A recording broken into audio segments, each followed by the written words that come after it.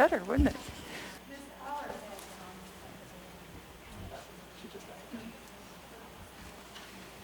Mr. Here. Peters? I'm sorry, Ms. Allard. Thank you.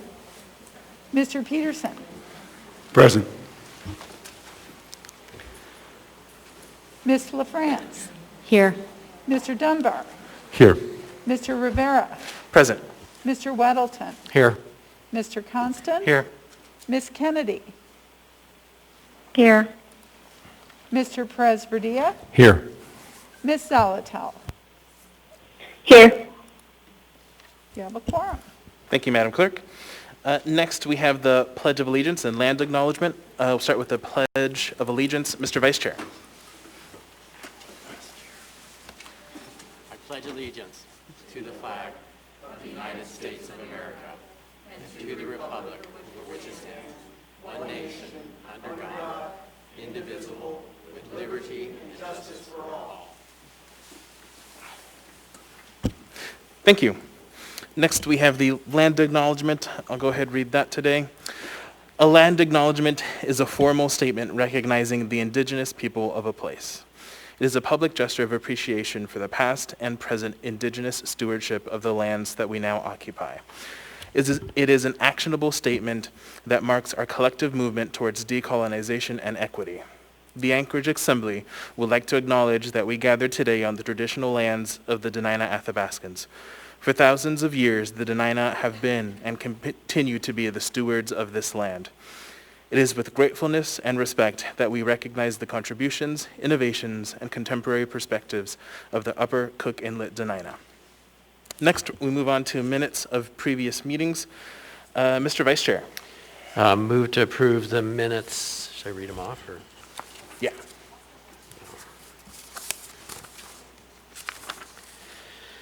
Move to approve the minutes of the special meeting on April 26, 2019, on July 30th, 2019, the regular meeting on June 23rd, 2020, and the special meeting of June 26, 2020. Second. Moved and seconded by Mr. Constant. Is there any discussion? Is there any opposition to approval of the minutes? Seeing none, the minutes are approved. Thank you to the minutes clerk. Next, we have the mayor's report. Madam Mayor. Thank you, Mr. Chair. Tonight I want to talk about a few things. First, I want to start with COVID-19. Last week, the Anchorage Health Department issued a public health advisory because our COVID-19 situation continues to worsen. And as we know, because public health is so linked to the economy, this means the economy will worsen as well. We look at 3 measures to understand our ability to contain the pandemic: case trends, hospital capacity, and the capacity of our public health system. We continue to see record-breaking case numbers. The last time I reported to the Assembly, Anchorage was at 40 cases per day per 100,000 people. Today, we are at almost 60. As a reminder, the state defines the high alert level at 10. Hospital capacity is a concern. Last week, we were joined by the CEOs of Anchorage hospitals, all of whom have expressed great concern about the direction we're heading. They urge the public to follow the advice of the health advisory because if cases continue to trend up, their ability to staff critical care beds could be threatened. Across the state, we are overwhelming our public health capacity to respond to COVID. There are backlogs in data entry for tests, data entry for cases, interviewing of cases, and outreach to contacts. We are currently only able to monitor the most vulnerable contacts. We cannot currently depend on public health measures, testing and contact tracing to stop transmission. We have to rely on the public to do their part to reduce spread by wearing masks, maintaining physical distance from others, and minimizing their social contacts. It is critical that we turn this situation around. And I want to point out the graphic you see here. You can see where we're projected to keep going on the current trend. I'd also like to point out that August, when we had the reset, the hunker down, look at where the cases were then. While the overall case fatality rate is around 0.6%, it is significantly higher for older people and, as many people know, those with underlying health conditions. But we are also seeing young and otherwise healthy individuals get seriously ill and experience long-term effects that, to be honest, at this stage, we still just don't understand. We also know that as long as the virus is out of control, our businesses will suffer. We've heard from economists that have shown that the biggest damper on the economy is the virus itself, not public health restrictions. When numbers are high, people change their behavior because they don't want to get sick, and they don't want to get their loved ones sick. Yesterday, representatives of the hospitality industry published an op-ed urging the public to follow the public health guidance. We all want strong businesses and jobs for all that can work. We need to be smart about how to get there. I ask you tonight to please listen to the economists and business owners that are imploring you to take the simple actions you each can do that will keep our economy strong and healthy.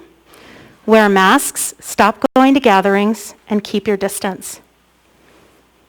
Next, I'd like to give a CARES Act update. The municipality is working hard to support individuals, businesses, and families. So far, we've distributed $104 million of the $156 million total from the CARES Act. And we've distributed, just as an example that I want to share with you tonight, about $6 million to child care providers. I want to share some of the feedback we've gotten from providers to give you a sense of the impact this funding is having on residents. One wrote, "These funds have allowed us to keep our employees working at full-time rates and to supplement the lost tuition from families who have chosen to stay home with their children. We have been able to meet all of our financial obligations and remain open throughout the duration of this pandemic. We are just so thankful for these funds and for the timely manner in which they are being managed." Another provider wrote, "We have been able to support struggling parents with tuition and give them a sense of relief in this time of need. It was very heartwarming to contact families in need and share with them some help."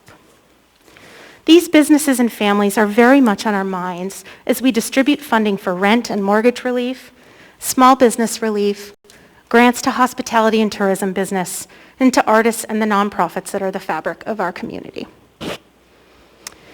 Of course, outside of COVID and the CARES Act, the important business of the municipality continues to move forward. Last week, we closed on the biggest deal in Anchorage history, the sale of MLMP to Chugach. MLMP customers will immediately see their electric bills go down, and all ratepayers in Anchorage will see long-term savings. We are depositing hundreds of millions of dollars into our municipal trust account, which will generate new revenue every year to fund essential services. And $15 million from the transaction will fund addiction treatment services at a time when there is not enough treatment capacity to serve the many in our community who are ready for recovery. I want to sincerely thank the members of the administration, MLMP and Chugach employees, of course the Assembly, the Anchorage Economic Development Corporation, and countless other community stakeholders that worked on this transaction for almost 4 years. It's a big deal for Anchorage. Finally, the Port of Alaska is wrapping up a successful season of the petroleum and cement terminal construction.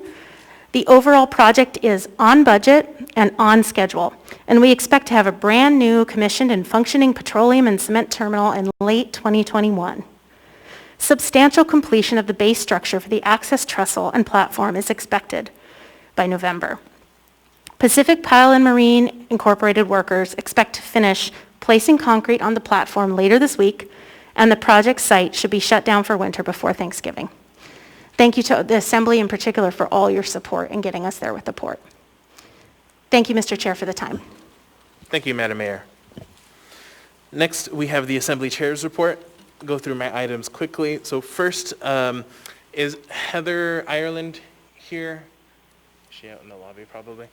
There we go. All right, so there's Heather. So if folks need any assistance during our meeting, I encourage you to go to Heather, and she is a great point of contact. She'll be able to help you out. So thank you for being here, Heather. Next, want to remind the body and the public about our public hearings on the budget. So today we have our second public hearing on the budget. We will have our third public hearing on the budget during a special meeting, which I called for next Tuesday, November 10th. And then we will vote on the budgets as planned on our regular meeting of Tuesday, November 17th. So looking forward to continuing that process. As normal, I want to go through some of the rules of the chambers. In particular, want to remind the body and the public of AR 2020-296 as amended, which outlines the rules. So this is available to any member of the body or the public who'd like to look at it. So basic rules in the chambers are 6 feet of physical distancing, as well as wearing a proper mask or cloth face covering during the meeting. So I want to thank everyone for doing that. If a member raises a point of order, or if I notice that there is not compliance, I shall call for compliance. And then just reading directly from the AR, if compliance is not achieved, then the chair shall not allow public testimony in person and shall instead conduct public testimony by telephone conference. Also, just want to note for the public, there is an exception for brief removal while speaking. So if you're here at the podium, you can take your mask off while you're speaking, or drinking if you guys have water for that. Next thing is want to go through, as I talked about at the last meeting, a few rules which I believe have been posted around the chambers for folks to review. So we are excited to have you here, of course, with us. If this is your first time, then you can look at the rules. I believe they're the yellow placards. Is that correct? Thank you. For some of the basic rules of the roads for the chambers during meetings of the Anchorage Assembly. For those who have attended assembly meetings in the past, the rules explained on there, you are likely familiar with them, and they are set by the chair. So for audience participation, if you are here to speak during audience participation, you will have 3 minutes to speak, time permitting.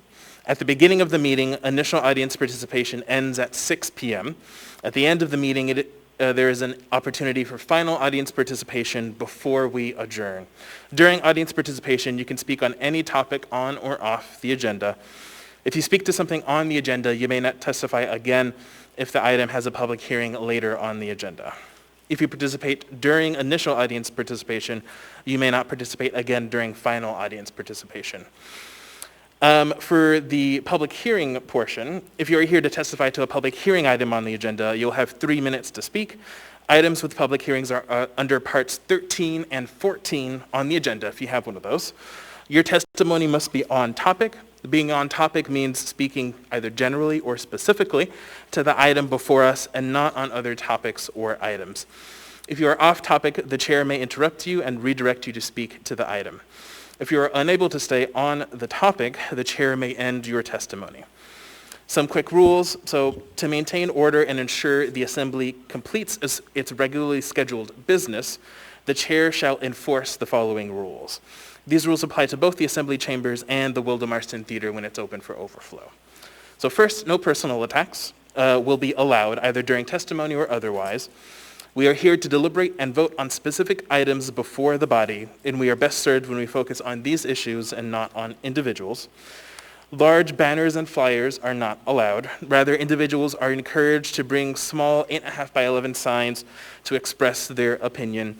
Signs shall not be used to intimidate or bully others. The chair will call for order if individuals are using signs for the purpose of garnering attention and disrupting the business of the body. Disturbances are not allowed. There are a variety of avenues to express your views during assembly meetings, including testifying in person, over the phone, or via email. The disruptions of assembly business include, but is not limited to, clapping, cheering, booing, and gesturing. The chair is responsible for maintaining order and decorum and will enforce the above rules accordingly. The chair may give 2 opportunities for individuals to come back to order if they are violating decorum. If individuals refuse to comply, the chair can eject members of the public from the chambers. So these are all posted around for folks who would like to take a look at them. With that, that ends my assembly chair's report, so we'll move on to committee and liaison reports. I'm going to go ahead and start on this side with Ms. Allard. Nothing to report. Thank you. Thank you. Mr. Peterson. Thank you, Mr. Chairman. The Ethics and Elections Committee met on October 28th. We discussed email voting among the committee members and also with the members of the IT department.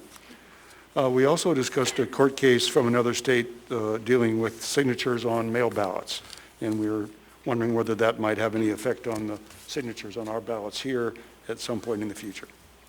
Anyway, thank you. Thank you. Ms. LaFrance. Thank you, Mr. Chair. I just want to express my gratitude to Ms. Zalatel for chairing today's Health Policy Committee meeting and all the work she did in lining up speakers and preparing that discussion. Thank you, Mr. Chair. Thank you. Mr. Dunbar. Thank you, Mr. Chair. No report this evening. Thank you. Mr. Weddleton. Nothing to report. Thank you. Mr. Constant. Nothing to report. Thank you. Ms. Kennedy.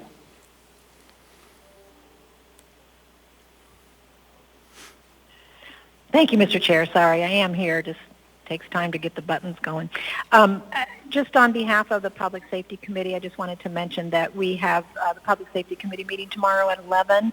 And for the most part, we have our regular updates from APD and AFD and legal department. But I think my co-chair, Mr. Perez-Verdia, might want to comment a little bit more on one of the documents that we're working on and that he's been doing the larger share of getting that one ready, so he may want to speak to that. So thank you, Mr. Chair. Thank you. Mr. Perez-Verdia. Thank you, Mr. Chair. Yes, I want to encourage people to attend the Public Safety Committee meeting tomorrow, as Ms. Kennedy mentioned. And one of the items on the agenda is to discuss a rather lengthy to-do list that we have put together. It is issues and action items that have come to the committee from the community, from the assembly, from the administration, and it's our intent to use that as a working document to communicate about the work that we have done, the work we're currently working on, and the work we're planning on working on. So it's now posted on the Public Safety Committee website, on the municipal website, so I encourage you to look at that, and I encourage you to attend the meeting tomorrow. Thank you. Thank you. Ms. Zalatel. Thank you, Mr. Chair.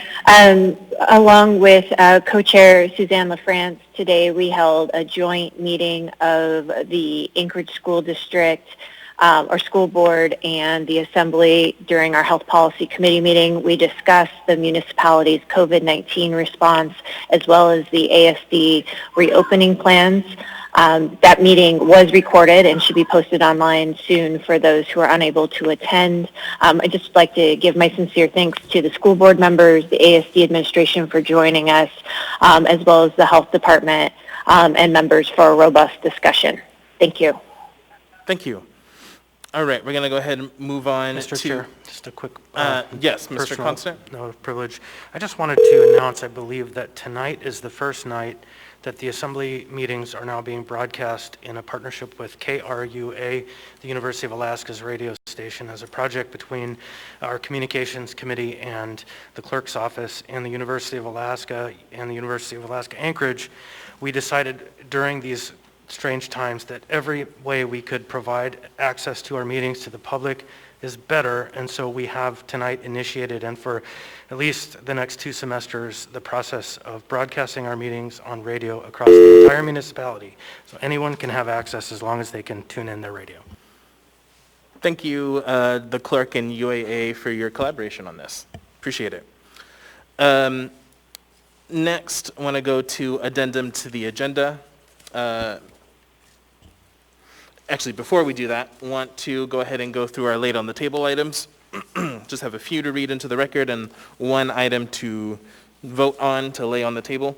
So first is a unnumbered AO by Assembly Members Weddleton and Kennedy, an ordinance of the Anchorage Municipal Assembly correcting the effective date at AO 2020-85, adopting 2018 building codes and local amendments as a rewrite of Title 23 of the Anchorage Municipal Code to January 1st, 2021, effective retroactively to October 27th, 2020. Next one is a unnumbered resolution submitted by Acting Chair Rivera, a resolution of the Anchorage Assembly for a 6th extension of the Declaration of Civil Emergency COVID-19 issued by the Mayor of the Municipality of Anchorage on March 12th, 2020. And this one is set for a public hearing on a special meeting of November 16th. Next is a supplemental item to item 13A. It is AIM 166-2020, Anchorage Health Department recommendation in support of AO 2020-89S, ending the exclusion of electronic cigarettes and vaping devices from the excise tax on tobacco products by amending Anchorage Municipal Code Chapter 12.40. And then last one, we do need to take action on. It is a resolution, AR number 2020-397, a resolution of the Anchorage Municipal Assembly recognizing, honoring, and thanking Heidi Caban for 30 years of public service and dedication to our community. So for this one, I will need a motion to lay this on the table. So moved. Is there a second? Second. Zalatel, second. Moved and seconded. Justification for this one is the 30-year anniversary is coming up, and we would like to honor Ms. Caban, and I believe this was done laid on the table to surprise her. Is there any further discussion? Laying it on the table. Yeah. Is there any opposition to laying it on the table? Okay, hearing none, then that item is laid on the table. All right, so now we're going to go ahead and move on to our addendum to the agenda. Mr. Vice Chair. Move to incorporate the addendum as printed and distributed, Second. and the laid on the table items. Thank you. Moved and seconded. Is there any discussion? Is there any opposition? Okay, all right, hearing none, that motion is approved. Point of order. So I want to set a public hearing date. Is that now? Let me check in with the clerk. So, Madam Clerk, on one of the laid on the table items that was introduced, is there a public hearing date that's set for that item? It is the Weddleton Kennedy numbered AR. Next meeting, right, 17th. Mr. Chair, I think it would be great if you could just give the clerk's office direction on what date you wanted it to be sent. What date? 11/17, and I believe Mr. Rivera misspoke too and said 11/16 on his, but it would be the 17th.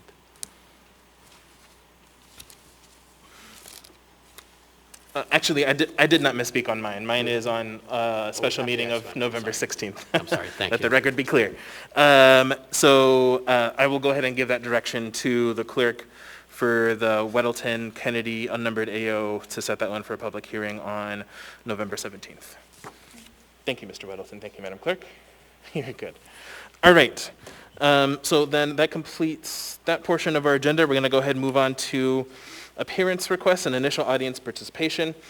I already read the rules on this, so I won't waste time and reread those. So we'll go ahead and... Did we have no objection on the motion to incorporate? I'll go ahead and clarify. Is there any objection to the motion to incorporate? Okay, hearing none, there is no objection. Thank you. All right, so we're going to go ahead and start with folks on the phone, and then we'll do folks on the phone, folks in person, and back and forth until we're done with our phone list. So first we're going to start with Enzina Marari.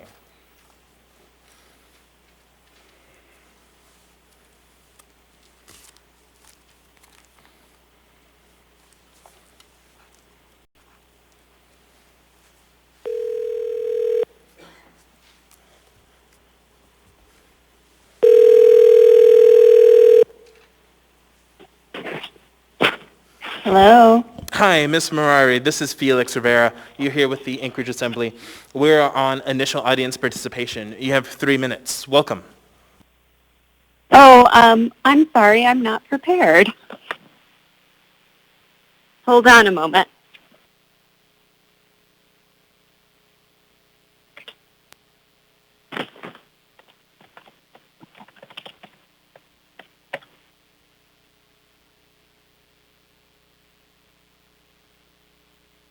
Actually, I think it might take me a little while to get my statement together. Go ahead. It might take me a moment. Hold on a second.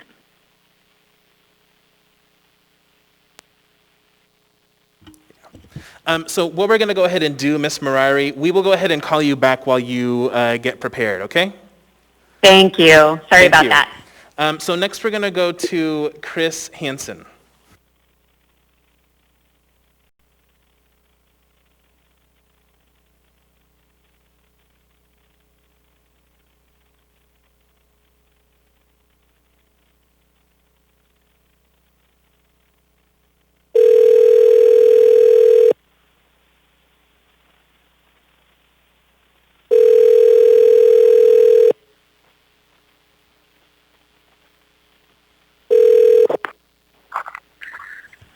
Hello?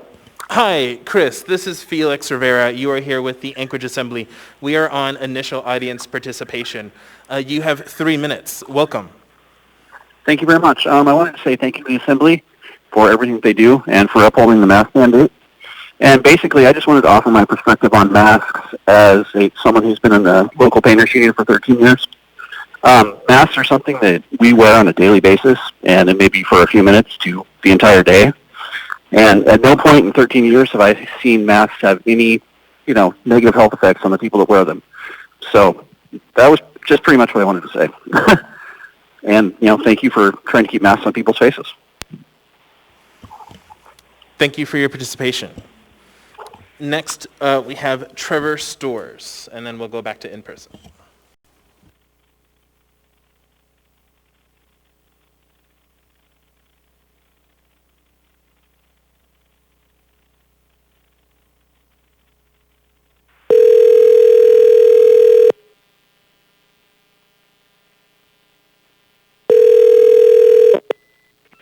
Hi, this is Trevor.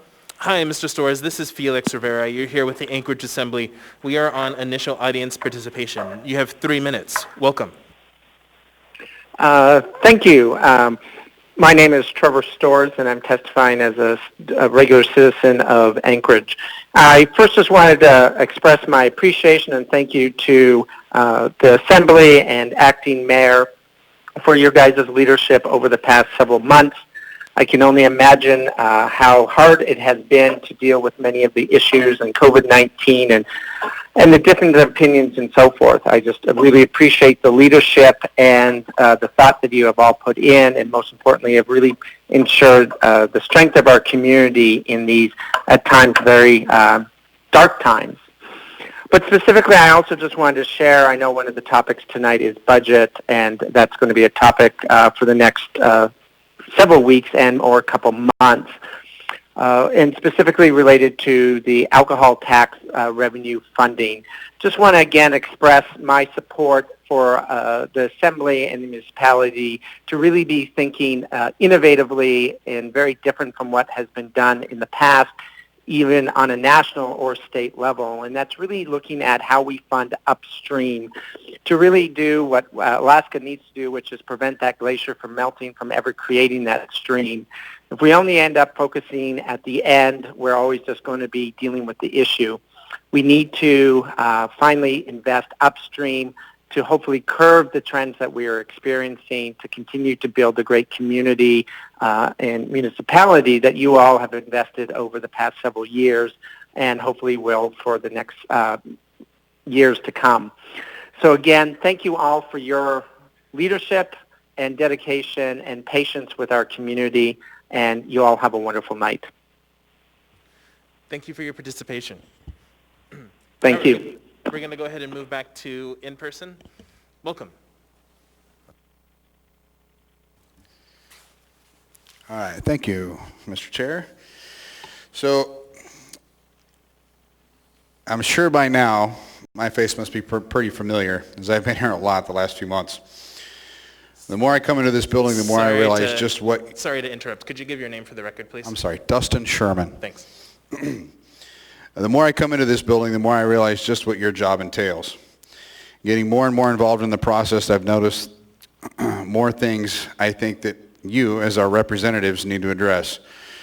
With that said, I want to work with you, not against you, contrary to what you might think. One of those things would be to make the process more user-friendly, if you will. The language that you use in resolutions and ordinances really needs to be language that second language learners can read and understand with ease, not causing them to reach for a thesaurus or a dictionary every time you propose something new. I work with a lot of people that are new to the country, new to Alaska. Give you an example, I have a lot of people that have come over from Samoa. And being a manager of a business, they pop into my office once in a while and want to know what I'm doing. Well, whenever I show them what I'm doing, they have no idea how to read the things that I'm looking at. So, it's not 1776 anymore. The language needs to be updated, needs to be changed, just so that the general population can understand it. I'd like to challenge you, this body of elected officials, to update your resolution terms and language so that, and I'd love to actually help you with it. The fact of the matter is that not every citizen is college educated, and as you know, they do vote. So why make it so difficult to be part of the process? If you choose not to do this, then it would appear that you guys have something to hide. I've actually brought this matter to one of your members who actually admitted to being tripped up by the language himself. So what's that tell you? There are so many things going on in this world, and this is one thing that can be fixed. That's all I got. Thank you. Thank you for your participation. Welcome. Michelle Wrightson, blue-collar worker. I attended my first assembly meeting in person in the assembly hall at your last meeting. You were quite dismissive and rude, and I just felt I needed to come here because there's been a video that's gone out, a lot of people have seen it, and I had referred to the people on the bank over here not paying attention. Ms. Quinn Davidson was one of them, and this makes me very fearful because you guys are thinking about extending the election out until April and leaving her in place. If she can't pay attention at an assembly meeting, how will she be able to pay attention to her job? So the other thing is, the meeting before that on 10/13, I actually attended the very first time ever in my life, born and raised in Alaska, third generation Alaskan, kind of royalty, you don't know me, but I am. And somebody here said, we don't want to have that special election because it's going to cost $350,000. Then I heard $360,000, and today I saw $600,000. So you spend $12.5 million on buildings that probably belong to your friends under the guise of homeless shelters, but yet we, the citizens of Anchorage, are not valuable enough to spend $360,000, $600,000 on a special election so we can choose who the mayor is. Okay. Also, I found it very dismissive because somebody said it might confuse the public.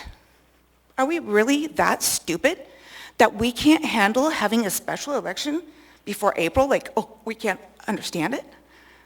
I think that's very insulting. You need to have this election. It's our choice of who's going to be our mayor.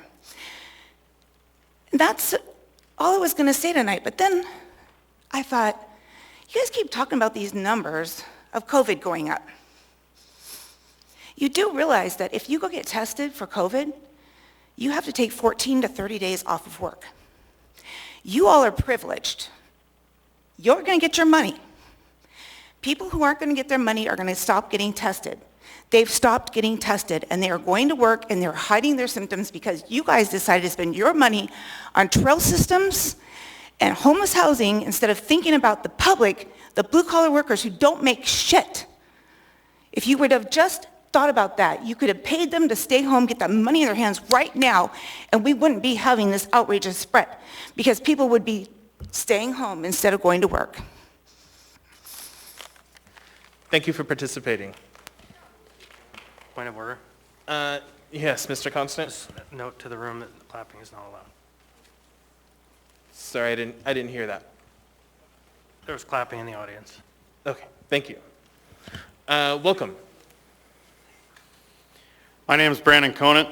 I had to stop myself and remember a little bit about what I was taught as a child. Lead by example. I'm going to take from your example. As you've always been level-headed with me and given me the opportunity to testify, I promise to be level-headed with you as well and show courtesy by voicing my opinions and points of view in a non-abrasive way. The best way to lead by example, though, is to abide by the same guidelines as you implement. You're not sitting 6 feet apart, and you lean directly into each other to speak privately. If this was such a risk, you would have found a way to mitigate your sitting situations and the way you communicate outside of the mics. That's just one observation I took since I got here. That's not even what I wrote today. I have recently reflected and realized, as I saw the current events unfolding, that something seemed oddly familiar. Not from a time that is recent per se, but from a time that we have forgotten. I wanted to take the time and thank you guys for reminding me of this time and for opening my eyes and the eyes of the people around me. Mind you, some of what I'm about to say is paraphrased, but these are quotes. If you tell a big enough lie Tell it frequently enough, it will be believed.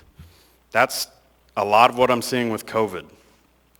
Think thousands of times before taking a decision, but after taking a decision, never turn back even if you get 1,000 difficulties. This one intrigued me the most. It seems that the Assembly is not doing the first part of that. We're not thinking 1,000 times before making the decision. But we're also not turning around from the decision. So we are following the second part. Only the people knew that by an able and persistent use of propaganda, heaven itself can be presented to the people as if it were hell and vice versa. The most miserable kind of life can be presented as if it were paradise. The people knew this and acted accordingly, but the person, or rather his government, did not have the slightest suspicion of it. During the war, the heaviest of penalties had to be paid for the ignorance. The receptivity of the masses is very limited. Their intelligence is small, but their power of forgetting is enormous. In consequences of these facts, all effective propaganda must be limited to very few points, must harp on these in slogans until the last member of the public understands what you want him to understand by your slogan.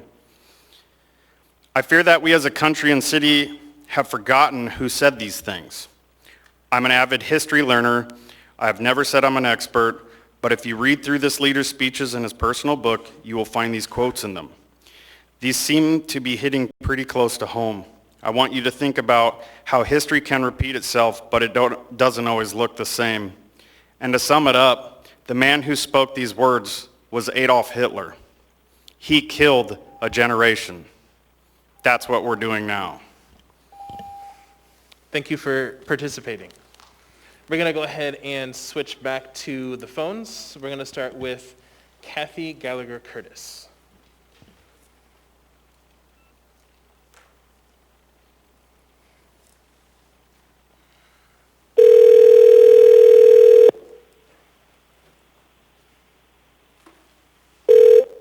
Hello? Hi, Ms. Gallagher-Curtis. This is Felix Rivera. You're here with the Anchorage Assembly. We are on initial audience participation. You have 3 minutes. Welcome. Thank you very much. I appreciate the opportunity to speak before you this evening. So I come to you with a couple of different hats. I'm a lifelong Alaskan. I'm a mom, and I'm also a retired teacher. And I was called back to teach last March because, I'm sorry about that. I had a call coming in. Because they didn't have a teacher to take a position. And so since March, I've been teaching via Zoom with 5-year-olds in kindergarten. And I just want you to know that it is by no means the best situation. As teachers, we're trying the best we can, but honestly, we're teaching about 25% of our curriculum, which if you look at it, we finished first quarter. So if we continue on this path, we basically will have gotten 9 weeks of a full school year taught to the extent that it needs to be taught. And this is not good for our kids' education. My bigger concern is with the children's mental health status at this point.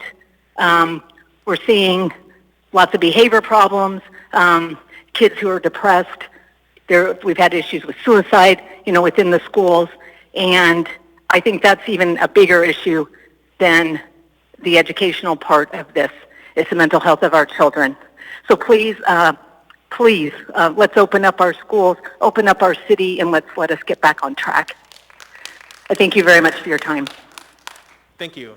So as a reminder to the public, if we could not disrupt by clapping or any of the other things that I described, that would be wonderful. Thank you for adhering to the rules of the chamber.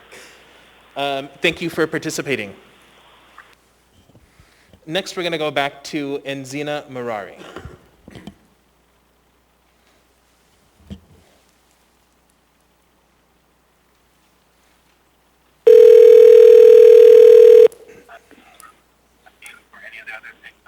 Hello? Hi, Ms. Murari. This is Felix Rivera again with the Anchorage Assembly. We are on initial audience participation. You have 3 minutes. Welcome. Thank you so much, and thank you for taking my call again. My name is Enzina Murari. I am calling today representing myself. During the special session a couple of weeks ago, I heard someone note that the reason many of us calling in and testifying in support of the extension of the emergency orders and mask mandate were doing so because we were asked by Assembly members to call in. I am not a regular at Assembly meetings. I have provided testimony on specific matters when I felt called to do so, and when I felt that the issues at hand would significantly impact my community. No one has asked me to provide testimony on these matters. I was deeply saddened and frankly quite alarmed by what I was witnessing in my community. And I felt it was my personal civic duty to provide feedback that was constructive and representative of the underrepresented voices heard in these chambers. Cases of COVID-19 are continuing to fiercely accelerate in our community. Within the last 2 weeks, we saw our highest daily count of 526 cases, and we are entering a surge that will rise through the winter months. This is not a time to loosen restrictions. Conversely, this is a time to tighten them, a time to wear a mask for yourself and to protect your neighbor. If you are unable to wear a mask due to health conditions, wear a shield. This is a time to socially distance and only interact with those in your immediate household. A time to support local business through takeout and not dine-in, through ordering online and not in person. A time to work remotely whenever you can and have the privilege to do so. I want to take a moment to discuss privilege. I recognize that I am privileged.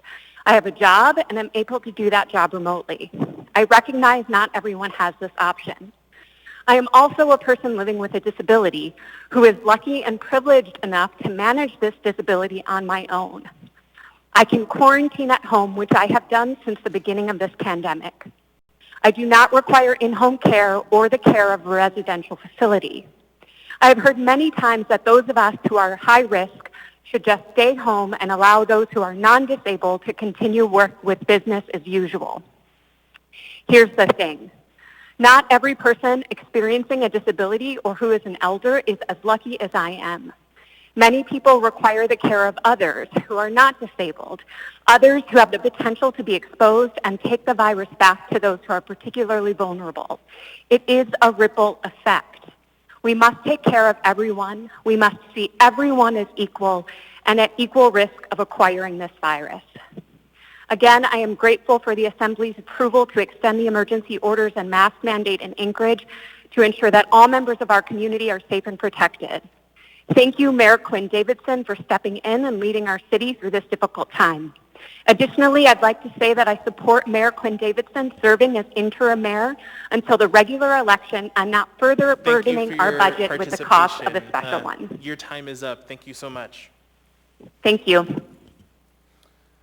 All right, we're going to go ahead and go back to in-person. Welcome.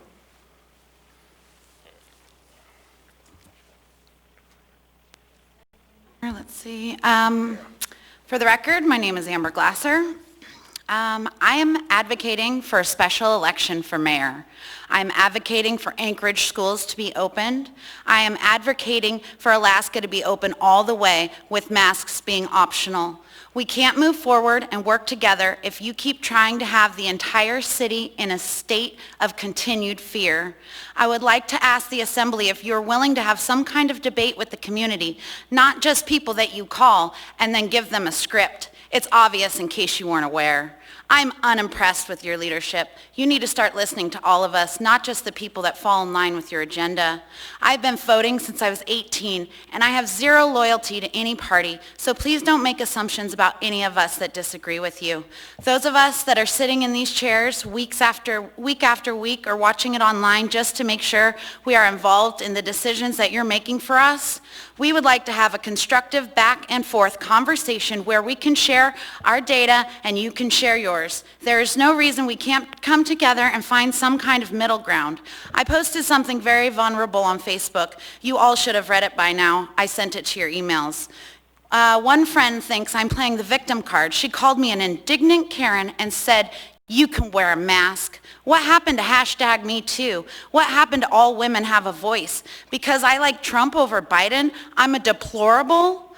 Has everyone really lost their mind and have zero empathy? 99% of people who get this virus get a mild case. The 1% that are at risk are the ones that need protecting. The rest of us just want the freedom to live our lives.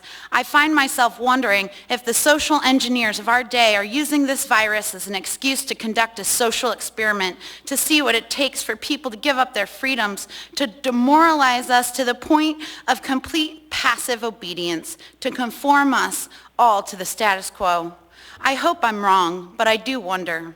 Let's all be responsible and look out for the most vulnerable among us. We should not buy into all the fear-mongering presented to us by a very biased media. Let us live our lives. I will keep fighting for my right to my own convictions and the freedom to express them no matter how many people turn on me. No one gets to tell me what to believe, what to feel, what to think, or what to say. How and why did a virus outbreak become so political? Why can't we talk about it and share information without name-calling? There are so many extremely smart people in the world, but most importantly in this room, in Anchorage, in Alaska. If we could all put aside our differences and work together, the results would be amazing. We're doing it wrong. You guys need to step up, please, I'm begging you. Thank you for your participation.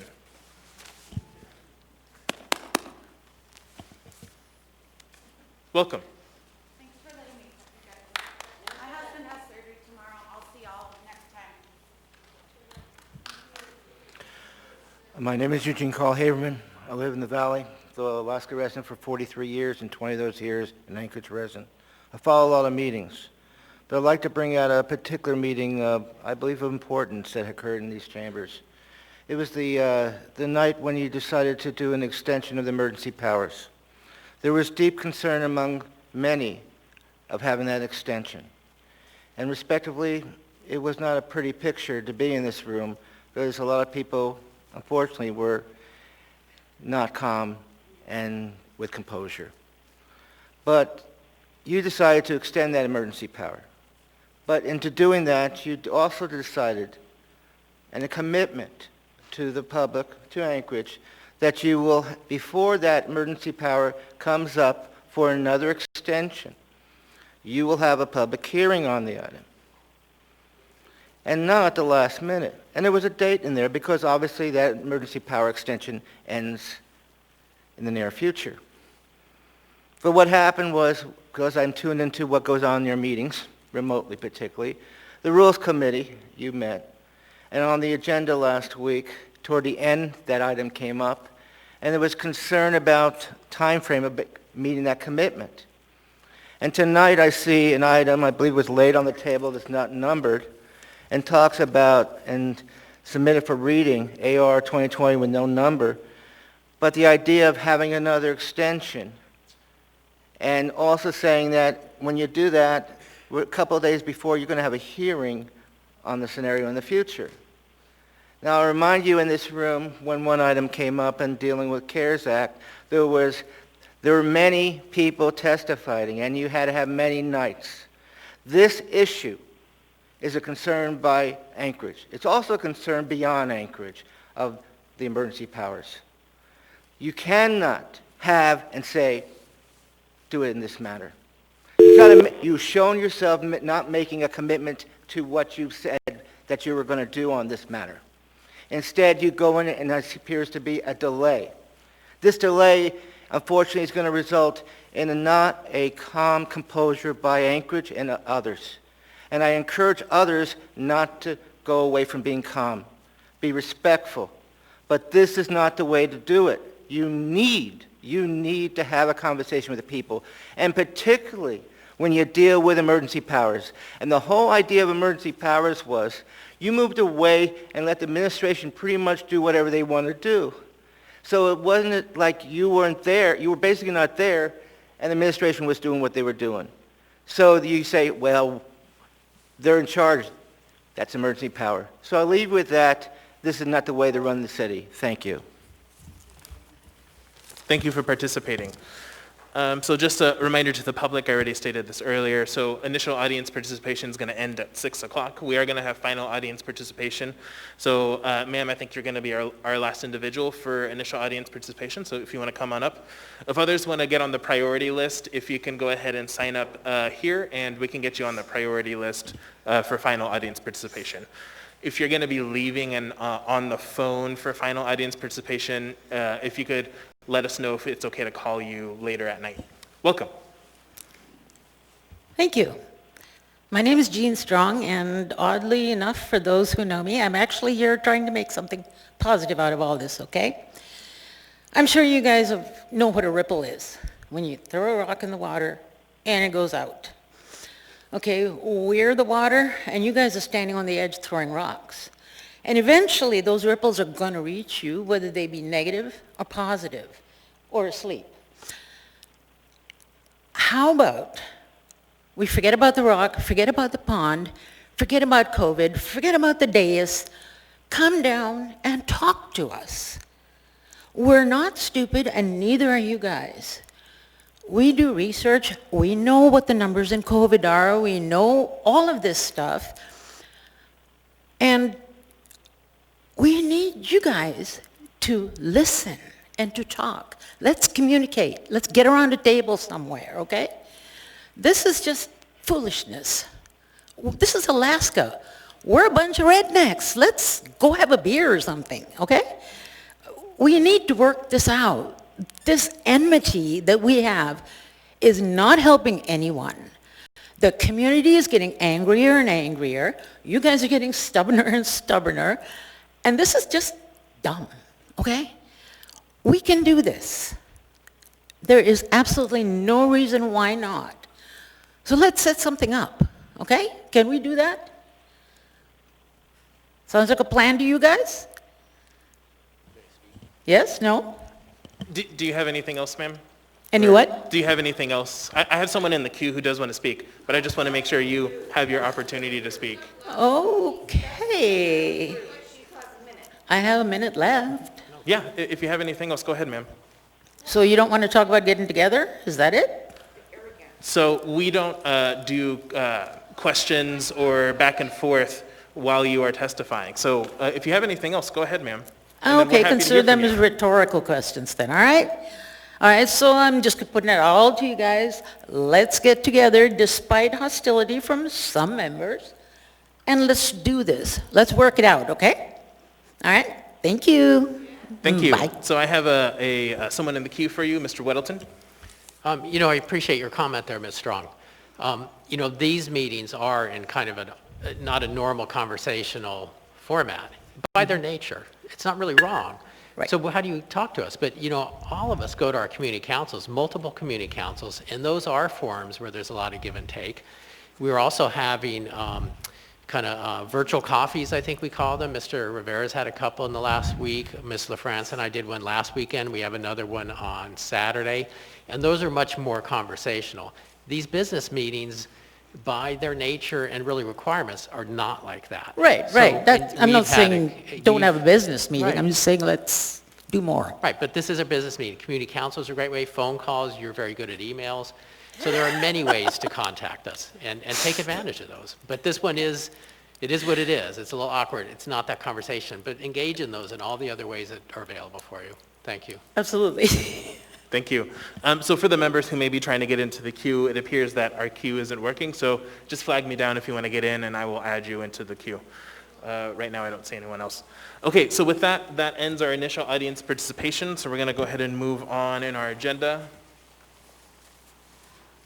to the consent agenda. So consent agenda items number 10A through 10F are typically routine or non-controversial items such as bid awards, new business, information and reports, and ordinances and resolutions for introduction. The items on the consent agenda may be approved by the Assembly by a single vote on a motion to approve the consent agenda. Prior to approval, items may be pooled by an Assembly member for discussion and separate vote on each of those items. Under the Assembly Rules of Procedure, all ordinances and some resolutions will have an opportunity for public hearing on a future date. With that, I'm going to go down the dais and see what items folks would like to pool. I'll start with Ms. Zalatel. Thank you, Mr. Chair. No items. Thank you. Mr. Perez-Verdia. Thank you, Mr. Chair. No items. Thank you. Ms. Kennedy. Thank you, Mr. Chair. No items. Thank you. Mr. Constant. Item 10A3 for reading. Thank you. Mr. Weddleton. No items. Thank you. Mr. Dunbar. Item 10A2 for reading. Thank you. Ms. LaFrance. Thank you, Mr. Chair. One item, 10A6 for reading. Thanks. Thank you. Mr. Peterson. Thank you, Mr. Chairman. No items this evening. Thank you. Ms. Allard. Thank you, Chair. Did Mr. Constant pull 10A5? No. Can we pull 10A5 and can we also pull 10B3, please? All right, let me go ahead and go through the list. So I have 10A, 2, 3, 5, and 6, and I have 10B3. Are there any additional items?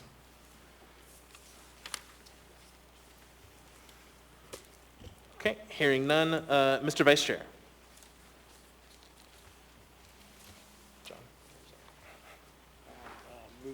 Move to approve. Sorry. Second. Yep, so that full motion was a move to approve the consent agenda with the exception of the pooled items. Seconded by Mr. Constant. Is there any discussion? Is there any opposition?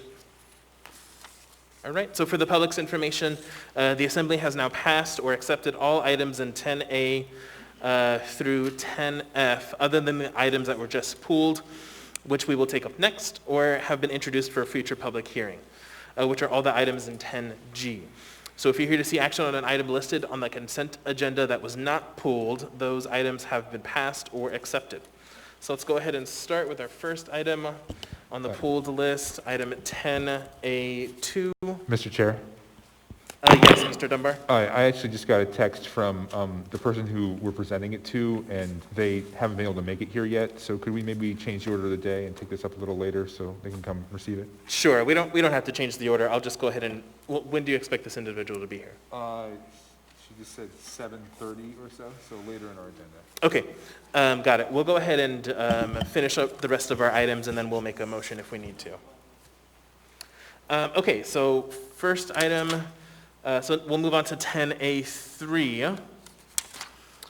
AR number 2020-390, a resolution of the Anchorage Municipal Assembly recognizing and celebrating November 15th, 2020 as Anchorage Recycles Day. What is the will of the body? Move to approve. Second. Moved by Mr. Peterson, seconded by Mr. Constant. Is there any opposition? Okay, seeing none, that item is approved. Who's reading, who's presenting? I'll be reading. I don't think anyone's presenting. Go ahead. A resolution of the Anchorage Municipal Assembly recognizing and celebrating November 15th, 2020 as Anchorage Recycles Day. Whereas America Recycles Day is a national campaign that recognizes the importance of minimizing waste by reusing and recycling, supports American manufacturing while conserving valuable resources, and protects our nation's economic and environmental health. And whereas in the United States, the recycling rate has more than tripled over the last 30 years to the current rate of 35%. In the municipality, the recycling rate is less than 20% of materials recycled. And whereas recycling is slowly but steadily becoming more commonplace throughout Alaska as residents work with local recycling agencies and their partners to make recycling a regular part of Alaskans' daily lives. And whereas the Municipality of Anchorage's Solid Waste Services is further promoting recycling efforts in Alaska by offering commercial and residential recycling and supporting recycling education and outreach efforts. This includes partnering with Alaska Waste and the Anchorage School District to provide a full-time recycling coordinator for the district and promoting diversion opportunities by partnering with local nonprofit Remade to divert reusable goods away from the landfill. And whereas new solid waste service programs like curbside organics and community compost have collected over 600,000 pounds of organic material during the 2020 season, these programs keep food scraps and other organic material out of the landfill, promote new business opportunities in South Central Alaska, and keep organics from producing methane in the landfill, a potent greenhouse gas. Whereas Solid Waste Services continues to expand recycling options in the municipality by finding local outlets for recycled materials like glass. In the last year, Solid Waste Services launched a commercial glass collection program that provides glass recycling for bars, restaurants, and other businesses that produce large quantities of glass. Solid Waste Services has also added more free community drop-offs for glass, including a site at Betty Davis East Anchorage High School. Whereas continued development of recycling in Anchorage helps the municipality reach goals outlined in the Anchorage Climate Action Plan and helps extend the life of the Anchorage Regional Landfill. In the summer of 2020, the municipality broke ground on a new central transfer station, a facility that will allow ample room for incorporating new recycling and reuse technologies as they evolve. And now, therefore, all of Anchorage is encouraged to recycle, buy recycled goods, and help teach others the benefits of recycling, and the Anchorage Municipal Assembly celebrates and recognizes Sunday, November 15th, 2020 as Anchorage Recycles Day, passed and approved by the Anchorage Assembly this 4th day of November, 2020.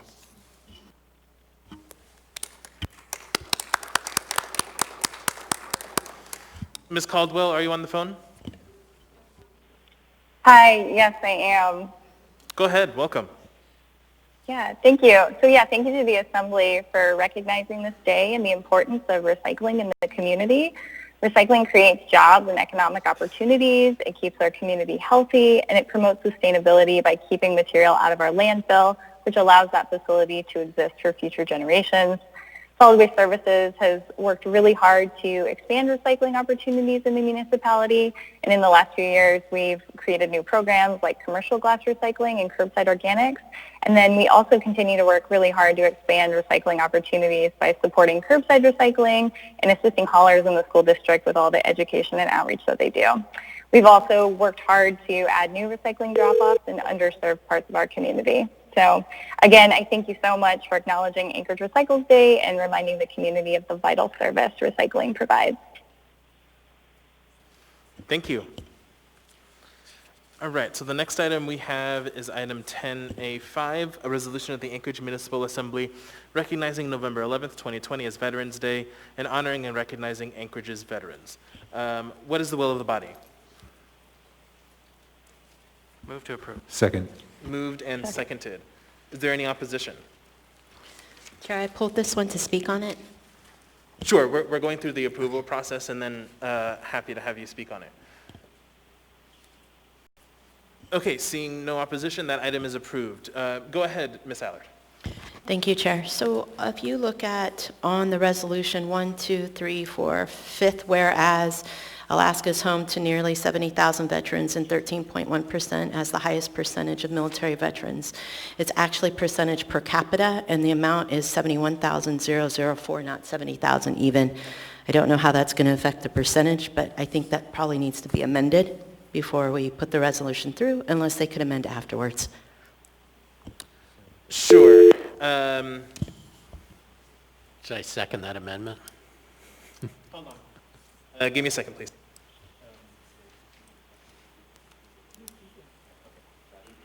All right, so just ask the clerk if we actually did approve that item. It appears that we did, so let's go ahead and do a motion to reconsider, put that item back before us, and then happy to do an amendment.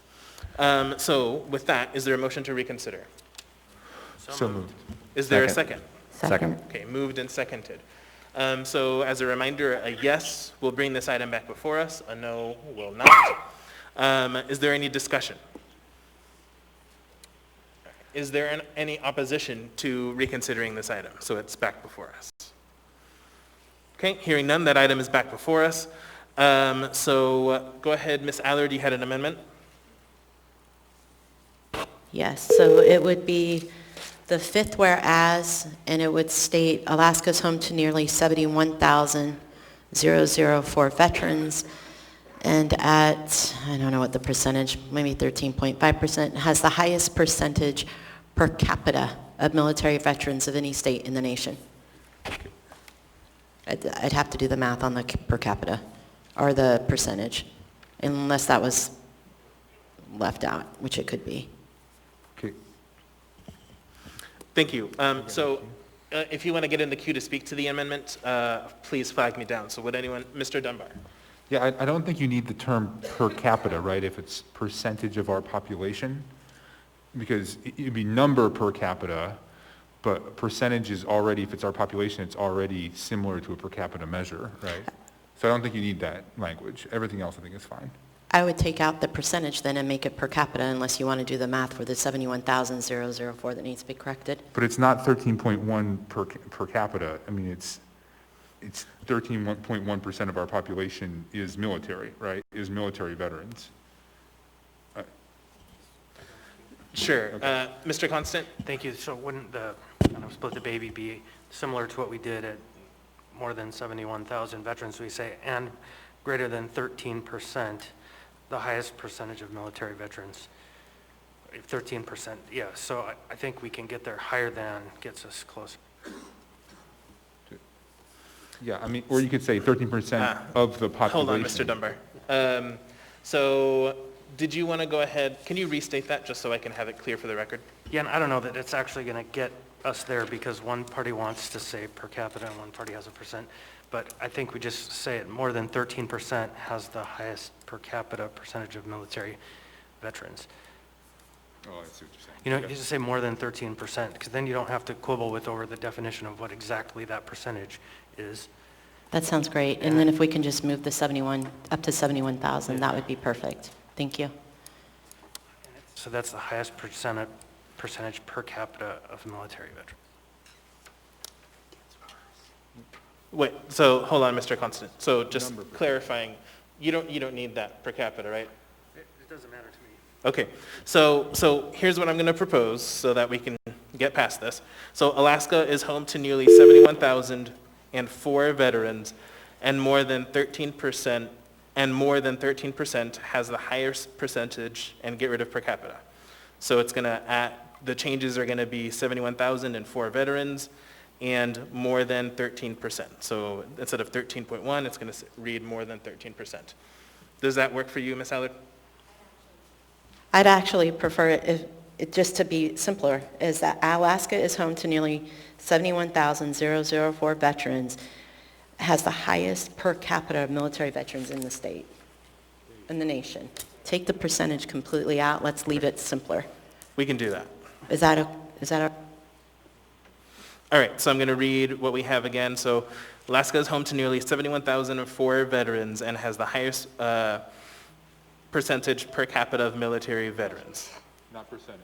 Okay, get rid of percentage. Yeah. Per capita number of military veterans. All right, so with that, does the second agree? I think that was you, Mr. Weddleton? Yes. Felix. Okay. Go ahead, Ms. LaFrance. Thank you, Mr. Chair. I was just going to suggest we take out nearly since we're using a precise number.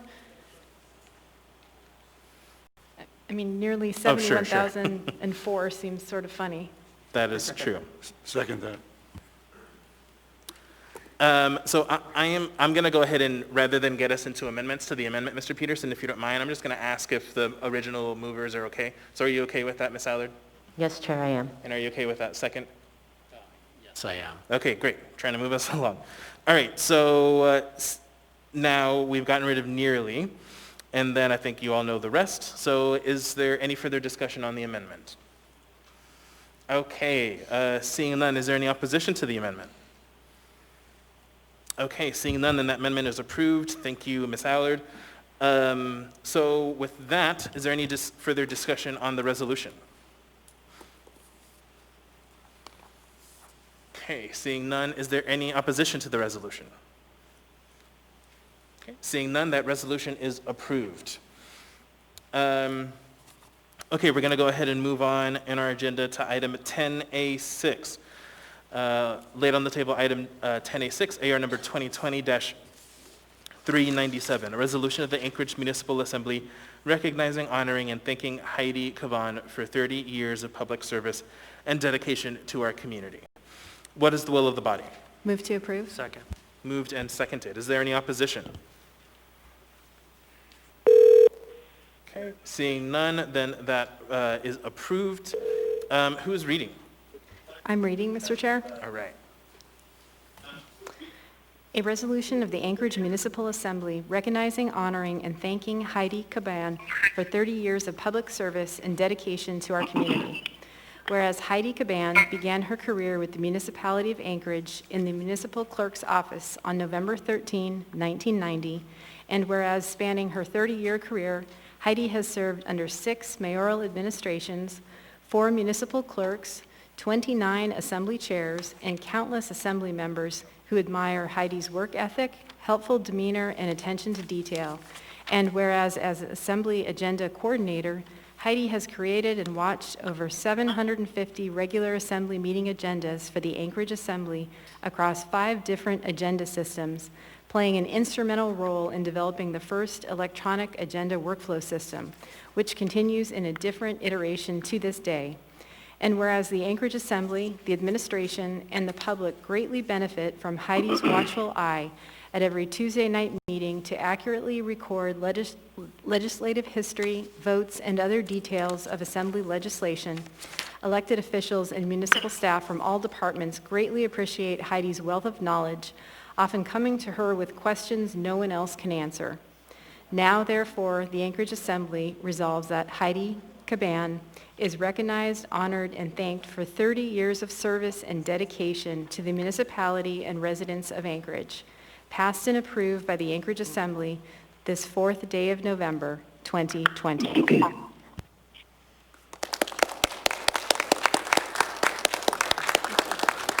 go. What's up? Not even here.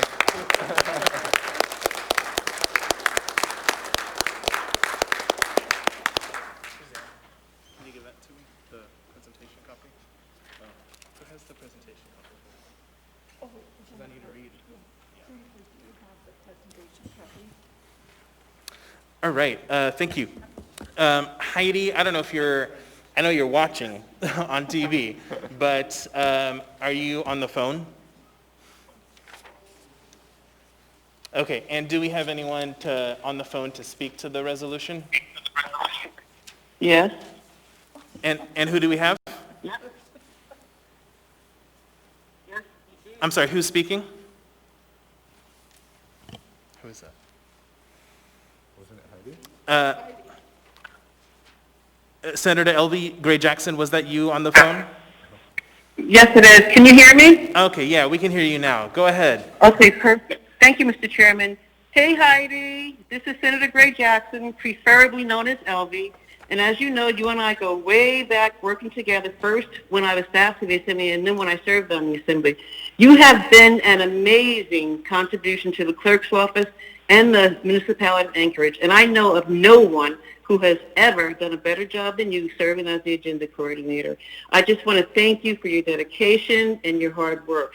Congratulations on a job well done. And please, Heidi, stick around for a little while longer. We need you. Thank you, Mr. Chairman. Thank you, Senator.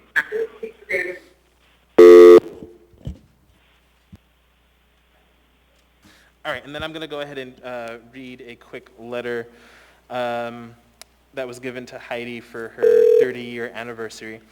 Congratulations on completing 30 years of public service effective November 13th, 2020. Your service as agenda coordinator has been exemplary. The entire Assembly and I appreciate your contributions to make Anchorage the best place in the country to live, work, and play. During your tenure, you have aided the clerk's office in various capacities, including coordinating the agenda, keeping track of meetings, and being a wonderful source of knowledge. Your dedication has been observed and appreciated by all of us. Thank you for your service to the municipality of Anchorage.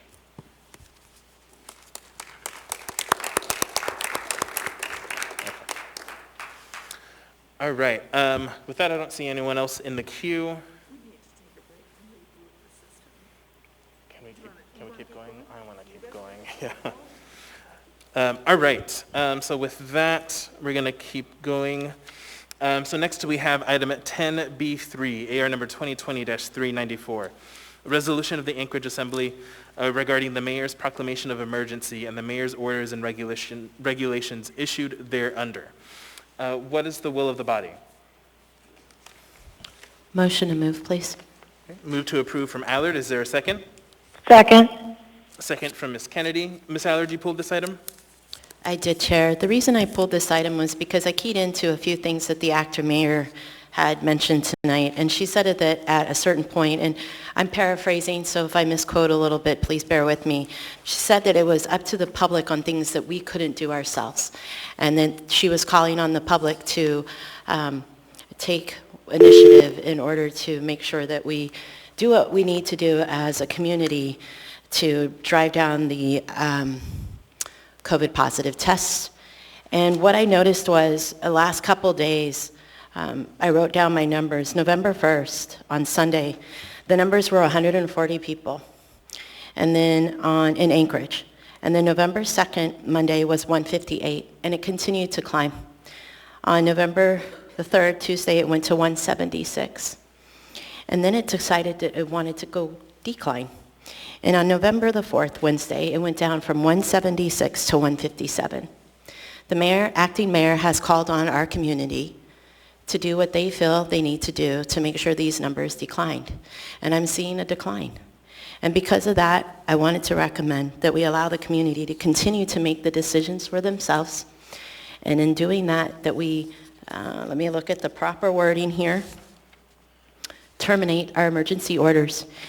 If our daycares are able to be open, our restaurants, our military personnel able to serve, our first responders, and we can all sit up here less than 6 feet apart, that our restaurants, servers, our DMVs, our libraries, the books are being passed out. When people touch the groceries, they are not being washed afterwards as far as the hands are taking those items in their car. We're talking about everything.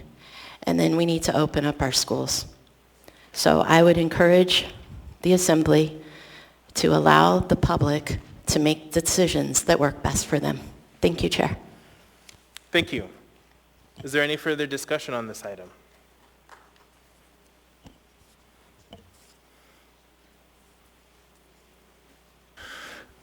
Not seeing any. Mr. Dunbar? Yeah, I move to postpone indefinitely.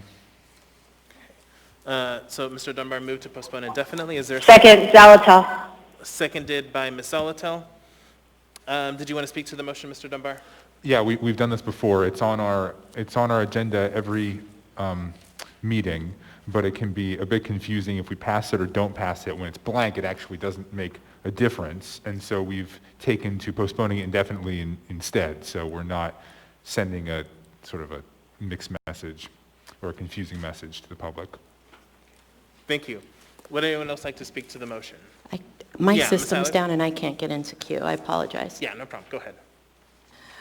So I wanted to check box section 1 to terminate. So is he moving to just postpone indefinitely and take it off the table completely? Is that what you're asking? That is the motion we have before us, is to postpone indefinitely. I apologize, Ms. Allard. Did you actually make that amendment and I missed it? You did. Oh, okay. Who was the second on that? So there actually was not a motion to check a box by Ms. Allard, but I think the intent was there, but I didn't hear a motion. I or a apologize. second When on I it. said I want to use the correct word, terminate, I should have said check the box, terminate. Okay. So Mr. Dunbar, are you okay with withdrawing your motion, and then we can get back to that after the amendment? Yes, Mr. Chair. Okay. And does the second agree? Yes, Mr. Chair. Thank you. Okay, so I have a motion now to check the termination box under section 1 by Ms. Allard. Is there a second? Second, Kennedy. A second by Ms. Kennedy. Is there any further discussion on the motion?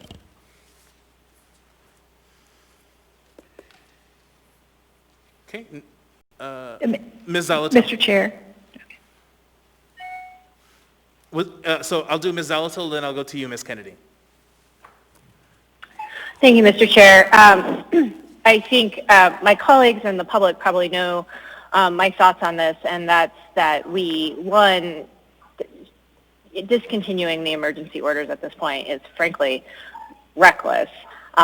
Two, we've set forward a process coming up in which we will hear from the public and we will consider the current status of where we're at, what emergency orders may need to continue or be operationalized into ordinances, and what kind of what the lay of the land looks like going forward. Right now we are in record-breaking cases day over day, and quite frankly, it is the reason I am not there tonight. We have cases where our hospital capacity has just been reduced to the point where I'm frankly not terribly comfortable by being another person in a room, even with a mask on. So I would urge a no vote on both this amendment and this resolution. And let's go through the process we set, hear from the public, and do what we set out to do originally around an extension of the emergency declaration and what iteration it may need to take moving forward. COVID's not gone today, and it won't be gone tomorrow, so let's take the long view and work through our process. Thanks. Thank you. As a reminder to the body, our system is down. We're going to be resetting it during dinner break, but if you need to get in the queue, just flag me down and I'll add you to the queue. So next I have Ms. Kennedy.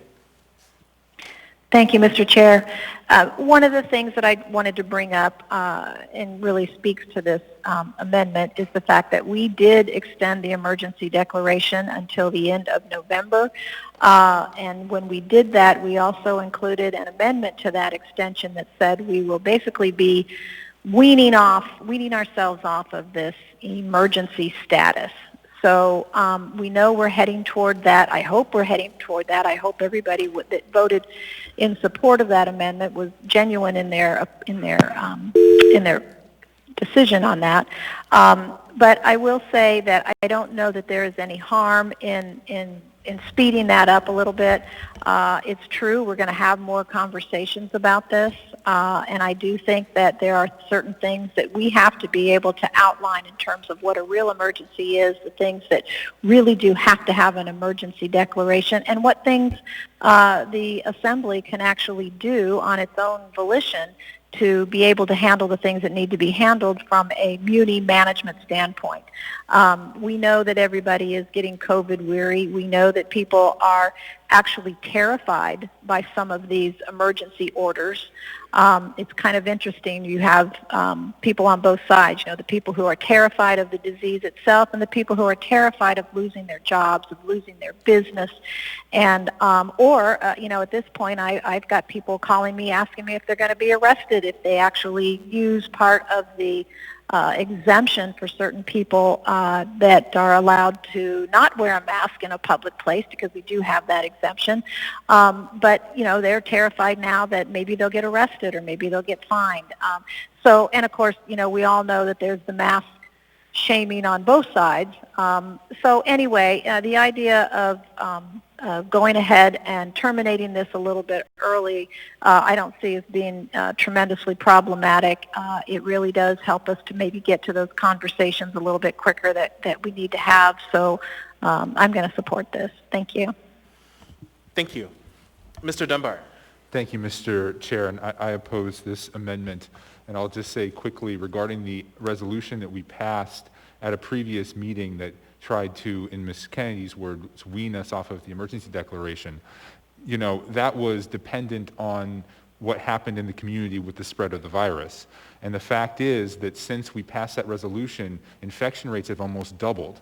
And we're starting to see real reductions in our hospital capacity and an increase in deaths. So ultimately, I'm not going to support ending an emergency declaration if it's not supported by the science.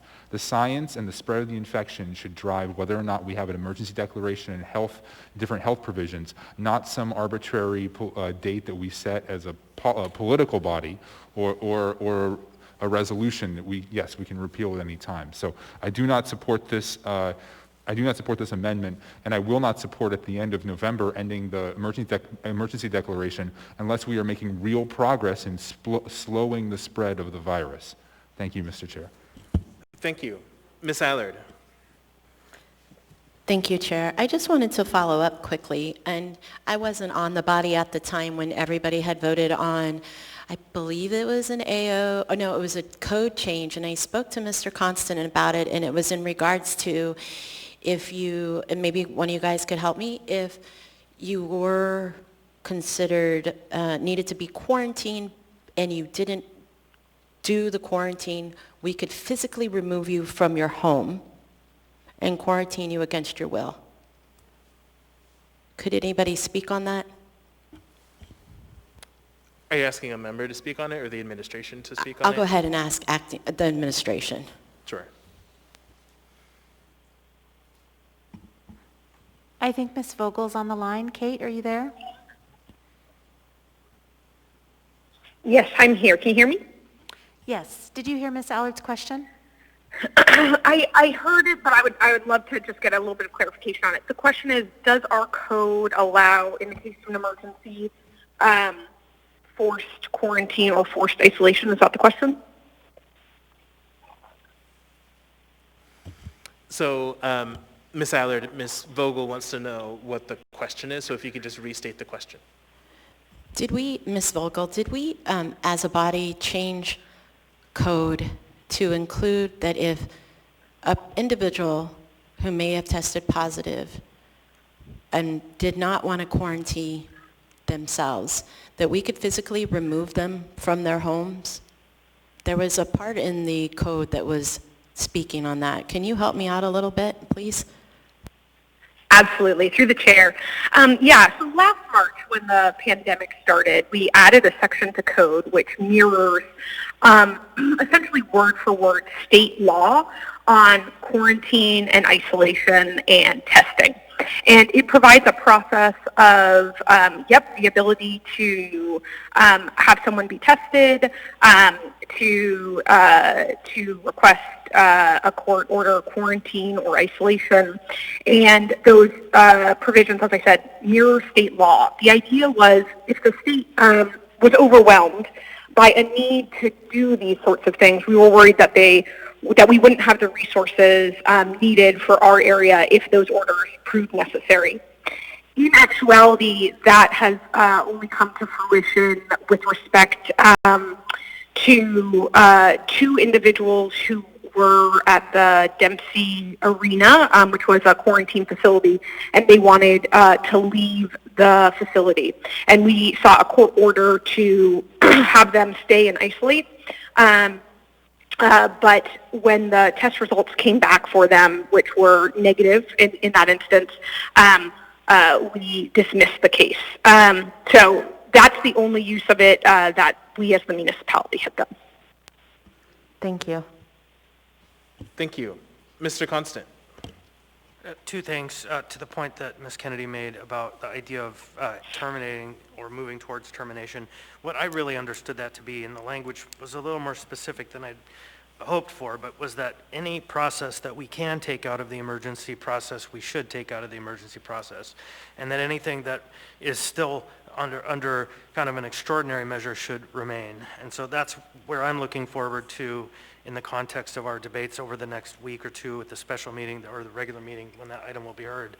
And for my part on this, so I ended up having to have 2 COVID tests this week, or late last week and early this week because of the possibility of an exposure. I wasn't exposed, but I did learn today that a good friend is in hospice care and is expected to die within 2 days, separated from husband of 32 years, and that's not because of insane rules or just irrationality. It's because we don't have the healthcare capacity to allow anyone in and out who may be infected and who may be carrying this to other vulnerable people.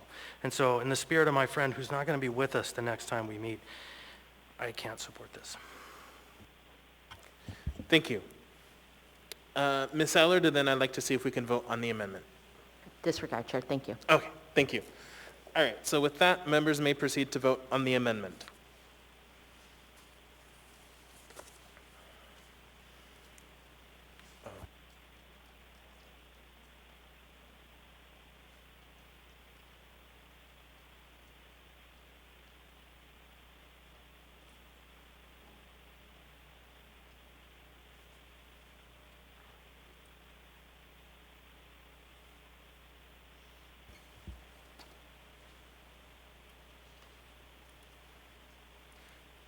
Okay, we're going to do a voice vote, please, because our system is down right now. This is on the motion to amend to check the termination box. Ms. Allard? Yes. Mr. Peterson? No. Ms. LaFrance, No. Mr. Dunbar, No. Mr. Rivera, No. Mr. Weddleton, No. Mr. Constant, No. Ms. Kennedy, Yes.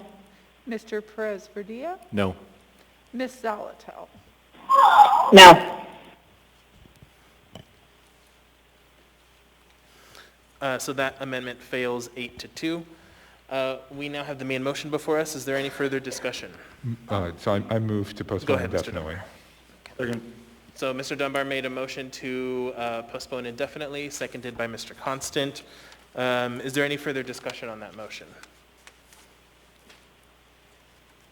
Okay, with that, members may proceed to vote on the motion to postpone indefinitely. Okay, we'll do a voice vote again. Ms. Allard, No. Mr. Peterson, Yes. Ms. LaFrance, Yes. Mr. Dunbar, Yes. Mr. Rivera, Yes. Mr. Weddleton, Yes. Mr. Constant, Yes. Ms. Kennedy, No. Mr. Perez Verdilla, Yes. Ms. Zalatel. Yes. That motion to postpone indefinitely is approved 8-2. With that, Mr. Dunbar, do we have the individual for 10A2 available?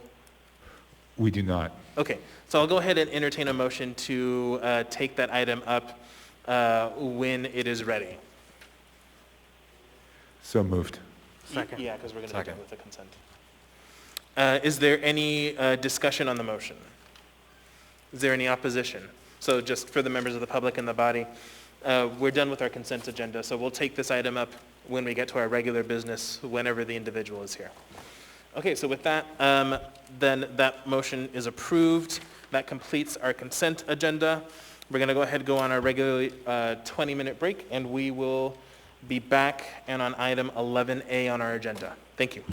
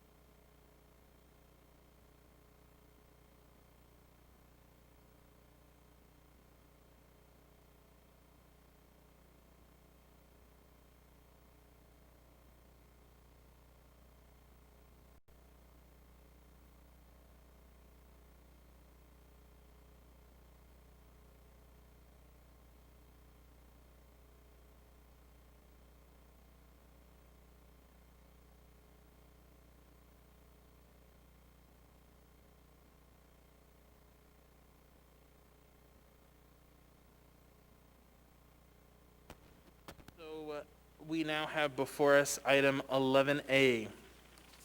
Excuse me. Resolution number AR 2020-284, a resolution of the Municipality of Anchorage appropriating $3,370,585 of MOA Trust Fund balance as a contribution to the 2020 General Government Operating Budget Area-Wide General Fund as revenue in support of 2020 operations as approved with AR 2020-94S as amended. We have a motion to approve and a second on the floor. Is there any further discussion? Move to amendment number 1. Second. Oh, that's right. Moved by Weddleton, seconded by Mr. Constant. Go ahead, Mr. Weddleton.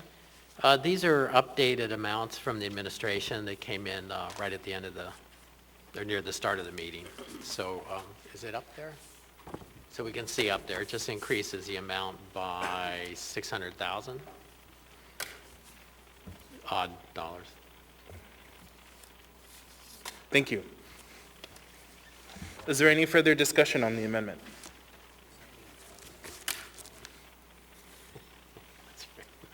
Seeing none, members may proceed to vote on amendment number 1.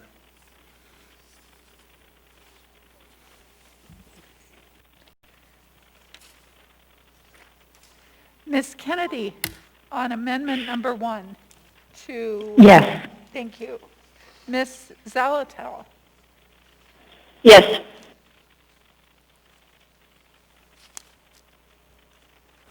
That amendment is approved 10-0.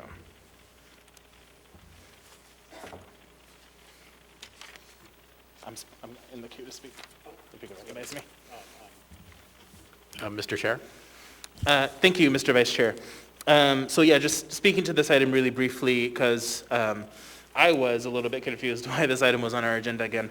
So Mr. Weddleton actually recommended back in August, which was a lifetime ago, for us to not approve this just yet until the sale of MLNP was done and the money was in the account. So now that that is done, we have this item back before us. So just a routine, get it done item. Thank you. All right. Seeing no one else in the queue, members may proceed to vote on the main motion.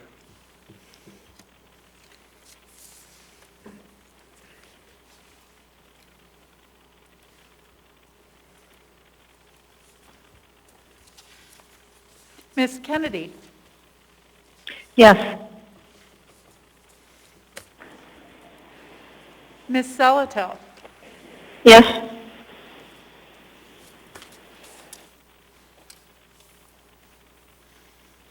That item is approved 9-1.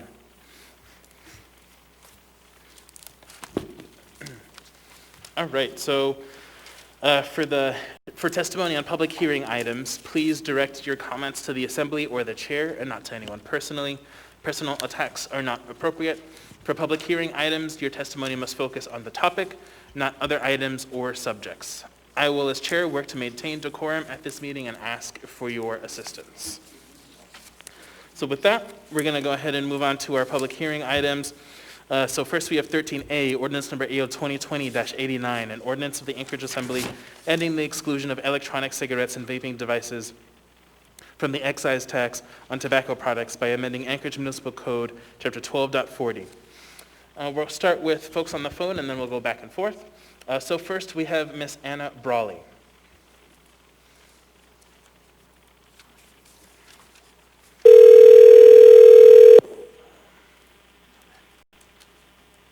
How many? Hi, this is Anna. Hi, Ms. Brawley. This is Felix Rivera. You're here with the Anchorage Assembly. We are on public testimony or public hearing for AO 2020-89. You have 3 minutes. Welcome. Thank you. For the record, my name is Anna Brawley. I am a resident of West Anchorage, and thank you for the opportunity to call in and testify on this item. In the 1990s, about 1 in 3 Alaska high school students smoked cigarettes. Today, less than 1 in 10 smoke traditional cigarettes. So what changed in those 30 years? Well, we passed state and local clean indoor air laws. The government and the healthcare system invested heavily in helping people quit. We raised state and local tobacco taxes. And over time, we changed attitudes about smoking with sustained media campaigns to educate people about the harms. All of these policies kept thousands of Alaska kids from using tobacco. It didn't happen by accident, it happened by policy. So not long ago, e-cigarettes didn't exist. For several years, they have been unregulated. In 2017, e-cigarette use was about 16% of Alaska high schoolers. Now, or last year, it was about 26%. That's 1 in 4 students. E-cigs were marketed as a cessation device and an alternative to smoking, but the truth is that about 3/4 of teenage smokers in Alaska also report using e-cigarettes. The good news is Alaska recognized this problem early and has already taken steps to stop kids from being addicted to these products. The next step is taxing these products fairly, and I mean all e-cigarette products the way that we do for tobacco. The strongest opposition to taxation is almost always the industry who profits from their sale.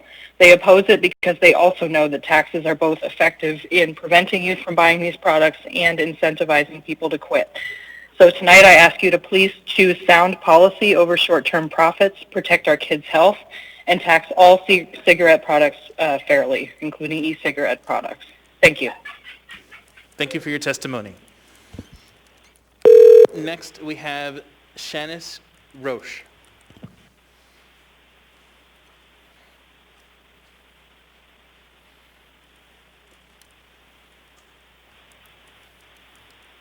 Please leave your message for 7.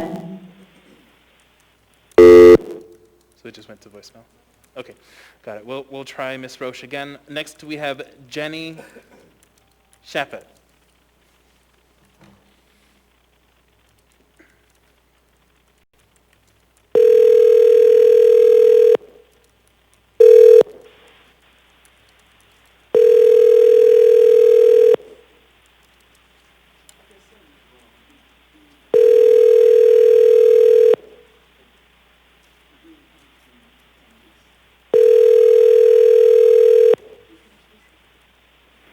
Beep, Jenny's phone. Jenny has it. All right, we'll try Jenny again later.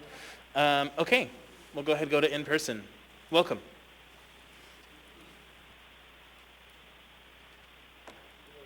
If you could turn the mic on, please. Thanks. Hello.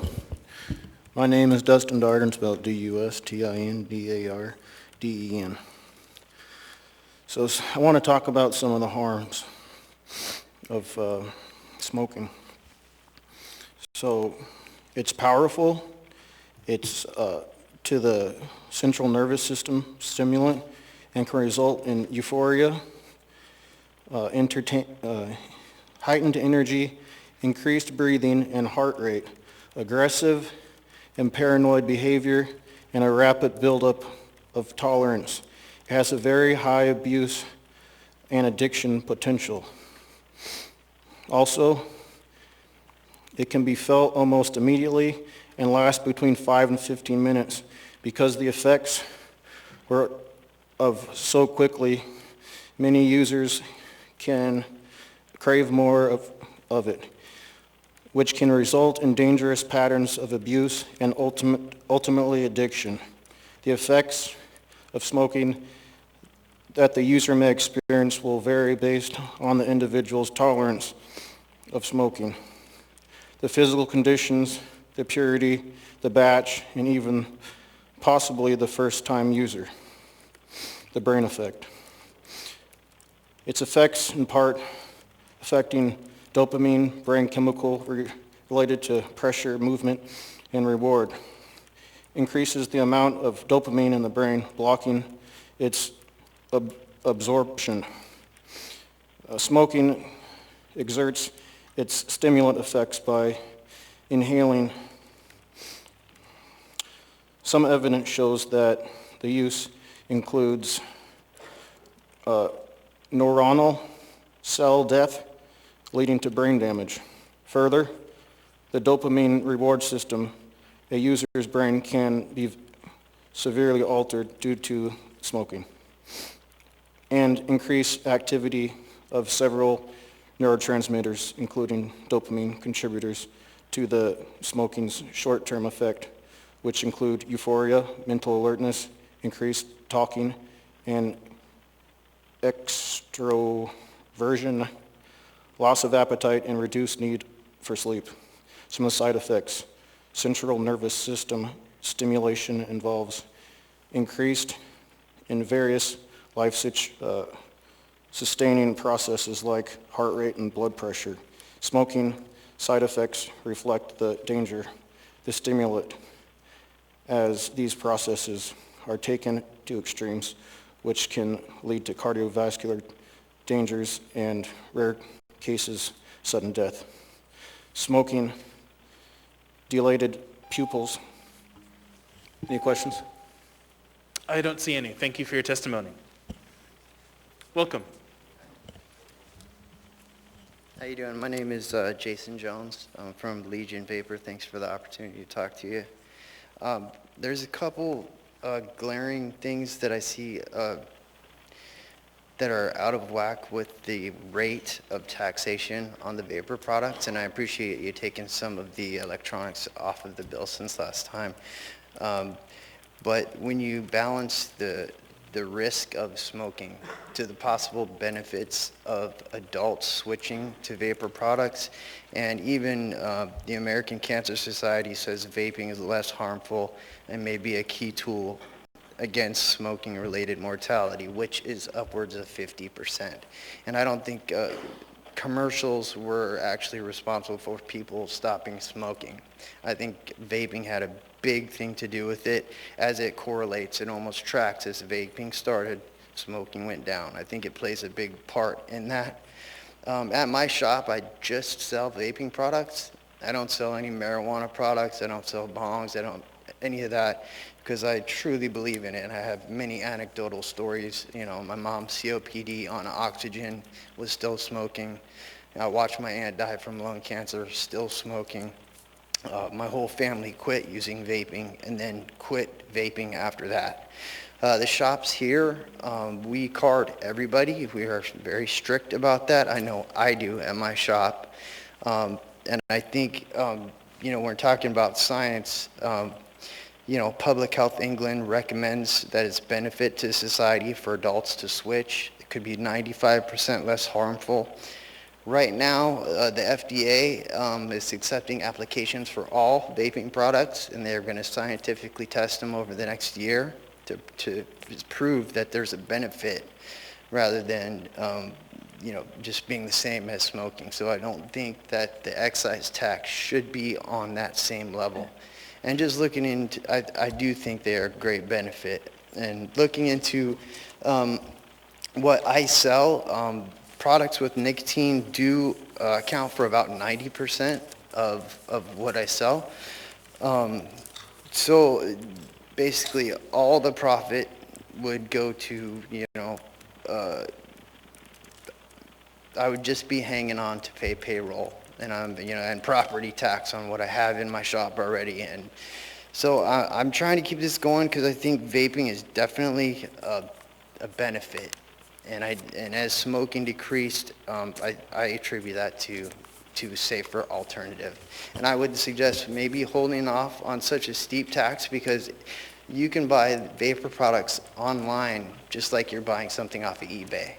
Whereas somebody walking into my shop is going to have to pay, you know, close to double the price where you just order it online.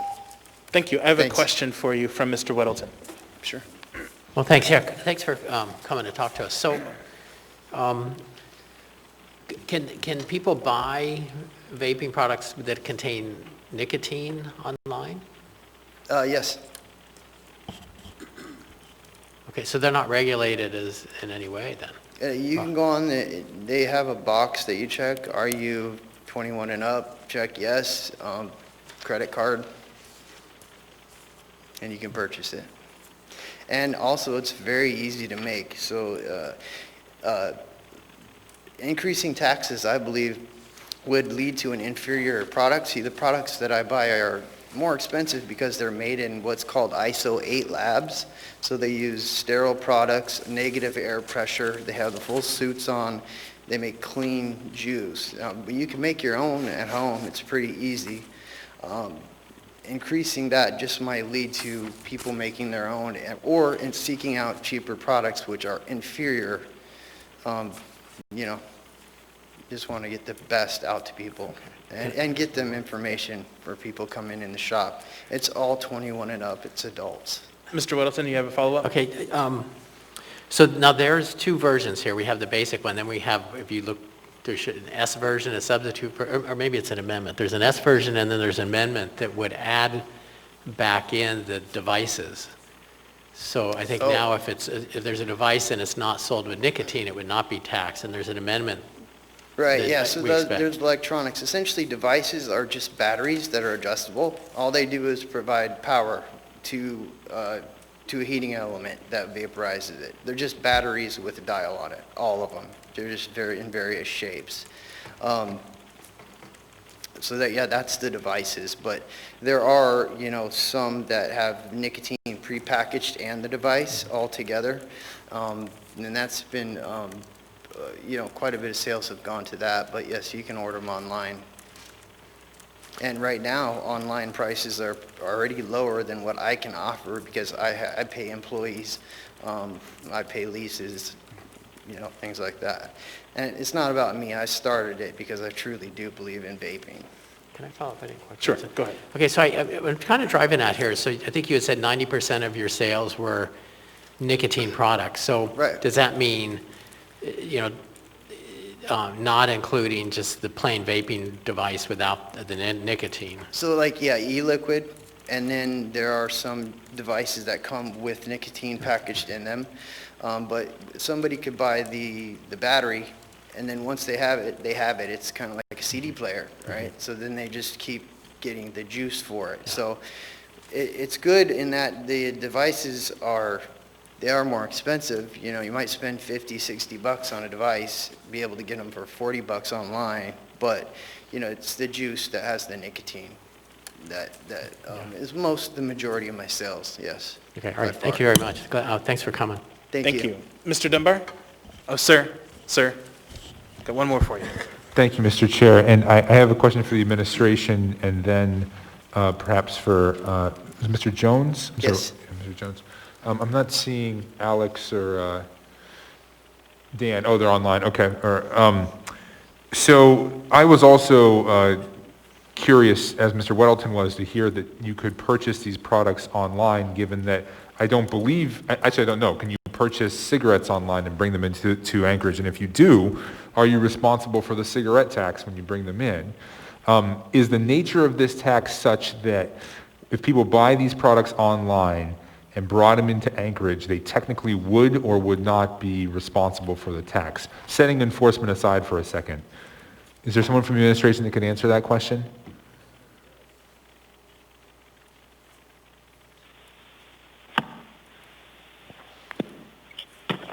Through the chair, this is Alex. Look, I think Dan Moore is on the phone, and I would defer to him to be able to answer that.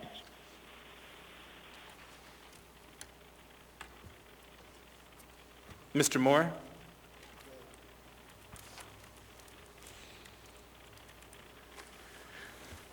Mr. Moore, are you with us? I tell you what, I will text him, see if I can get him to dial in. All right, we can come back to that question. Did you want to ask a question to the testifier? I need to hear that answer from Mr. Moore first. Okay, so we can bring the testifier Thank you. back up during deliberation. Yep, thank you, sir. Okay, thank you. Thank you for your testimony. Welcome. My name is Eugene Carl Haberman. Appreciate those talking in the corner. Lawyers, please, with the public speaking right now. Mr. Gates, please. Can you please continue testifying He's towards speaking us? real loud over there. And there's Assembly Member Wellington. Mr. Haberman. Okay. They will go out in the hallway. There we go. Okay. Obviously, Assembly Member Wellington doesn't want to hear what was said. He wanted to ask questions before. But let's get on this issue that's before us tonight. This was originally scheduled for a public hearing last week, but there was an extensive agenda. A lot of the items were moved to tonight. This is one of them. Now, if you look carefully before you, I checked the attachments and so forth. You'll see a attachment reference to tonight's meeting, not last night's meeting, coming from the Health Department and their position on this item. A little late. One would have thought the Health Department would have had addressed that issue, introduction and we would see what the health department's position is. And the attachment, if you look at the PDF, is dated for the 2nd. So it was created on the 2nd for the 4th. And then you look at the attachment in reference to the policy of the health department, it's not signed or anything like that. So how did it come by? You would need to put names and all that stuff, and that's not the way to go. Second of all is this. You had reference in this item on, let me pull it out here. You referenced like the city and borough of Juneau, Mountain and the borough adopted nearly identical amendments to their tobacco excise tax code provisions and so forth. One would think if you're going to make reference, but you also say it's not identical, you need to bring that material out so you can compare what did they have and what you're proposing. So you're walking blind. Almost identical doesn't give you an answer. You're assuming something, and you should never assume.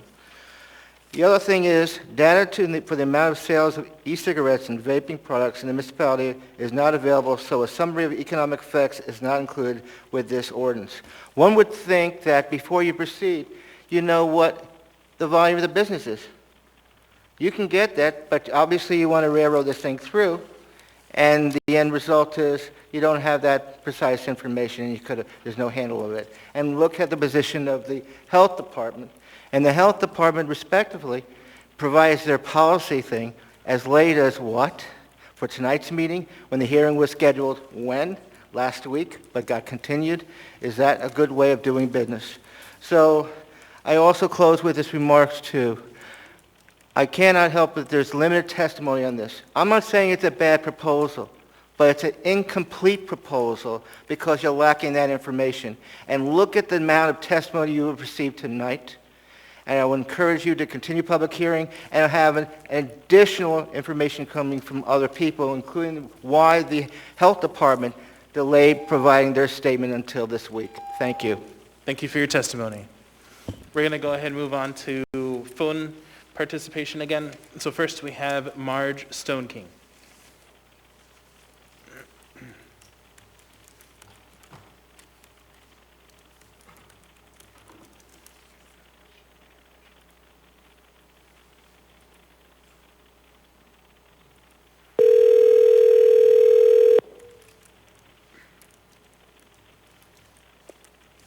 This is Marge. Hi, Ms. Stone King. This is Felix Rivera. You're here with the Anchorage Assembly. We are on public testimony for AO 2020-89. You have 3 minutes. Welcome. Thank you. Thank you, Mr. Chair. I'm Marge Stone King, Executive Director of the American Lung Association in Alaska.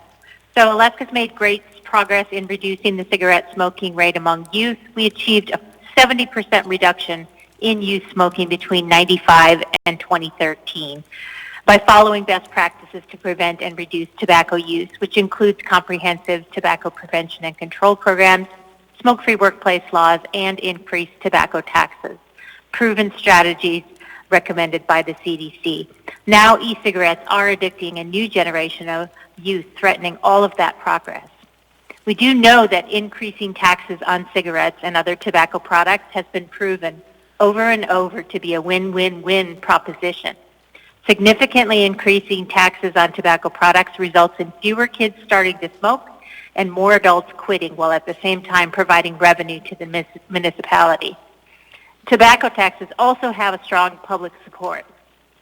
A 2019 statewide poll by Hellenthal and Associates for American Lung Association reported 73% of Alaskans responding that they support taxing e-cigarettes, all devices, and vape products at the same rate as cigarettes, 73%. Youth tend to be more price sensitive than adults, which is why tobacco taxes help deter kids from starting. For adults, most of them want to quit, and price increases serve as another nudge or incentive to do so. In Alaska, 67% of adult smokers want to quit. E-cigarettes and vape products are tobacco products derived from the tobacco plant and under the jurisdiction of the U.S. Food and Drug Administration as tobacco products at the request of the industry. It's important to know that the FDA has not found any e-cigarette products to be safe and effective in helping smokers quit. Typically, statistically, what happens is people who are smoking start vaping and continue using both products. increasing ultimately their nicotine exposure and dependency. On the pharmaceutical side of FDA's regulatory structure, there are 7 proven pharmaceutical therapies for effective cessation support. In Alaska, e-cigarette taxes have already been enacted in Juneau, Ketchikan, Petersburg, Northwest Arctic Borough, and the Matsu Borough. All of these jurisdictions tax all electronic smoking products. And the devices is not just batteries. Batteries alone, in fact, are exempted in the language of the amendment.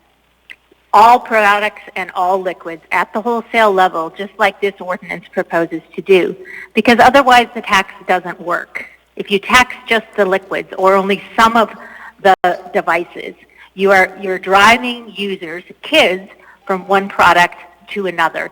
And it doesn't have a big enough price increase to create that public health effect. Sorry to interrupt, ma'am, but your time is up. Thank you for your testimony. Next, we have Jennifer Brandt. Remember, you must now dial.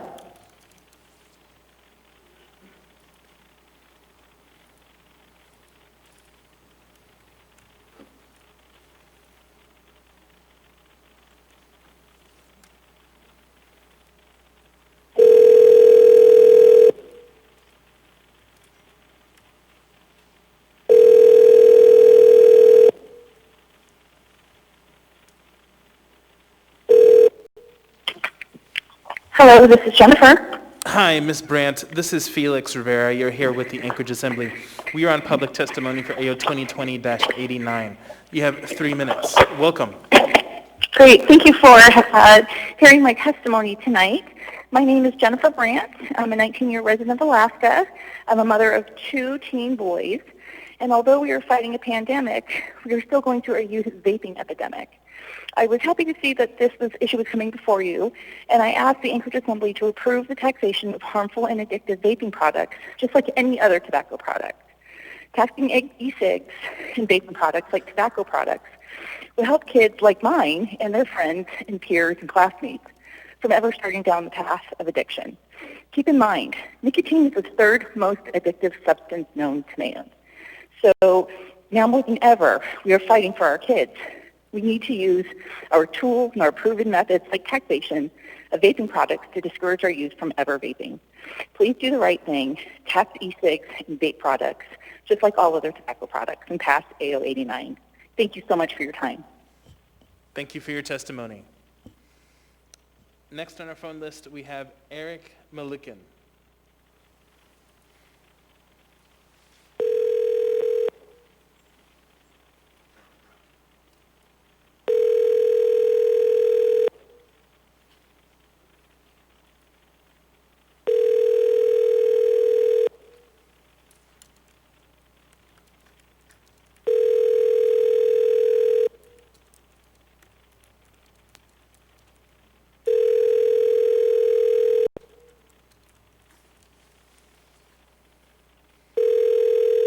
We'll try Eric again later. Hopefully he'll be able to answer. Okay, so we'll go ahead and go back to in-person testimony. Would anyone else like to testify on this item? All right, we'll go ahead and go back to the phones then. So I have Sean De Silva.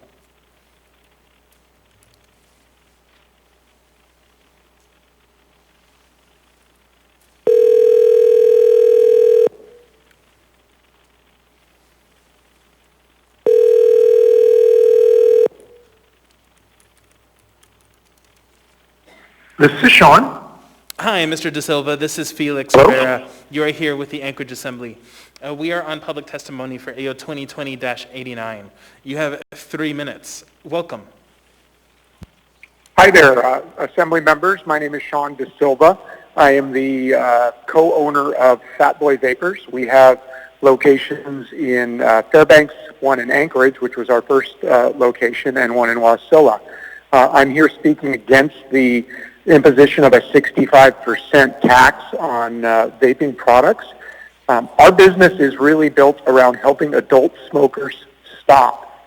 So as we all know, combustible cigarettes kill 480,000 people a year, and all 50 states receive profits from the tobacco companies because of the MSA settlement, including Alaska. They have not been spending that money on tobacco cessation, so other methods have been devised, which is vaping, to vaping nicotine, which has been proven from the UK as being 95% safer than smoking.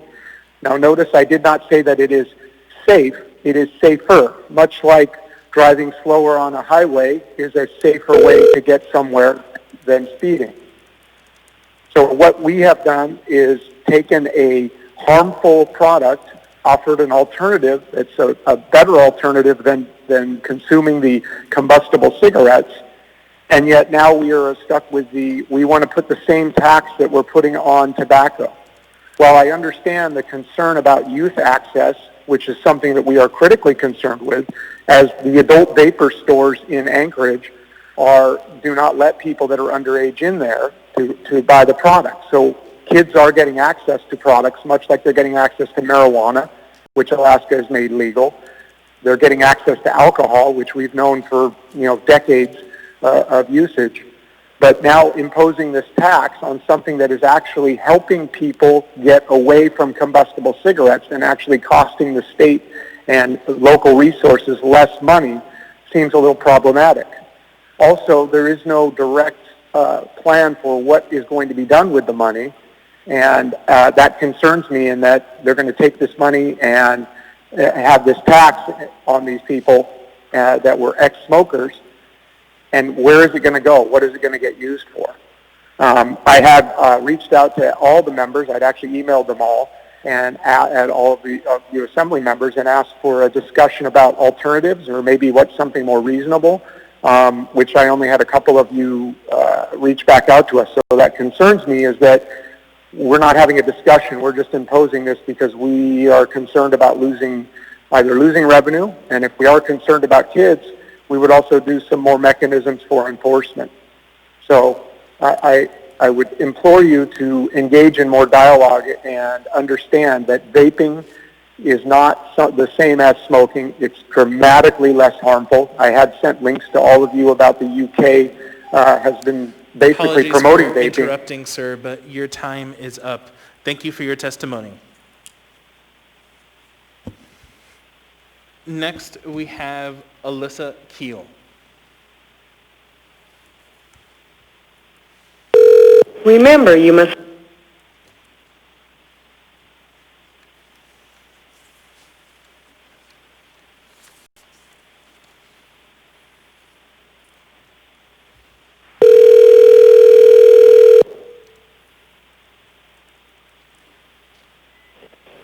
Hello?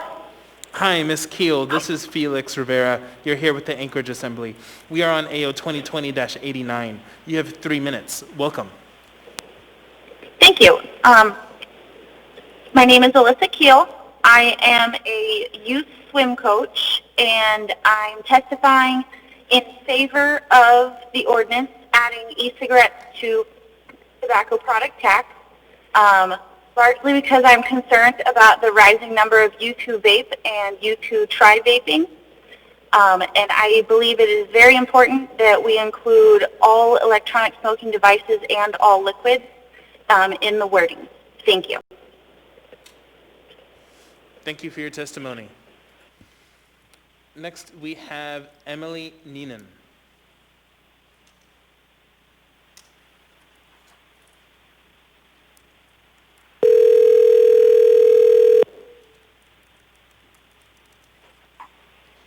Hello, this is Emily. Hi, Ms. Neenan. This is Felix Rivera. We are on public testimony for AO 2020-89.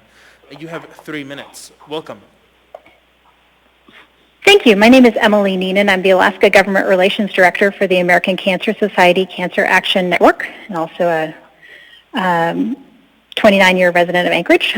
Chair Rivera and members of the Assembly, thank you all for your service and dedication to our community. Regarding the ordinance before you, thanks especially to the ordinance sponsors and the thoughtful discussions and work that's gone into this issue over the past several months. You all know that Alaska, like the rest of the country, is facing a youth e-cigarette epidemic. And you've heard the stats for Alaska high school students. We've gotten cigarette smoking down to 1 in 10, but e-cigarette use is up to 1 in 4, 26%. We're also seeing youth use e-cigarettes who were at very low risk from ever starting to smoke. The cost of tobacco use is into our community in both dollars and lives is unacceptable, and we can't afford another generation of nicotine addiction. Raising the price of tobacco is one of the best ways to keep our kids from ever starting, which brings me to the ordinance before you. My one recommendation is that you tax all electronic smoking devices, no matter how they're sold, and also clarify that all liquids and cartridges are taxed regardless of their labeled nicotine content. Basically, just make sure the entire unit is taxed, not just one small part, the liquid or the cartridge used inside a unit. We don't want to inadvertently drive youth to other products because the tax impacts would be so different across products. For instance, we shouldn't have tax rates for open system devices versus closed system devices that are different. For your reference, in the past I've worked with both the Matsu and Juneau assemblies on similar ordinances which do, as you've heard, tax the entire device. I'm glad to see this issue taken up in my own hometown. And a couple things that have come up in earlier testimony, just to be clear, the American Cancer Society does not support the use of electronic cigarettes. Every electronic cigarette product on the market has requested to be treated and regulated as a tobacco product by the FDA and not as a pharmaceutical or a pharmaceutical product. They are not cessation products. They would have a separate application process to be considered as a cessation product. If there are any questions, I'm happy to help as you continue your deliberations. Thank you for your time. Thank you. I do have a question from for you from Mr. Weddleton. Thanks, Ms. Neenan. So, we heard in earlier testimony that people can buy all this stuff online cheaper than the retailers here are selling them. Is there any regulation on buying these online at all, or shipping around the country? Through the chair, Assemblyman Weddleton, there are electronic cigarette smoking products that are sold online. I actually did a little bit of checking just because the question kept coming up about how they would be taxed. I talked to the folks in the tax division in Juneau yesterday just to refresh my memory on how they were handling it. They said they're not having an issue with collecting the tax from the online sellers. So I'm sorry, did you say they are not having a problem? They are not, no. They routinely collect the tax from the online sellers that sell into Juneau. All right, thank you. Thank you. Next I have Mr. Perez-Verdia. Thank you, Mr. Chair. Ms. Neenan, and actually during deliberation but I just wanted to hear from you, is it your understanding that the devices that are used, the batteries that are used, their only purpose is to be used with tobacco, that there's no other purpose for those, that we wouldn't be taxing something that had a different purpose? Through the chair, Mr. Perez-Verdia, yes, with the exception of, just want to clarify, I'm not talking about the batteries, I'm talking about the device. If there's a removable battery that's sold separately, that wouldn't be taxed because that could have another use. We don't want to inadvertently tax hearing aid batteries. But yeah, the electronic smoking products are just that, and there is no other use for them. Thank you. Thank you, Mr. Chair. Thank you. Mr. Constant? Emily, is that actually true when you contemplate the cannabis industry and the same tools and devices? Through the chair, Mr. Constant, my understanding, I'm not a marijuana expert by any stretch in terms of the actual delivery of the product, the substance. But what I understand, and actually the folks in Juneau just confirmed this too, that marijuana electronic smoking devices are designed to in order to deliver the marijuana, you heat it to a lower temperature than you would a nicotine liquid. So you actually do have a different product. There are some electronic smoking products that are designed to be able to do both. They have a little switch, so you can switch the temperature depending on what you're using. So in the case of taxing the whole device, those products that are specifically designed to be able to do your nicotine aerosolization would be taxed, but not the marijuana vapor aerosolization products, since they actually work at a lower temperature. Thank you. Thank you for your testimony. Welcome. Dustin Sherman. So listening to the testimony on stuff on AO 2020-89, there's a few things that you may or may not be, may have knowledge of, I guess. As a former smoker, I smoked for 10 years, and quitting smoking, honestly, is one of the hardest things I've ever done in my life. And I just want you guys to know that there are products out there, not Chantix, but other things that you can take. I literally stopped in like 2 weeks after smoking for 10 years, and I had to try 3 or 4 times. There's a drug out there called Wellbutrin. It's a mood enhancer. You can get it from any doctor. It's like $10.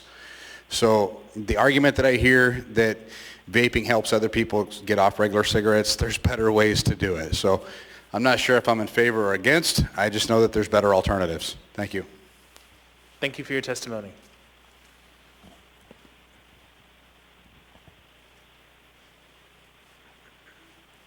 Welcome. Hi, Rosa Mealy. So in regards to this ordinance, I'm not sure either if I'm for or against, being that I am a Christian. I don't believe in cigarette smoking and using any of those products, but I also don't believe in the theft that is done through taxation. Just because you are putting taxes on a product doesn't mean that that's going to stop the youth from using something. It hasn't worked for alcohol in all of the years that it's had taxes in other states. People still somehow manage to get these products. So I guess this is one of those things where those of us that feel that the government shouldn't have too much power over the people, putting a tax to incentivize people to stop using a product, it's not going to work. If somebody wants to use products, they're going to use them regardless of what you tax them.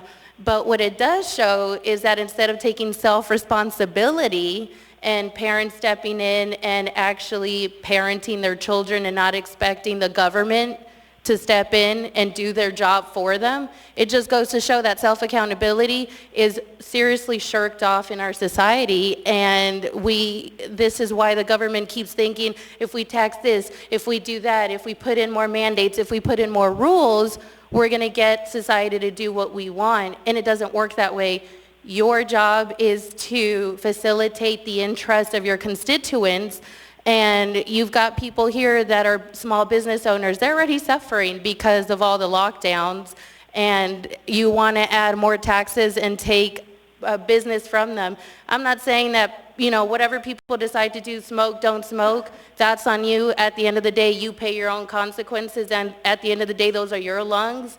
But don't try to overreach as a government, adding more taxes to try to control the people. Let the people do what they want. If they want to smoke and die, you know what? That's on them. If people want to drink and not stop, that's on them. If they want to use whatever product, that's on them. As long as they're not doing something illegal and hurting others' freedoms and intervening with somebody else's rights, why does the government have to keep stepping in and taxing over everything? Let the people have their own vote, have their own opinion, have their own rights. That is our rights as free Americans. And every time you guys want to ensure that something goes your way, you want to tax it, or you want to put a mandate, or you want to put in an order. Just let the people be free. Thank you for your testimony. Would anyone else like to testify in person before I go back to the phones? All right, we'll go ahead and go back to the phones. Next, we have Jamie Morgan.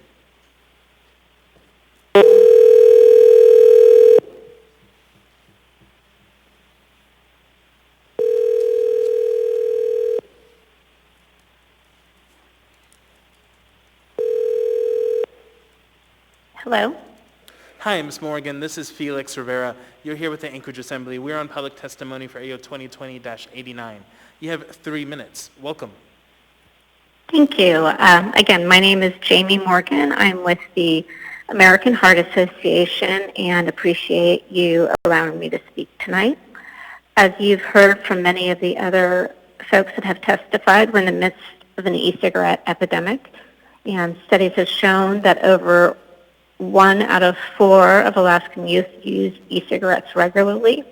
And this trend is gravely concerning because nearly 90% of smokers start in their teens, and the tobacco industry is reaching the next generation through increased usage of flavored e-cigarettes.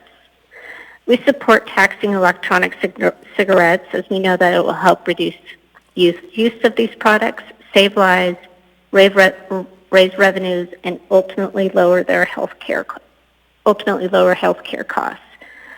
I know there has been some discussion about e-cigarettes being a cessation product, but there aren't any products that have been approved by the FDA as a cessation product, so until that happens, it is not appropriate to say that an e-cigarette is a cessation product.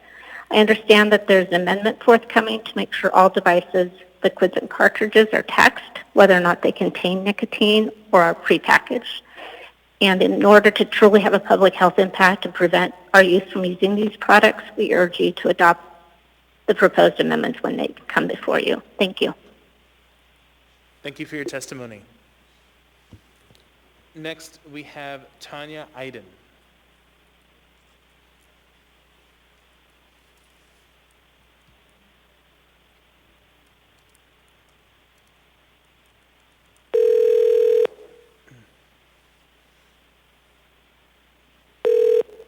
Hello? Hi, Ms. Iden. This is Felix Rivera. You're here with the Anchorage Assembly. We're on public testimony for AO 2020-89. You have 3 minutes. Welcome. Hi, Anchorage Assembly. This is Tanya Iden. I am a lifelong resident of Anchorage and a business owner and a mother of 2 children.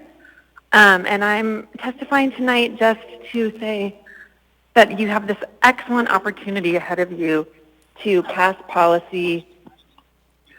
Oh, sorry. There's a lot happening in my household right now.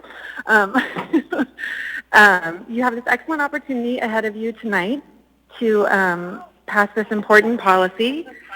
Oh, no, I'm a lifelong resident of Anchorage and a business owner. If you have a TV on, there's likely a loop. If you can mute that. I really apologize that everybody has to hear the wildness of my home. Anyways, I'm just excited for all of you to have this opportunity to pass this excellent public health policy. I think that by passing this ordinance, you're recognizing that there's a public health cost to all of these products, and that people can still have the choice to use these products. They can still go to stores and buy these products, but they just will have to pay a little bit more for these products because there's a public health cost. And I don't want to see another generation of young children addicted to nicotine. So thank you very much for the opportunity to testify. Thank you for your testimony. Next, we have George Stewart.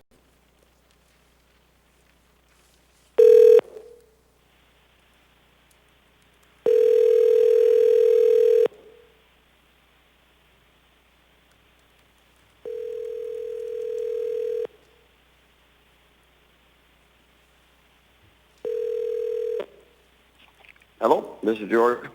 Hi, Mr. Stewart. This is Felix Rivera. You're here with the Anchorage Assembly. We're on public testimony for AO 2020-89. You have 3 minutes. Welcome. Yes. All right, thank you. My name is George Stewart. I'm speaking in favor of the intent of Assembly Ordinance A089 to end the exclusion of electronic cigarettes and vaping devices from the excise tax on tobacco products. I'm a retired medical doctor. My primary focus was treating patients with lung disease from smoking. When taxing cigarettes increased, adult consumption decreased, and there was a decrease in youth ever starting to smoke. Vaping is highly addictive. In fact, 1 Juul, J-U-U-L, pod contains as much nicotine as 20 cigarettes, or about 1 pack of cigarettes per day.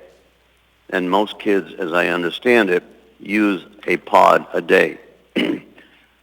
E-cigarettes are toxic. E-cigarettes produce a number of dangerous chemicals that can cause lung disease, heart disease, lung injury, chronic obstructive pulmonary disease, asthma, lung cancer, and death. Vaping has an adverse effect on lung function, can cause irreversible lung damage, and permanent lung disease. And because vaping is new, they're still uncovering its long-term health effects.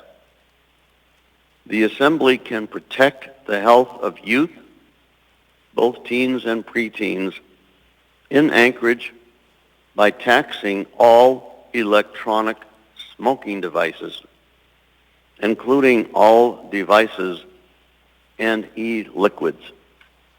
The current S version of the ordinance does not include these products and will not, therefore, be effective at reducing youth use and adult consumption.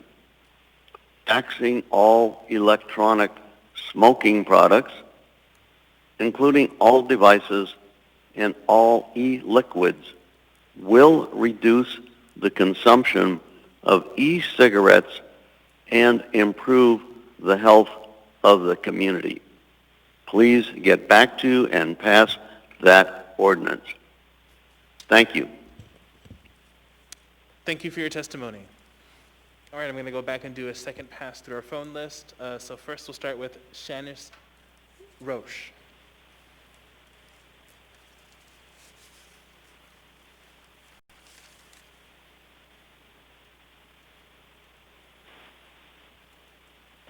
Please leave your message for... Next, we'll go to Jenny Shappett.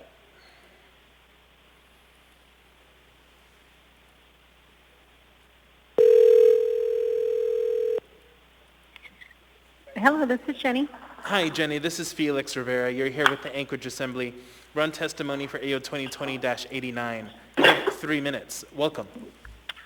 Thank you. My name is Jenny Shappett. I am a 30-year resident of Anchorage, and I am testifying in favor of the e-cigarette tax as a mother who has raised 2 daughters and watched youth vaping explode among their peers.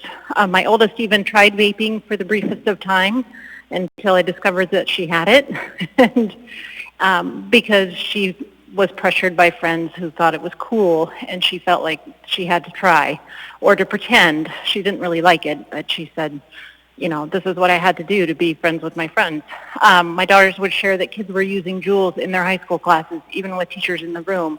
And so even for parents who really do try to monitor and do a good job of parenting, it can be very hard.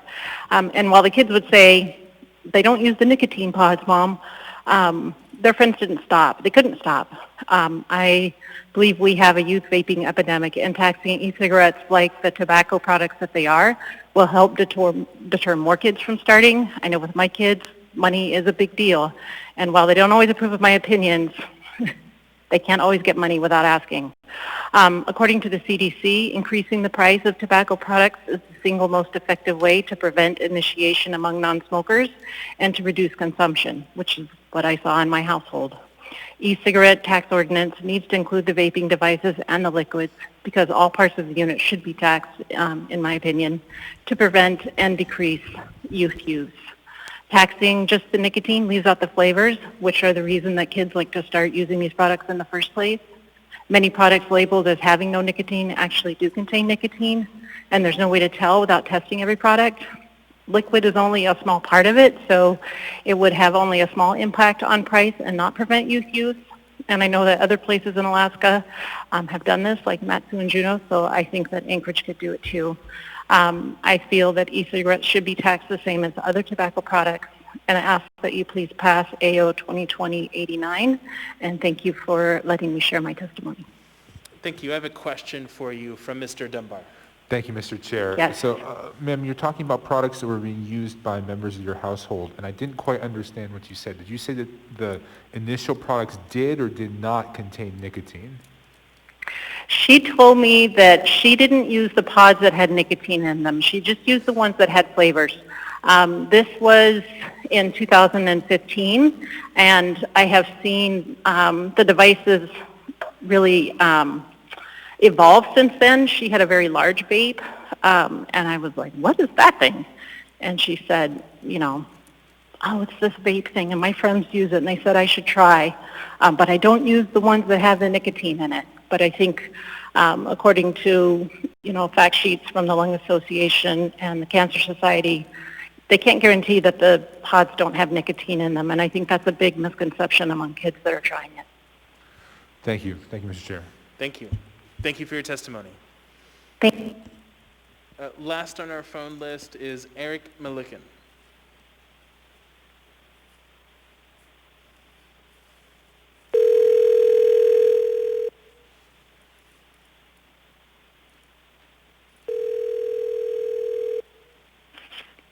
Hi, this is Eric. Hi, Eric. This is Felix Rivera. You're here with the Anchorage Assembly. We're on public testimony for AO 2020-89. You have 3 minutes. Welcome. Hi, thank you, Chair Rivera. I just wanted to briefly go ahead and say that I wanted to thank the Assembly for taking affirmative steps to increase taxes on alcohol and also tobacco products over the last 5 years. And I think it's really important to keep tobacco and nicotine out of the hands of children or young adults. And I also want to thank the Assembly for moving towards Tobacco 21 in the city and then Tobacco 21 in the state. And I think to continue that trend, one of the things that is most effective in helping move the needle in reducing youth uptake of tobacco use or vape use or nicotine use is increasing the price. And the most effective mechanism that you have to do that is taxes. And I am in support of you voting for this ballot initiative, and I thank you for your time. Thank you for your testimony. Would anyone else like to testify in person? Anyone at all? Seeing and hearing no one, public testimony is closed. What is the will of the body? Move to approve the S version. Second. Moved and seconded. We have a couple of amendments. First, we have amendment number 1 by Assemblymember LaFrance. Is there a motion? Move to approve LaFrance Amendment Number 1A. Is there a second? Second. Second, Zalato. Seconded.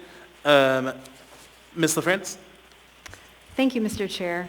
So the AO as written does end the tax exclusion for e-cigarettes and vaping devices to include them under the existing excise tax for tobacco products, which I view as a fairness issue, and it's estimated to offset property taxes by about $800,000. However, it doesn't go far enough to support youth prevention, and this amendment seeks to do that.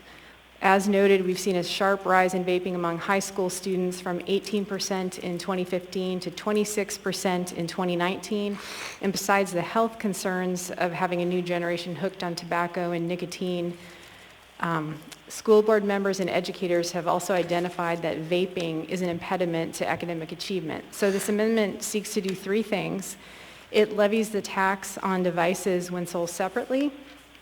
It levies the tax on all liquids and cartridges to be used in vaping devices, and it also ensures that batteries and chargers are exempt from the tax when they're sold separately. So to the first point, vaping devices are often sold separately. And without including these devices in the tax, the ordinance won't be effective in curtailing youth use.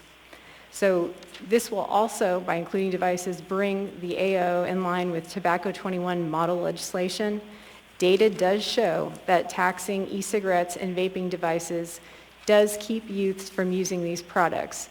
And I just wanted to call attention to the State of Alaska Division of Public Health policy strategy in reference to the CDC. Increasing the price of tobacco products is the single most effective way to prevent initiation among non-smokers and to reduce consumption. And for every 10% increase in the retail price of cigarettes, youth smoking drops about 7%. And the AO would tax these items at 55%. The second point has to do with including all liquids. Liquids are frequently mislabeled, and there has been widespread national testing by the FDA as well as the CDC that showed that liquids are routinely mislabeled. They often contain nicotine, but that's not included on the label. And as noted by the previous testimony about flavors, flavors attract youth users, and most of them contain nicotine, even, again, when it's not listed on the label. There is also evidence that a significant number of vape shops in Anchorage sell to youth, and the current estimate is about 30%, and I have data later to share. Third, with these changes, we then would need to specify that batteries and chargers are exempt. And there's more, Mr. Chair, I'd like to speak to the amendment, but that's an overview for now. Thanks. Thank you. Mr. Weddleton on the amendment. Oh, thanks. Can I ask Mr. Jones to come up? Sure. Okay, Mr. Jones.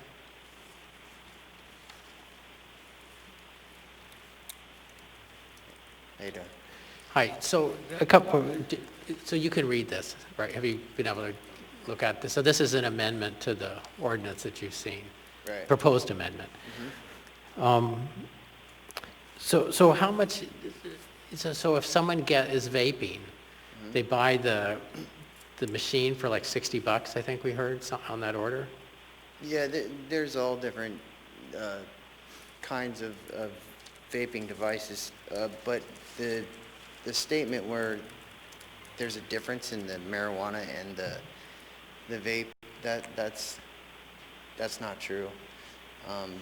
You could possibly use one to do one and one to do the other. There's the difference in temperature that's false. Okay. I heard I'm looking for cost false information here. What's So that? I'm kind of looking at price information here. Oh, Question. okay. So is that what does it cost just for the device typically? What's the range? 10 to 60 or 70 or? It could be $30 up to $100. Okay. And then the liquid thing that you would use with it, how much are those? They could range from usually $20 to $40. Oh, okay. The open, the refillable. Okay. Sir, can you move the mic up so we sure. can hear you a little better? Thanks. Thanks. Okay. And the machine or whatever, you can use that to last for years? Yeah, if you take care of it, yeah, it will last a while. Okay. Right. Thanks. You bet. Thanks. Next, I have Mr. Dunbar on the amendment. Thank you, Mr. Chair. I don't think I have a question for Mr. Jones, but I have a few comments and questions. The testimony we just heard was interesting. So it turns out perhaps that you can use these devices for both cannabis and tobacco products. Is that what you were saying, Mr. Jones? That there are these devices that can be used in both. We have a separate taxation scheme for our cannabis shops and our cannabis industry. And they are taxed by the state and by us at a certain rate. And my understanding with this ordinance is that we are trying to unify these products with the tobacco tax, which makes sense because these are nicotine delivery devices, essentially, the same as other tobacco products. But I'm worried that this amendment is conflating those two things, that it's going to become difficult. And yes, then Mr. Weddleton has an amendment that exempts cannabis shops, But then, to me, that seems like that would give cannabis shops an unfair advantage if they are able to sell a device that can be used to inhale this tobacco product, but Mr. Jones and his shop can't. Then we are creating an unfair advantage for them. And so I'm concerned that we are sort of stuck here. We're either going to sweep in a bunch of folks that I don't think are appropriate to be swept in, or we're going to create an exemption for them and give them an advantage to come into this market. So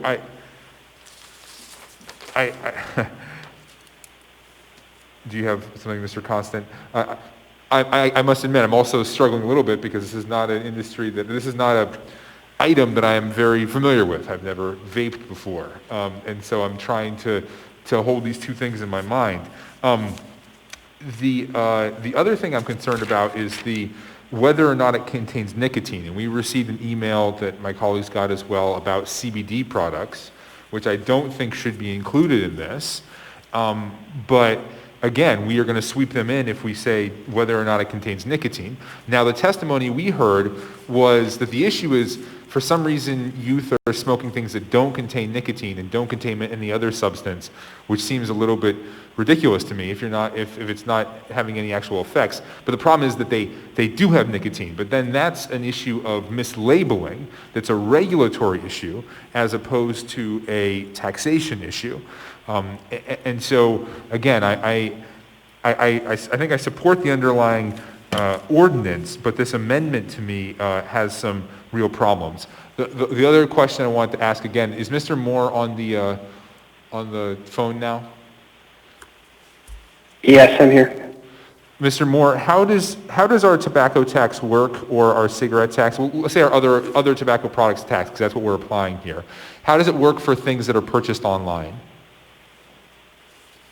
Or does it? Do we impose that tax on items that are purchased online and brought into Anchorage? If we are aware of the entity that is importing it into Anchorage, they would be subject to tax. But our ability to discover entities like that is quite limited. Okay. So if we were to pass this and people were to start purchasing these pods online, these vaping products, and bringing them into Anchorage, not on a wholesale basis, not to resale, but just for their own personal use, how often do you think we'd be able to impose the tax? It would be very rare, and I know that in some other tax code language we have, there is sort of a personal use exemption. So if it's, as long as it's very small scale, bought by an individual, that probably would be consistent with other code that we have. Okay, so it's a personal use exemption, which is unfortunate for our brick and mortar retailers here in Anchorage. Thank you, Mr. Chair. Thank you. Mr. Constant on the amendment. Yeah, thank you. I'm not passionately against this, but I am against it for many of the reasons Mr. Dunbar just highlighted. Creating disparities among industries. The whole point of removing the exemption was not to create a new tier of taxation on other ancillary businesses, but in fact was to remove the exemption from the tobacco products. And then, of course, our friends who are advocates in this field want to run the ball as hard as they can, as far as they can. And I get that, but I don't think that we should be expanding the reach of this tax beyond tobacco, and in fact, not on electronic devices. The thing that Mr. Dunbar hinted at with the mentioning of CBD, so if we pass this amendment and then we pass Mr. Weddleton's amendment that excludes cannabis retail establishments, there's actually a whole other industry out there, the CBD industry. There are markets of just CBD products. You can see one on International Airport Road and all over town. And all of a sudden, they're going to be swept up into this, and they're going to be taxed at a substantially high rate relative to what their business model has been. And in fact, CBD is well noted by the FDA for potential therapeutic uses, and the people who use the product do believe, in fact, that it has a healthy use. I do strongly support the underlying ordinance, which removes the exemption, but I would ask my peers not to support this at this time because it's broad and sweeping as opposed to targeted and laser-like. And the underlying ordinance is that. Thank you. Thank you. Ms. Allard on the amendment.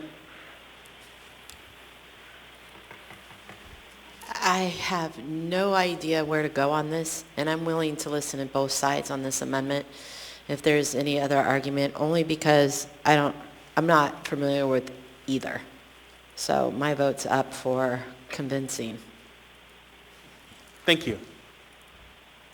Ms. LaFrance on the amendment. Thank you, Mr. Chair. I guess I need some clarification on these objections. They seem kind of distractions, quite frankly. I don't see how CBD is relevant here. So I'm going to need, either Mr. Constant or Mr. Dunbar to address that. And we've made it very clear that marijuana is not involved in this. What we are trying to do is tax the device that young people are using for vaping. So please, if you wouldn't mind addressing that. Thank you. Thank you. I'm just going to go in the queue first with Mr. Dunbar on that point. Thank you. Well, I think there are 2 points. One is the way this is written, it says any substance intended to be aerosolized or vaporized during the use of the device, whether or not it contains nicotine. There are products that contain CBD that are vaped. So they would be taxed under this language because they don't, honestly, any substance, whether or not it contains nicotine, if it could be vaporized or aerosolized, would be taxed, and so that's why that gets swept in. And then the other point is what Mr. Jones said, which is these devices can be used for both tobacco products and cannabis products. If that's the case, I assume you can purchase these products at either cannabis shops or tobacco vaping shops. I'm talking about the electronic devices that don't have nicotine as part of the packaged unit. And I think we're all familiar with those vape pens, the ones you can throw away, but the reusable ones could be used and sold in either place. So we're going to take this tax and put it onto the cannabis shops, which again, I don't think is appropriate because they have their own separate sort of taxation scheme that is pretty intricate. Thank you. Mr. Constant, did you want to address that question? Yeah, I would just add a little bit that exactly what Mr. Dunbar said, that there are devices that are used to aerosolize CBD products. Now, CBD products aren't only sold at licensed facilities. There are CBD products at Fred Meyer, I think, at this time. You can buy them all over the place because it's been recognized as a valuable therapeutic that people want, and there's a market for it. And so the devices, I'll just quote from a letter we received, I think, yesterday. These devices are typically sold as CBD-only devices, but often are the same device. The pen used for nicotine vaping, they can aerosolize nicotine because they have the adjustable temperatures. And they're commonly sold with the intent to vape CBD oils for health and relaxation, etc. But this will tax them. Or if we assume that it won't tax them, then this is where the people we're attempting to stop buying are going to flood to. And so one way or the other, we have to address that, but we are going to tax a whole new industry if we use this amendment. It's not just about removing the exemption, which the underlying ordinance does. It takes the nicotine provision and just eliminates the exemption, flattens the field. It doesn't add anything new. This amendment adds a whole new product line, a whole new business. Thank you. Going back to you, Ms. LaFrance, did you have anything else? Thank you, Mr. Chair. I disagree with that characterization. Between this amendment here that excludes marijuana retailers and what Mr. Weddleton has, we cover that part. And the point is that the devices are intended to vape nicotine. If they're sold at tobacco retailers, they'll be taxed. If they're not, they won't be taxed. And, from what I have heard, and I am not an expert either on, what vaping device to use for marijuana, but I've heard that, you typically don't use the same ones that you use for nicotine. I understand we've heard testimony to the contrary, but I'm not sure that we should just, take one individual's word on that piece of it when, we have heard other information to the contrary. So, we have it covered.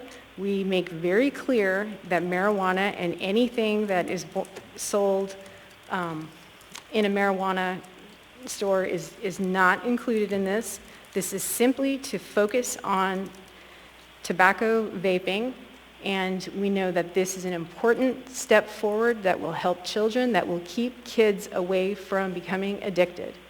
And, you know, if we can't figure out how to work our tax code to do that, I mean, come on, really.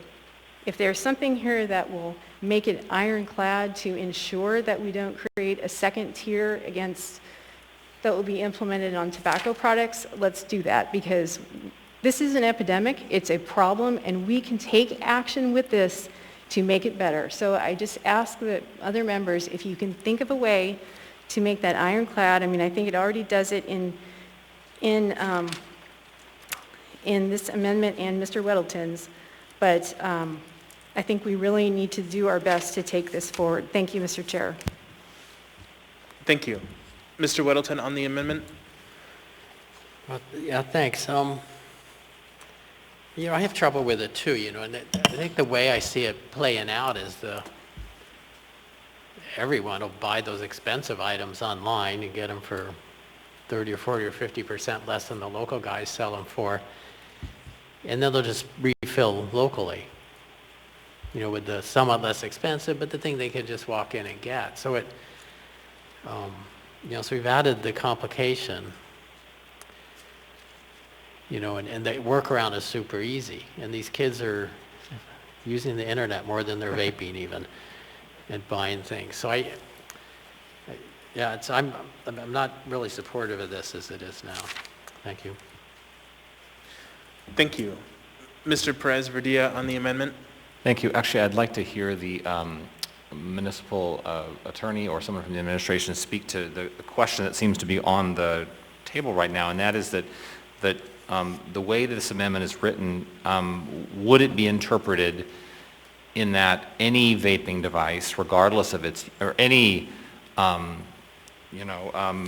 device used to, what's the word, vaporize, would be taxed? Is that correct?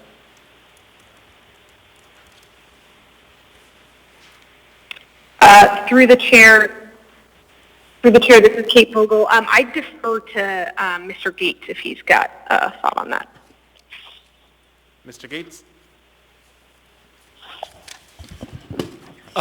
Yes, I'm sorry. I was starting to look at the language and missed the last part of the question. If you could repeat it, please. Sure. In the last, now I found it. So,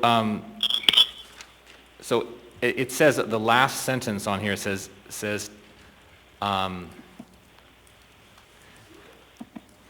I'm sorry, I'm trying to find it now. Intended to be aerosolized, is that how you say that? Or vaporized. So does that mean that any product that provides those two functions under this amendment would be taxed? Or is this clear enough that it's only intended for products that are intended to be used with tobacco, or nicotine? I'm looking at paragraph 9, correct, where it says, which can be used to deliver aerosolized or vaporized nicotine to the person. The way this is worded, it sort of describes the capabilities of the device rather than the actual intended use, but this is trying to define the devices. What we have, though, is, I think, if the intent is to vaporize nicotine, I have to back up a little bit. Part of this relates to some technical expertise at what types of devices are available on the market. As you heard from the American Cancer Society. Thank you.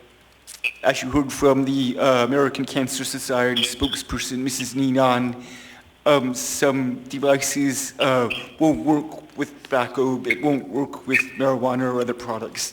So this definition helps with those, but it doesn't help with some other products which have their variable temperature controls and so forth. So this is a little difficult to answer your question with a definite yes or no, because there are some products that sort of fall in and cover both sort of areas.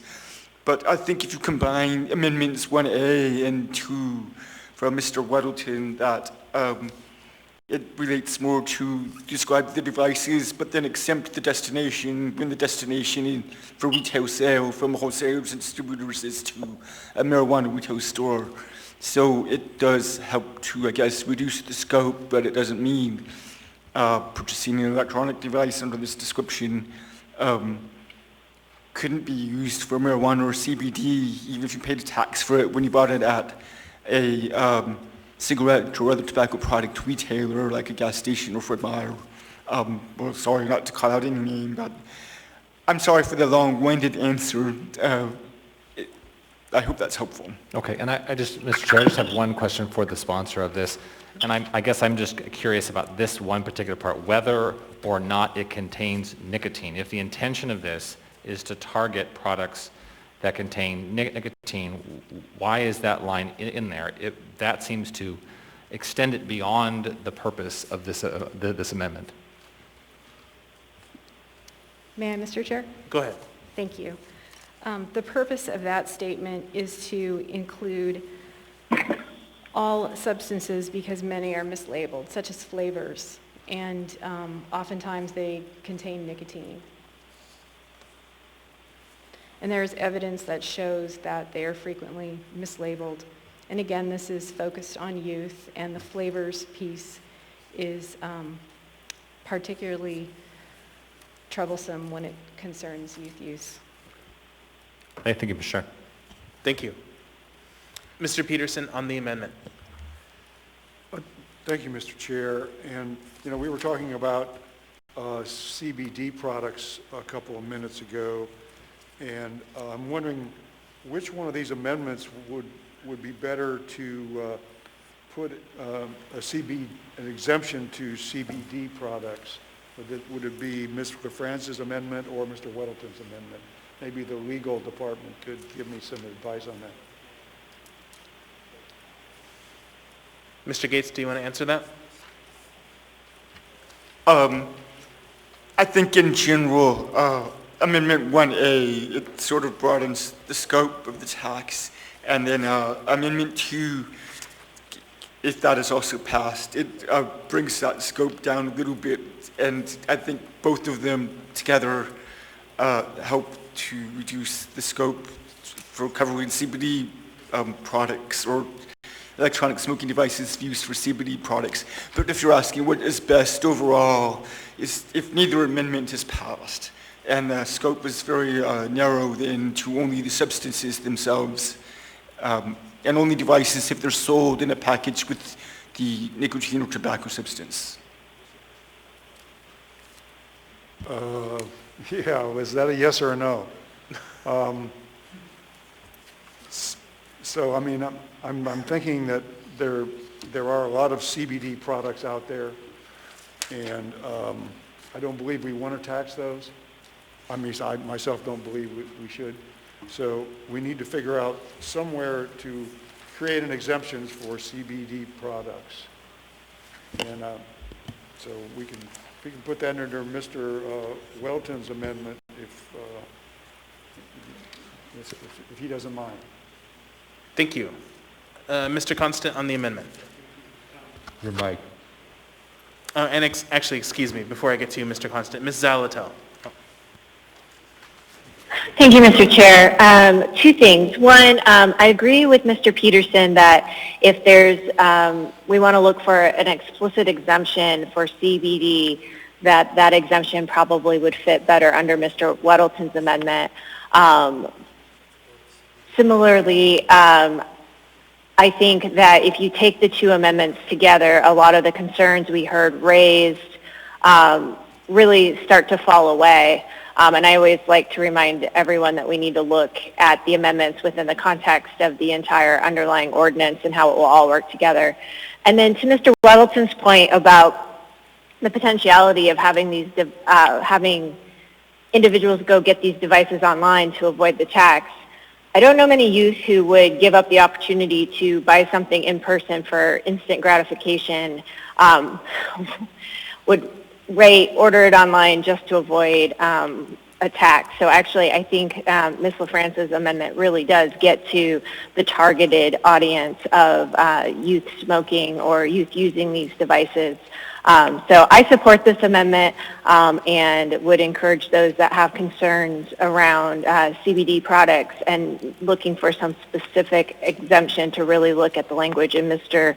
Weddleton's amendment, and perhaps in doing so can also support Ms. LaFrance's amendment. Thank you. Thank you. Mr. Constant. Thank you. So when we were in discussions before we came to the table tonight, there were some concerns about how to do this in such a way that it's meaningful, because this tax is a wholesale tax. It's an excise tax levied at a different level in the marketplace, and so the mechanics of the exemption are kind of challenging. And so I would bet that Mr. Gates and Mr. Peterson are working on some language that would add an exclusion for CBD specifically, and there's a secondary component to that. The state of Alaska has just created a new licensing scheme for hemp products, which would mean at some point in the very near future there will be locally grown, locally licensed CBD products that are on the market. And so I would want, in order to support these amendments, to include the CBD products themselves, and I only know of one store in this town that just sells CBD, and so really we're not talking about a huge number of businesses, but it's some businesses. But it should cover CBD and it should cover licensed hemp, and so I can hear them working on something. I don't know how productive they're going to be. Maybe we should take a break or move on and come back to this item as we sort this little language out. Thank you. I'm going to finish up the queue, and then we can go ahead and move to something else. Mr. Dunbar? Thank you, Mr. Chair. And so Ms. LaFrance had asked for what other language we could get to make this something that I could support or we could support. As she has highlighted in this amendment, there are really three pieces to this, 1, 2, and 3, although they're all under the same section. 3, I think, is non-controversial. We can all support that in the battery and battery charger issue. I think the second part, the language, whether or not it contains nicotine, I think that is where you actually put the exemption for the CBD products. That sentence is where you need to put an exemption for CBD products, if that is what we're specifically worried about now. I don't think we can get to a point where I can support 1A, the whether or not sold separately. And I would urge Ms. LaFrance to remove that subsection of the amendment, and then I could support the whole thing. And the reason is because, again, reiterating, if these products can be used for both cannabis and CBD and tobacco products, then they can be sold at other stores other than these vaping stores. And if we impose this tax, we're going to reach into those other stores for non-tobacco related products and tax them. And if we do what Mr. Weddleton has proposed and exempt those shops, then consumers aren't stupid. They're going to go to those shops and buy them at a large discount and put these vaping businesses out of business, and in a way that is not what we're attempting to do. So, and it's not instant gratification, because these are the larger of the purchases. This is the $40 electronic device versus the small vape pen or the constant pods that are much more instant. So I would urge us to amend out the first portion, the language whether or not sold separately, and leave in when sold as packaged with tobacco or nicotine. And then actually that, and then we can add the an exemption for CBD products in the 2A portion. So I think that gets us to a place where I could support it. Thank you, Mr. Chair. Thank you. Mr. Gates? Thank you. I wanted to comment on about the taxing of CBD products. CBD substances are not taxed by Chapter 1240 or by this ordinance or by the amendments if you're just looking at the CBD substance. So that's not covered in the scope here anywhere at all. But I guess what we're talking about is the electronic smoking or vaping device, if it's going to be used for CBD substance. And I guess the problem here is how do we know what it's going to be used for when someone purchases it at retail? And remember, this is a wholesale sales tax applied to the person that brings it in, distributors and wholesalers, or retailers if they order wholesale from outside the municipality and they pay it then. But at what point do we know that the electronic smoking device is going to be used for a CBD product or nicotine or a tobacco product or marijuana? And the amendments put together at least say for marijuana retail stores when they buy wholesale that these distributors can have an exemption or deduction for the electronic smoking devices they sold to them, and maybe they sell CBD products there at the marijuana retail stores. But for the other stores they sell to, how do you decide or determine whether they're buying the electronic smoking devices for nicotine or tobacco or CBD? There's no way to really say. So I don't see how we can add language here to address that. But I wanted to make it clear that the CBD substances aren't taxed anywhere at all. Thank you. Mr. Rivera. Thank you, Mr. Vice Chair. So coming into today's deliberation, I was fairly certain that I'd be voting no on Ms. LaFrance's amendment. But I think in combination with the amendment that Mr. Weddleton has put forward, I'm much more convinced and ready to vote yes on this amendment, especially considering the overarching public health policy benefit which Ms. LaFrance so eloquently established. So I would ask my colleagues, and I know Mr. Dunbar and Mr. Peterson are thinking about this, but find a way to get to yes on this amendment so that we can vote on this amendment, Mr. Weddleton's amendment, and then vote on the entire package. Thank you. Ms. Allard. Thank you, Chair. So I was kind of confused when we started everything, and actually I wasn't, but I did get confused as the debating was going on, trying to figure out where I would land on this. So I reached out to an expert. She's 15 years old and goes to high school with a bunch of other little kids. And when I was speaking to her, she said that I asked her very specifically, what is the one thing that the kids have a harder time getting? She said it was the nicotine. And she said that that could possibly make it to where they wouldn't want to smoke or vape or whatever she was calling it. It's an epidemic in high school. But I said to her, what about if they just didn't have the little vapor thing or whatever we were calling it? And that's a deterrent as well. I'm really split on this. But when they don't have it in their hands, it's an incentive not to be able to. I think that kids can get it no matter what.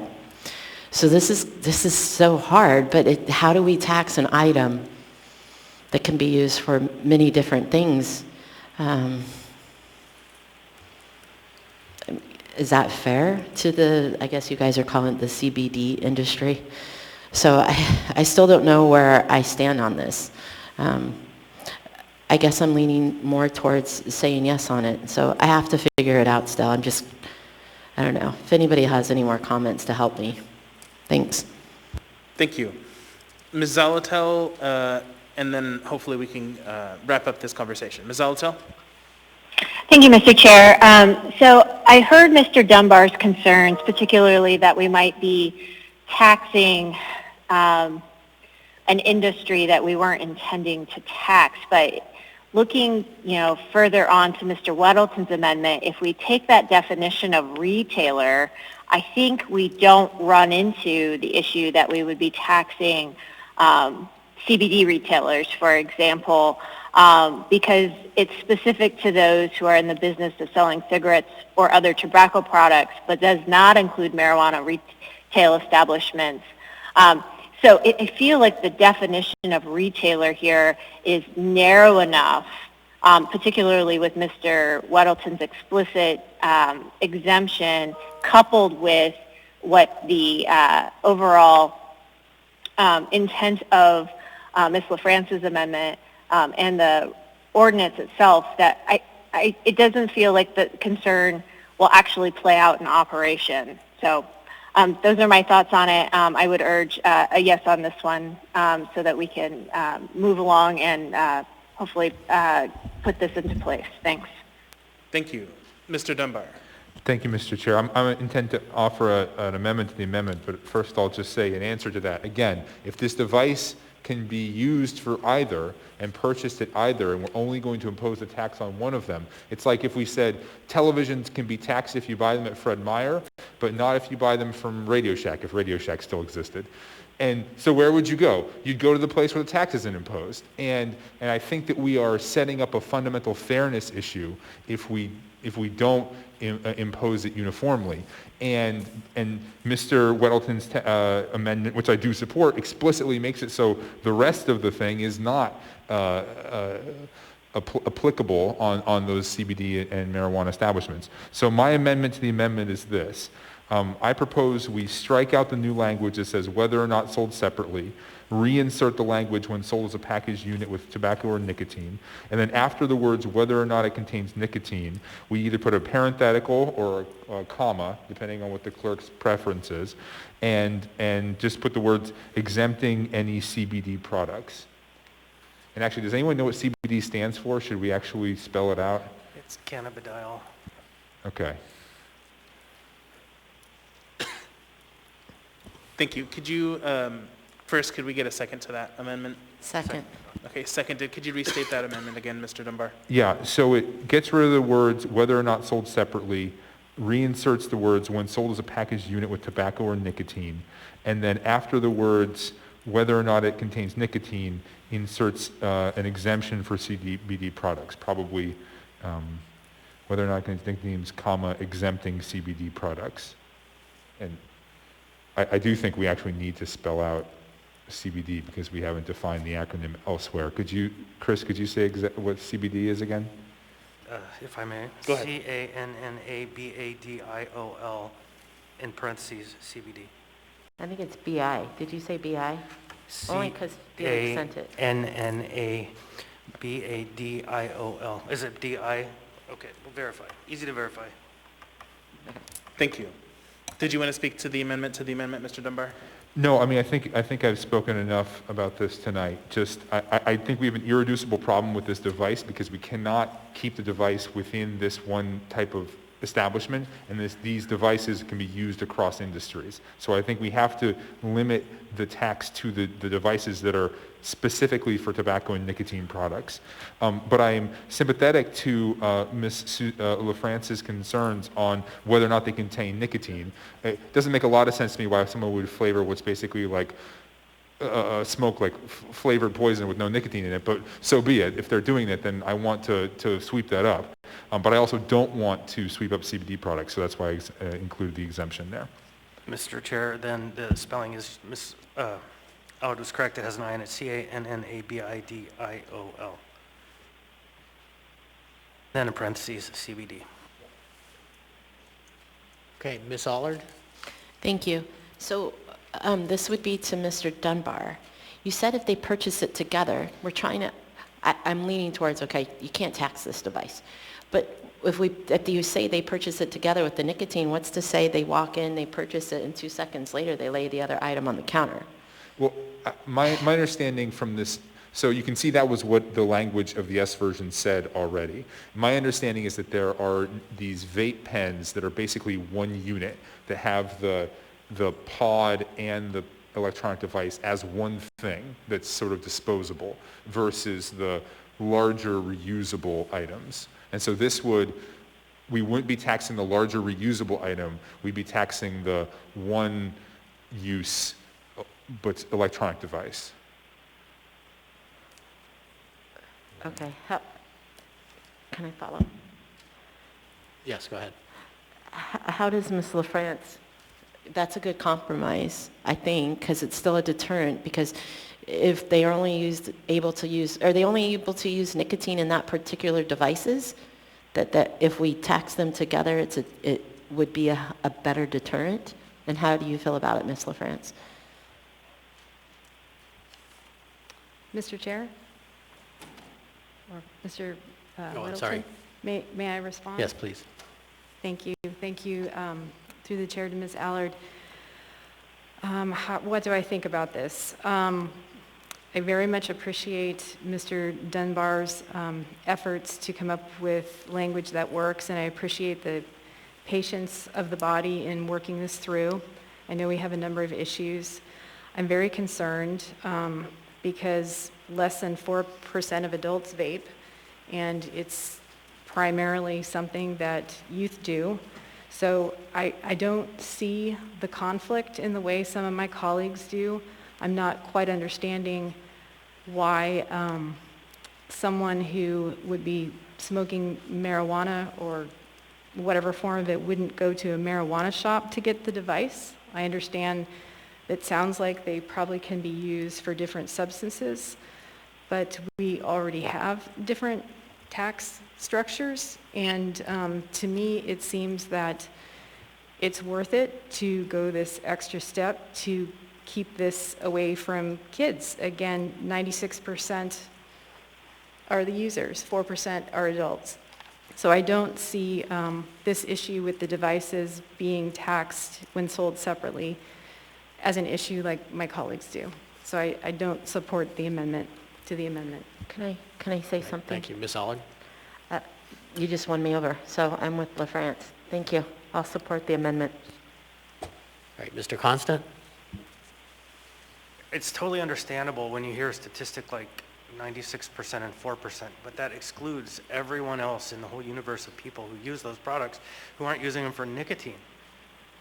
That literally, that statistic only applies to the nicotine that we're talking about, but I assure you there is in fact a market of adults that are users of CBD cannabis products that vaporize, and I know we're talking about excluding cannabis, but the tools are the same. And so it's very understandable to hear that statistic and think that's the whole universe of people, but there's a whole other universe of people outside of that 100% that this applies to.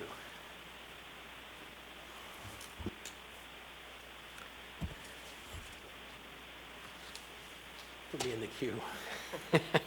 Mr. Weddleton. Mr. Rivera will be back in a moment, and I just, a question for, actually, is Mr. Jones still here? Oh, there he is. Good question for you. So we're parsing this out, right? Very, very carefully, and so Mr. Dunbar has suggested that there are items that have the electronic device and also are used for CBD as one unit. Do those does that happen? I've never seen those. I've actually carried CBD at my shop multiple times, and it uses the same ingredients that the vape does. It's vegetable glycerin, propylene glycol, CBD, rather than vegetable glycerin, propylene glycol, nicotine. Same devices. I've sold, a good amount of CBD. But the devices that are small disposables, there's no pods. They did away with the jewels. They're no longer a thing. They're one disposable unit, and no, they're not CBD units. Okay, thank you. So, Mr. Dunbar, I misunderstood you. Why would CBD be included in here? Because if you're... No, I'm exempting CBD. I understand that, but your amendment would say it's only when the device is sold with the liquid. The tax applies, that's right. Right. When it's sold as one unit, he's talking about those one-use tobacco, nicotine products, not the CBD. There are no CBD single-use products like that, to my knowledge. The issue is that the more expensive electronic devices can be used for both. Can use the pods, but the single-use ones are nicotine only. And if we were to do my amendment to the amendment, it would go back to the S version that would just be targeting those for the tax. That is, you'd be taxing the pods always, but you'd also be taxing the one-use electronic devices for nicotine. Okay, and I was checking because there are no one-use electronic devices for CBD, is what we heard. Probably not. Okay, okay, thanks. Ms. LaFrance? Thank you, Mr. Chair. I just wanted to add Thank you, Mr. Jones. Thank you. Matsu and Juno, tax devices separately, and I've not heard an uproar over that. It's not been mentioned by anyone in testimony tonight, so I really believe that, we are making this out to be a problem that simply doesn't exist. Thank you. Thank you. Are we still on the amendment to the amendment? Yes. Is there any further discussion on the amendment to the amendment? Thanks.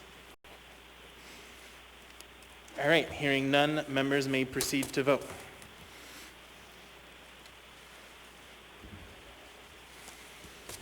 Ms. Kennedy? No. Ms. Zolotel? No.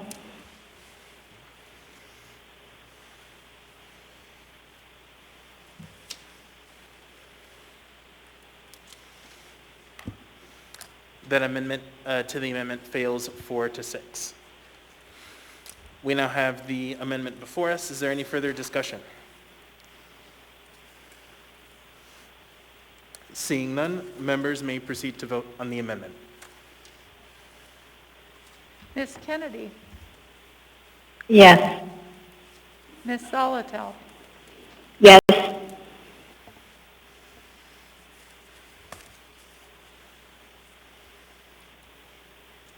That amendment is approved 7-3. I'd like to move Weddleton Amendment number 2. Second. Moved by Weddleton, seconded by Constant. Mr. Weddleton? The intent of this is to remove the tax on vaping devices that are sold in licensed marijuana retail stores, because those are obviously not intended to be used with tobacco products, but for marijuana products. And it does this by adding to the definition of retailer. So it says retailer means a person in the state of Alaska who is engaged in the business of selling cigarettes or other tobacco products at retail, and it adds the words, but does not include a marijuana retail establishment in Alaska licensed under section 10.80.300 or state law engaged in the business of selling electronic smoking devices. Thank you.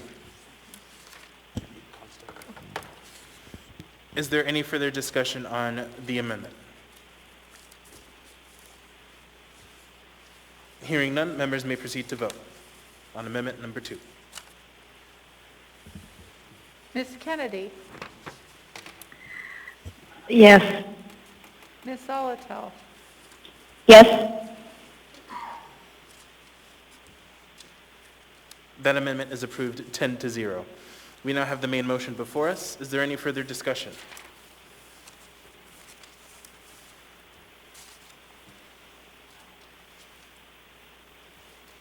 Seeing none, members may proceed to vote on the main motion. Ms. Kennedy? Yes. Ms. Zolotel? Yes.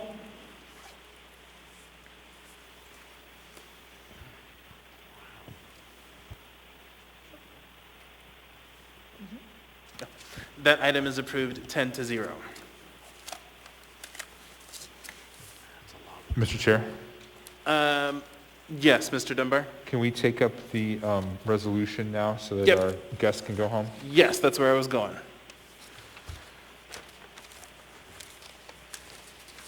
All right, so we're going to go ahead and go back to item 10A2, resolution AR number 2020-388, resolution of the Anchorage Municipal Assembly recognizing and celebrating the month of November 2020 as Native American and Alaska Native Heritage Month, and November 27th as Native American and Native Alaskan Heritage Day. What is the will of the body? Move to approve. Second. Moved and seconded. Is there any opposition? Seeing none, that item is approved. Who's reading, who's presenting? Mr. Chair, I am reading. I'm not, Mr. Perez-Rodilla is presenting. Great. If you guys, Ms. Beatty and Mr. Leggett, if you don't mind. Whereas in 1912, what started as First Americans Day, which was adopted by the Boy Scouts of America due to the efforts of Dr. Arthur C. Parker, a Seneca Indian, has evolved over the course of many decades into National American Indian Heritage Month. approved in 1990, and similar proclamations, including National American Indian and Alaska Native Heritage Month, have been issued each year since 1994. And whereas the lands that we refer to as Alaska have actually been the ancestral homelands of the Alaska Native people since time immemorial, and whereas Alaska Natives have more than a 10,000-year history of preserving tradition and cultural heritage passed from generation to generation and shared with their community and the state, which has heavily influenced the Alaska we know today through the living of shared values and practices, including that of the businesses and the organizations they own and operate. And whereas Alaska Natives, the first peoples of this land, have distinct individual and collective human rights that have been affirmed by the United Nations and other international fora, which recognizes their right to self-determination, lands, territories, and resources, culture, language, identity, employment, health, education, and a host of other rights. And whereas the term Alaska Native implies an ethnic connotation, its meaning includes a legal, political status and relationship, especially in regard to the state and federal government. And whereas there are 229 federally recognized tribes in Alaska and 20 indigenous languages spoken in this state. And whereas according to the 2014 census update, 18% of Alaska's general population is Alaska Native or American Indian, the highest rate for this ethnic group of any state. And whereas Alaska's largest city, Anchorage, which resides on the ancestral homelands of the Dena'ina people, has the greatest proportion of Alaska Native American Indian peoples among places with over 100,000 residents at 12%. And whereas Alaska would not be the Alaska it is today if it was not for Alaska Native people's cultures, stories, languages, and traditions. Now, therefore, Alaska always has been and always will be an indigenous place, and the Anchorage Assembly recognizes and celebrates November 2020 as Alaska Native and American Indian Heritage Month, and November 27, 2020 as Alaska Native Heritage Day. The rich Native culture we have in our state makes Alaska the unbelievably fantastic place it is. Passed and approved by the Anchorage Assembly this 4th day of November 2020.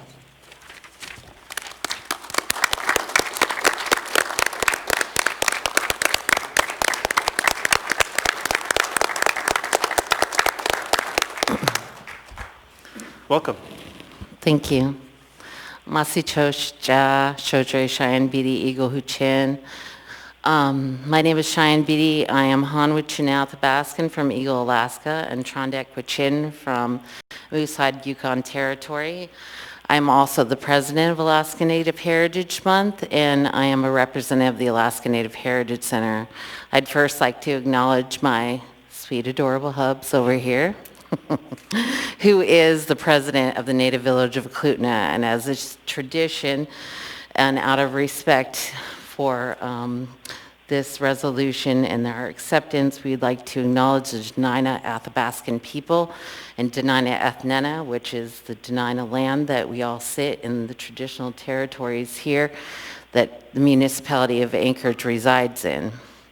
I just wanted to say that it's been wonderful to have the month to celebrate Alaska Native and American Indians, since we have such a large makeup of 5 different cultural regions within the state of Alaska and 21 distinct languages throughout the state. As a representative of the Alaska Native Heritage Center, I'd like to invite all of you during the month of November to come and join us on our Facebook page. Every single day of this month, we will be doing something to celebrate our culture, whether it be art, language, history, and storytelling. And since this is such an important month and we reside in Dena'ina Ethnena, we'd like to ask you to support the Alaska Native Heritage Center through the times that we are connecting through our culture. We have many different things that through the support of the Alaska Native Heritage Center that you are actually supporting. Right now, I think most people think the Alaska Native Heritage Center is just a tourist place, but it is not. Throughout the year, we have many programs that we are excited to share with you. One of them is the school visits that we do with the Anchorage School District, and because of COVID, we have actually pivoted to virtual programming. Through the things that we've done to pivot through virtual programming to provide with the community and the state of Alaska, and not only the nation and the world, We have been chosen as an American cultural treasure through the Ford Foundation, and we are only one of 20 organizations that were chosen as an American cultural treasure, along with the Apollo Theater, Alvin Ailey Dance Theater, as well as Jazz at Lincoln Center. So we're very proud of this recognition, and we want you to join us in coming and connecting with us. Some of the other programs that we have right now are the cultural awareness workshops that we have so that you can connect with us and learn about communicating with Alaska Natives throughout the state of Alaska, as well as our new program, Ungawat, which is a Sugpiaq word, which means to people strengthened together. It's a place and a program that we do for suicide and mental health awareness, because we all know that's a huge problem. As we move into the darker months, and we know that suicide is a large problem, Ungawat is a very new program that we have, and we're very proud of it. We just did a suicide awareness event at the Alaska Native Heritage Center, but we also have our cultural tourism internship that we have our students from the age of 14 into high school, that we're nurturing them into doing secondary education, as well as many other skills that we have partnered with great people like Cook Inlet Tribal Council and SERI. The other thing that we're very proud of that we're doing right now that we want to make sure that people know about is some of the other programs that are really dear to us, which is the iLead program, which means the Initiative of Leadership and Development Program, which provides the opportunity of students from the age of 14 to 24 to do subsistence activities and be the one at the helm to actually serve the population of the community, the state, and also our elders. And lastly, one of the things that we're very proud about during this time is our culture boxes. We've been really upset that we haven't been able to give access to people to their culture during the time of COVID because we've been isolated. So we started culture boxes, and we have given 2,000 boxes throughout the state of Alaska in every cultural region in the state, so that the kids that are at home right now have access to their culture. We give them 5 activities through each one of their grades, and we connect with them through social media. And right now, the one thing we'd like to invite you to do is the thing that is mostly disheartening for us is Cook Inlet Housing Authority told us that elders are isolated right now and they're very depressed.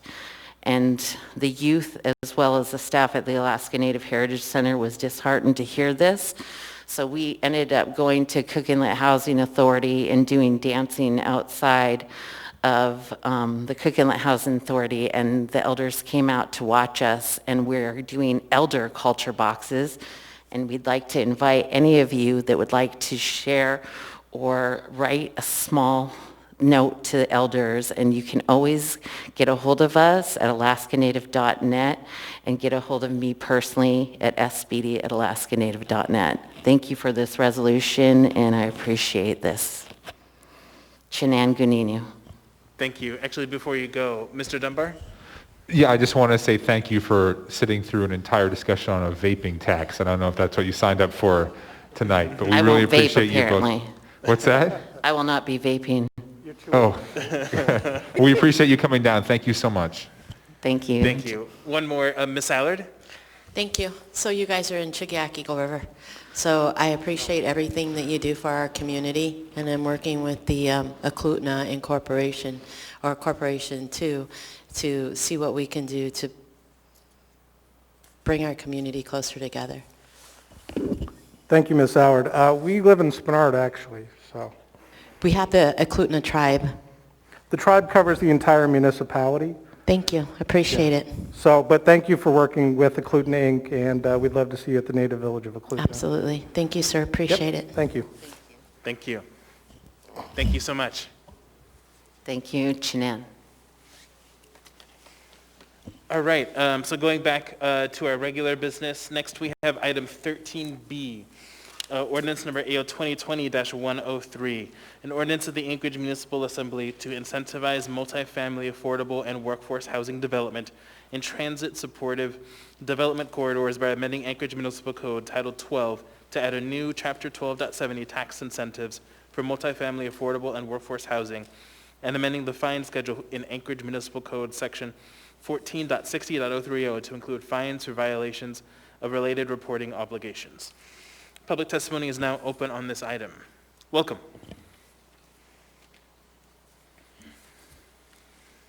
Dustin Darden, D-U-S-T-I-N-D-A-R-D-E-N.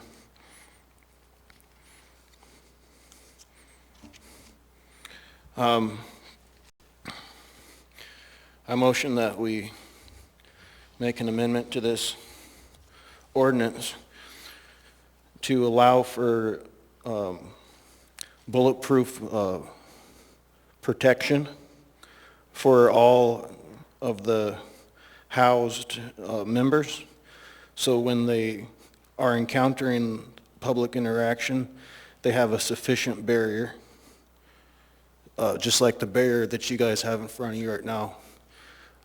I motion that it be 5 feet tall and that it encompass the entire surround of the building. And I also motion that if and when a public testimony podium is installed, that the equivalent barricade is equipped for the public, so that if you need a bullet resistant, that would be the public housing recipients need a bullet resistant barrier, that the guests that they had speaking would also have a bullet resistant barrier, not just a 1970 plastic laminate movable microphone device. Thank you for your testimony. Would anyone else like to testify on this item? Anyone at all? Seeing and hearing no one, public testimony is closed. What is the will of the body? Move to approve. Second. Second, Zalto. Seconded. All right, so we have some amendments. We'll go in order, starting with Weddleton Amendment number 1. Is there a motion? I move Weddleton Amendment 1. Is there a second? Second. Moved and seconded by Ms. LaFrance. Go ahead, Mr. Weddleton. Thank you. This adds,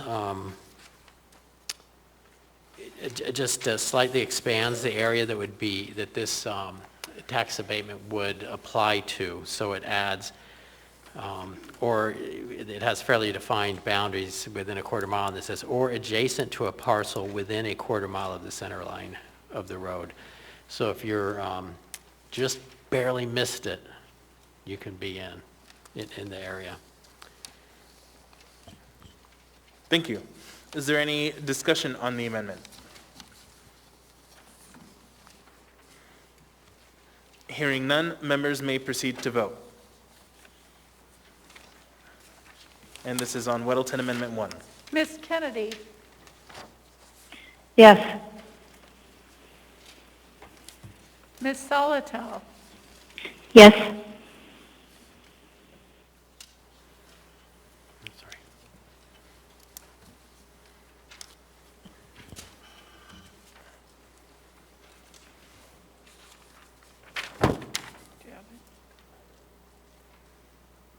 did you want to vote? That amendment is approved 10-0. Next, we have Weddleton Amendment number 2. Is there a motion? I'd move Weddleton Amendment 2. Second. Moved and seconded. Mr. Weddleton? Okay, this embellishes the definition of the type of housing that it would apply to. So it adds two things. On page 4, is it up there? On page 4, add to the last sentence on line 6, applicants shall indicate which definition of affordable housing residential unit they will utilize for their project. And those choices are, page 7, beginning at line 47, has two options. Affordable housing residential unit means a residential unit offered for rent that does not exceed. One is 80% of the HUD fair market rent for Anchorage, Alaska, and that it adds, or for low-income housing tax credit properties, LIHTC rent limits for households earning 60% of the area median income, AMI. Thank you. Ms. LaFrance on the amendment. Thank you, Mr. Chair. Actually, a question on all the amendments to the administration. Did the administration provide feedback on any of these, including this one? It wasn't Apologies just if I missed feedback. It was the exact wording. Oh. Thank you. Through the chair, Chris Rudy, Director of Economic and Community Development, there are a number of amendments that we covered in the second work session for the ordinance that you're getting right now. Thank you. Thanks. Thank you. All right, not seeing anyone else in the queue, members may proceed to vote on Weddleton Amendment 2. Ms. Kennedy? Yes. Ms. Solotel? Yes.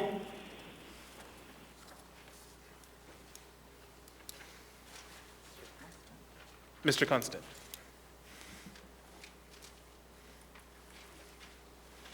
That amendment is approved 10-0. Next, we have Weddleton Amendment number 3. Is there a motion? I'd move Weddleton Amendment number 3. Second. Moved and seconded. Mr. Weddleton? Okay, this, after speaking with various developers who would likely avail themselves of this new program, they pointed out that the amount of years of property tax abatement was not sufficient to make things work out financially, so this increases them. So in the one case of workforce housing, the requirement of subsection 8.3a would go from 8 to 12 years. And for affordable housing, it changes the wording, so it says requirement of subsection 8.3b from 12 to 15 years. Thank you. Is there any other discussion on the amendment?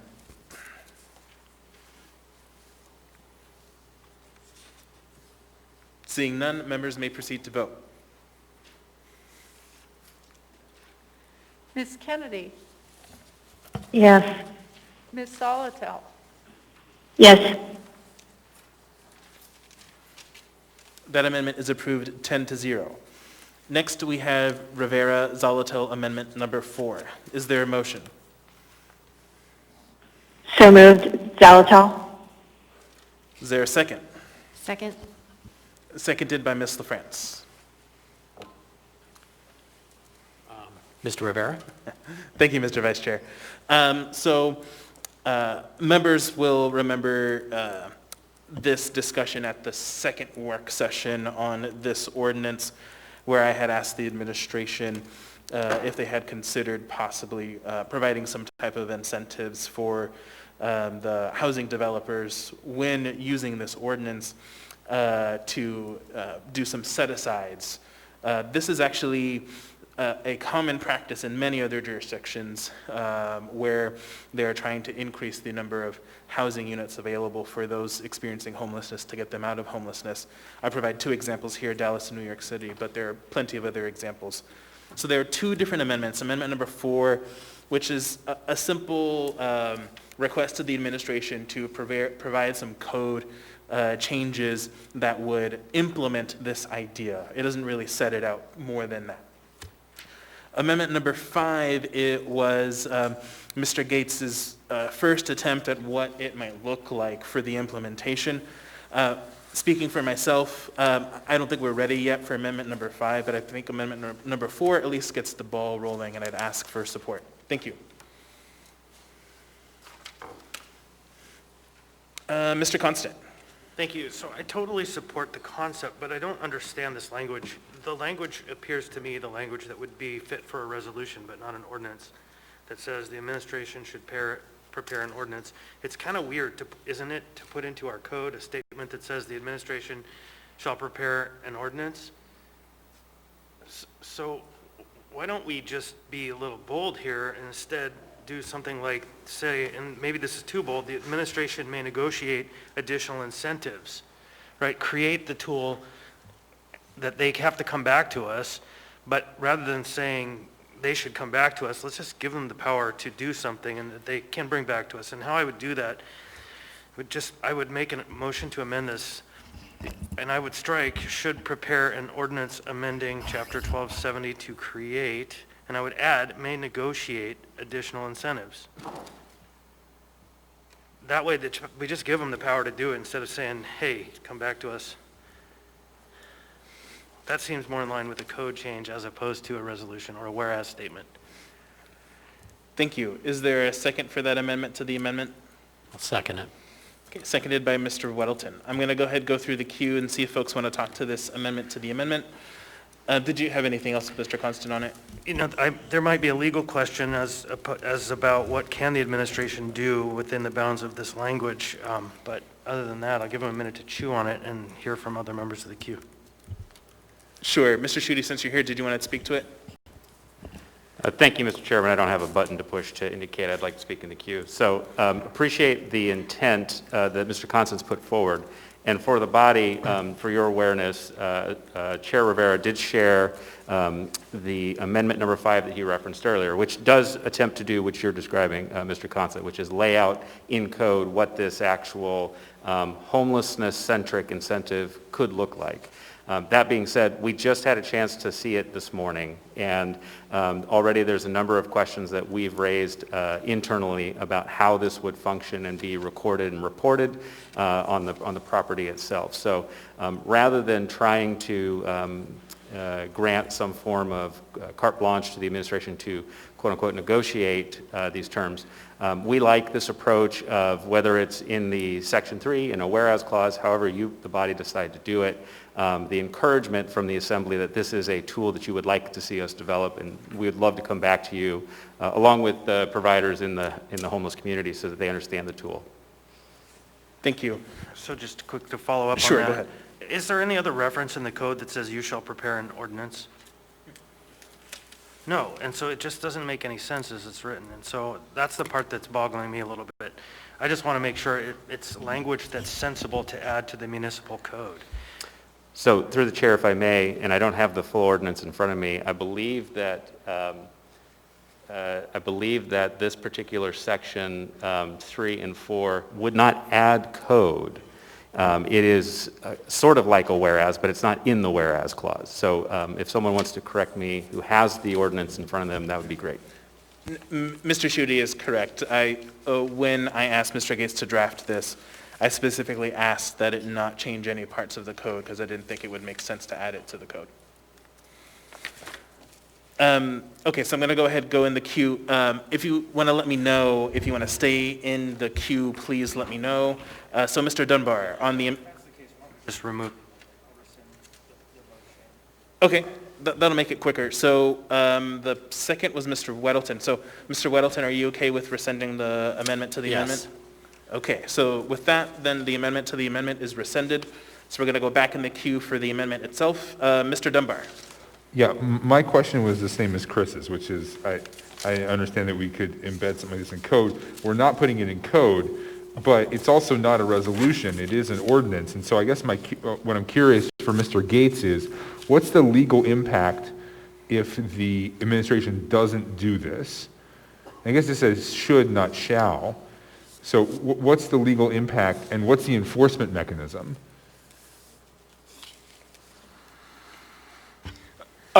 Thank you. And that's an excellent point where you recognize the choice of words between should and shall, and that's sort of one thing we discussed during the drafting of this amendment. Basically, the legislative branch, it's a separation of powers issue.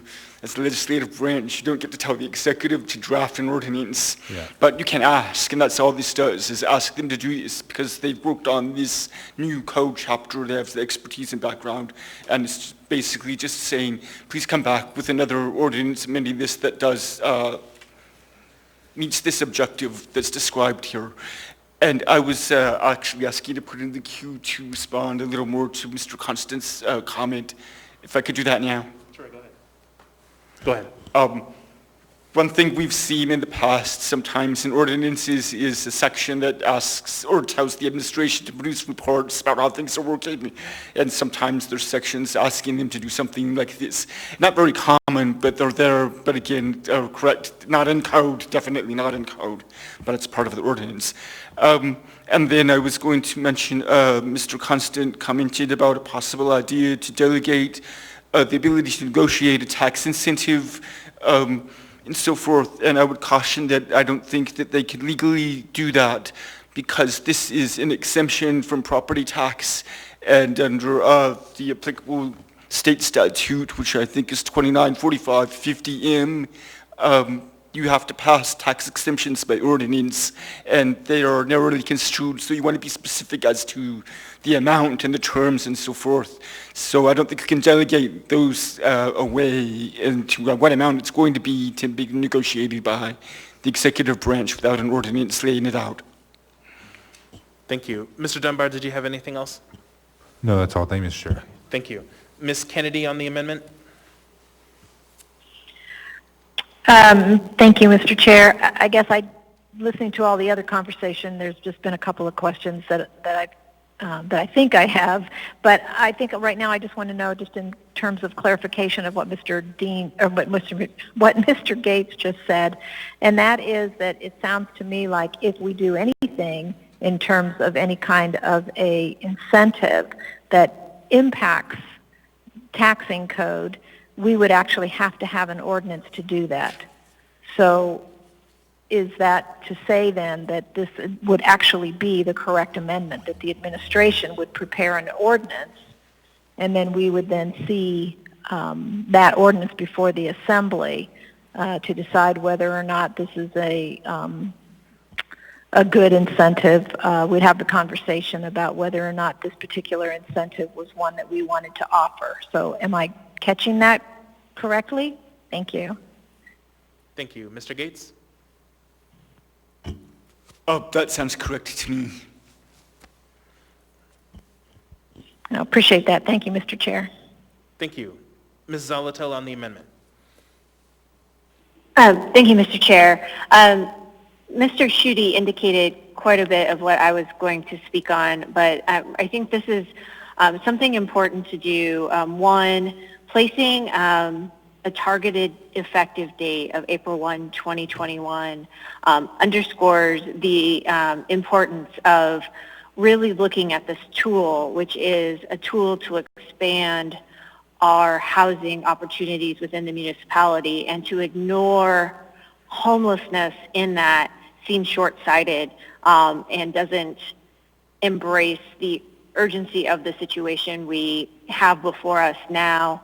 And we've heard over and over that one of our solutions to homelessness is housing first, but it is really hard to do housing first if we don't have an availability of options. So while creating potential set-asides for homelessness raises questions and needs some time to be worked out, with technicalities, and will probably be a section of this particular chapter. I look forward to doing that work should this amendment pass with our partners in homelessness, with the building community, and really digging in deep on one of these core issues that we have around our housing stock and our housing issues in the municipality. So I would urge a yes vote. Thank you. Thank you. Mr. Weddleton on the amendment. Well, we better not cure the homeless problem or they'll have empty units. I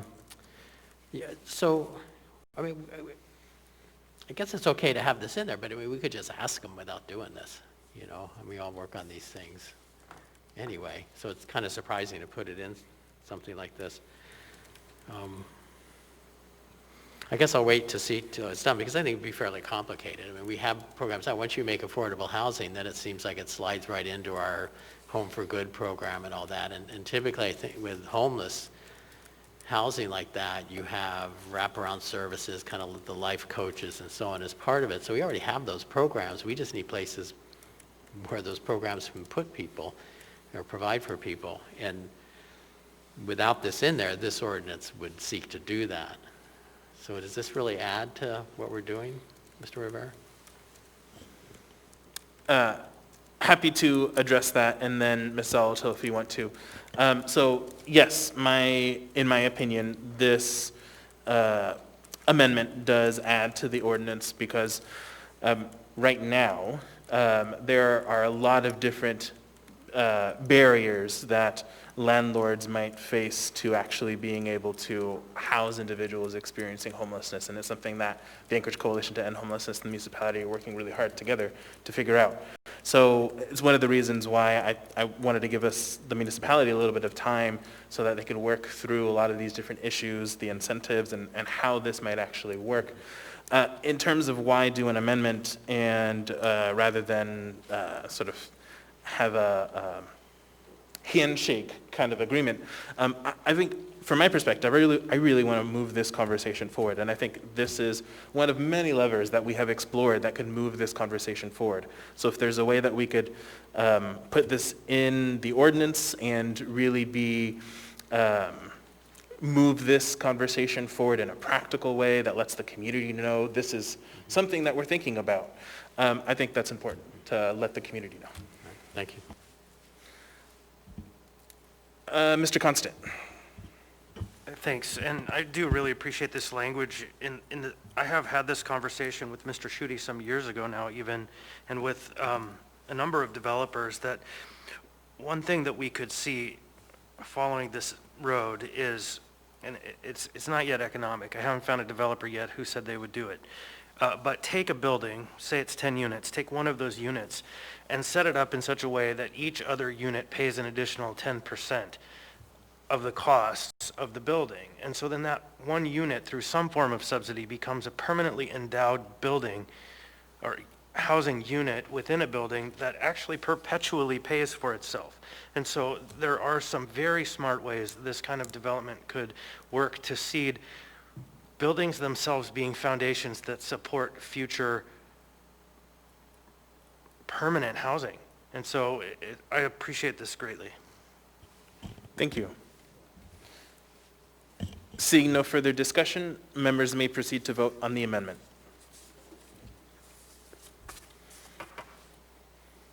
Ms. Kennedy? Yes. Ms. Solotel? Yes.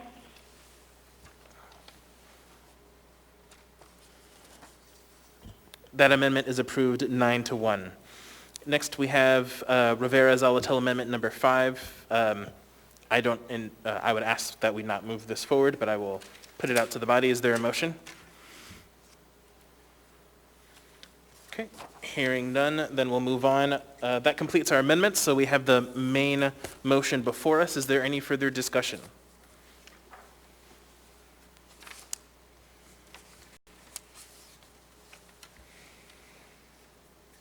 Seeing no further discussion, members may proceed to vote. Ms. Kennedy? Yes. Ms. Solotel? Yes.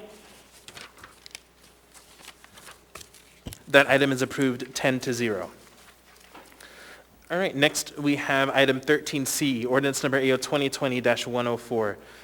An ordinance of the Anchorage Assembly amending Anchorage Municipal Code 28.20.010 to establish the date of a runoff election is within 3 weeks of the date of certification of the election results that require a runoff. Public testimony is now open on this item. I believe this is actually our second public hearing on the item. Would anyone like to testify? Mr. Chair, may I be excused because I'm conflicted from this item? Thank you. Yes, you may. Thank you.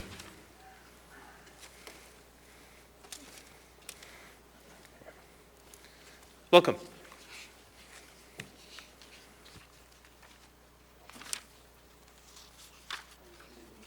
If you could turn the microphone on. Yellow button. There we go. Good evening. Got it. Thank you. My name is William Topel. Thank you, Acting Chair Rivera and Acting Mayor Quinn Davidson and the rest of the Assembly members. My name is William Topel, T-O-P-E-L. I am in support of this proposed ordinance AO 2020-104 because it brings a code into agreement with the municipal charter. The charter and any amendment to the charter are passed by the voters. Codes are passed by the assembly. Therefore, the charter and any amendments carry a higher grade of consented law over codes, just as our federal and state constitutions carry a higher order of consented law over federal or state laws. Consented law means consent of the people who ratify city charters and their amendments, or states who ratified the federal constitution and its amendments. In other words, no code should contradict the charter, just like no law should contradict our constitutions. So therefore, I urge support of this proposed ordinance. Thank you. Thank you for your testimony. Welcome.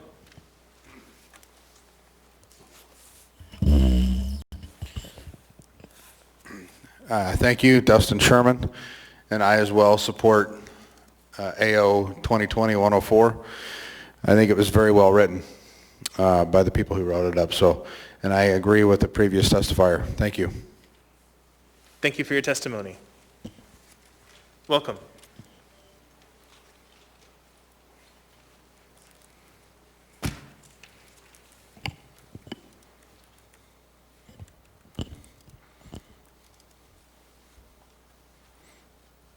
The sponsor and co-sponsor of the proposed piece of verbiage here are the only two assembly people who are not in clear violation of blatant tyranny on the land.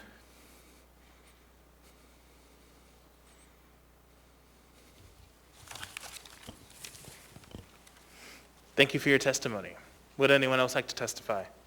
Just for the record, that was Dustin Darden. Thank you. Welcome.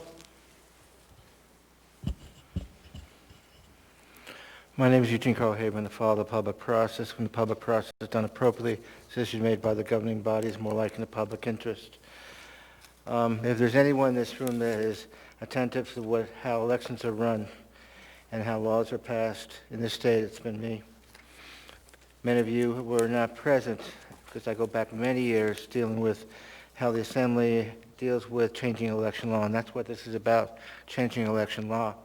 Yes, it's changing election law to be consistent with the charter, but first thought is how come it didn't get caught earlier?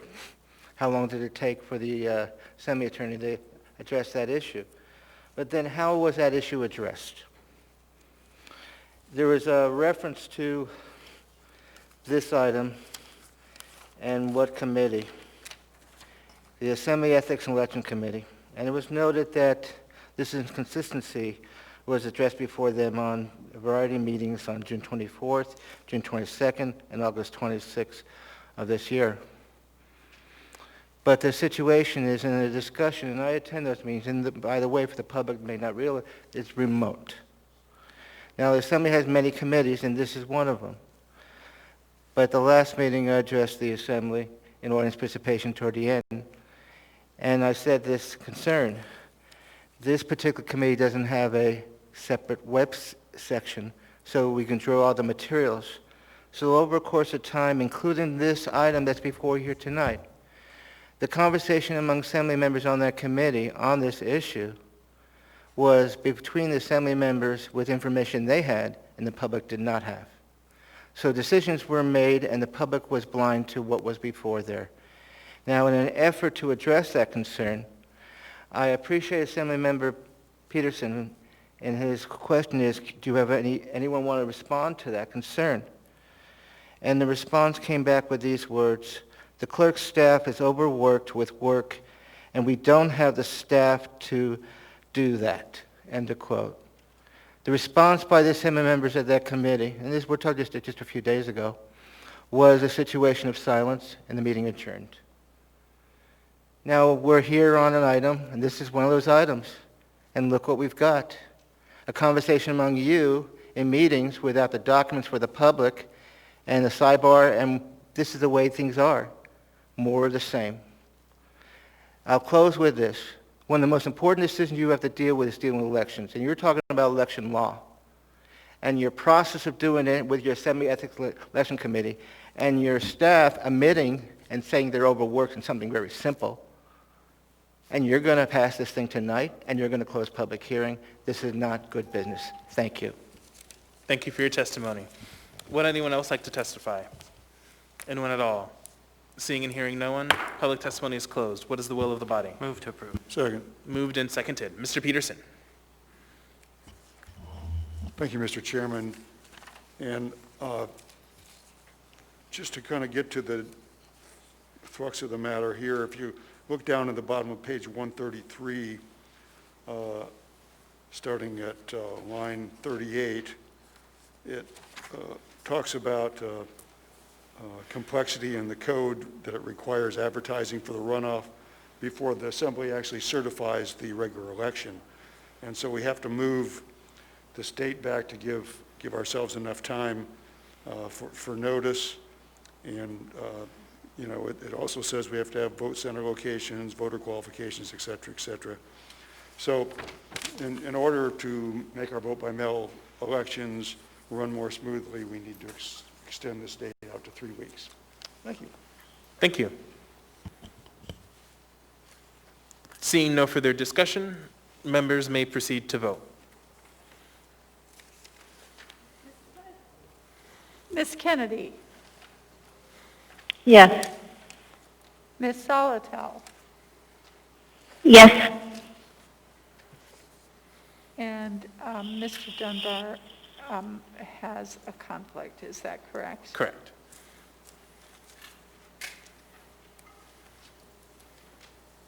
That item is approved 9-0 with 1 abstention.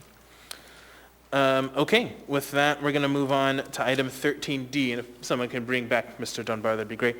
Resolution number AR 2020-341, a resolution of the Municipality of Anchorage, Alaska, confirming and levying assessments for the water special improvements within levy upon collection roll 2020-W-1, setting date of payment and providing for penalties and interest in the event of delinquency. Public testimony is now open on this item. Would anyone like to testify?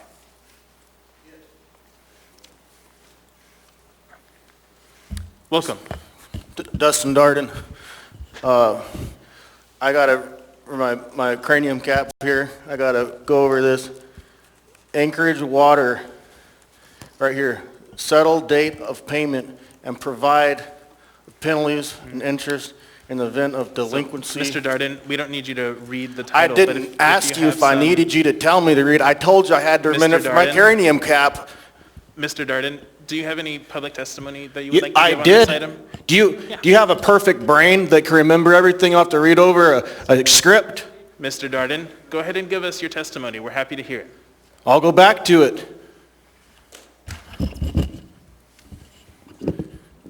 I was up here going over my cranium cap. So, Mr. Darden, I am not going to have you read what has already been You have a problem read. with English So being read. I'm going to go ahead and end your testimony, and go ahead and maybe you can testify on a future item. But for now, I'm going to go ahead and end your testimony. Thank you.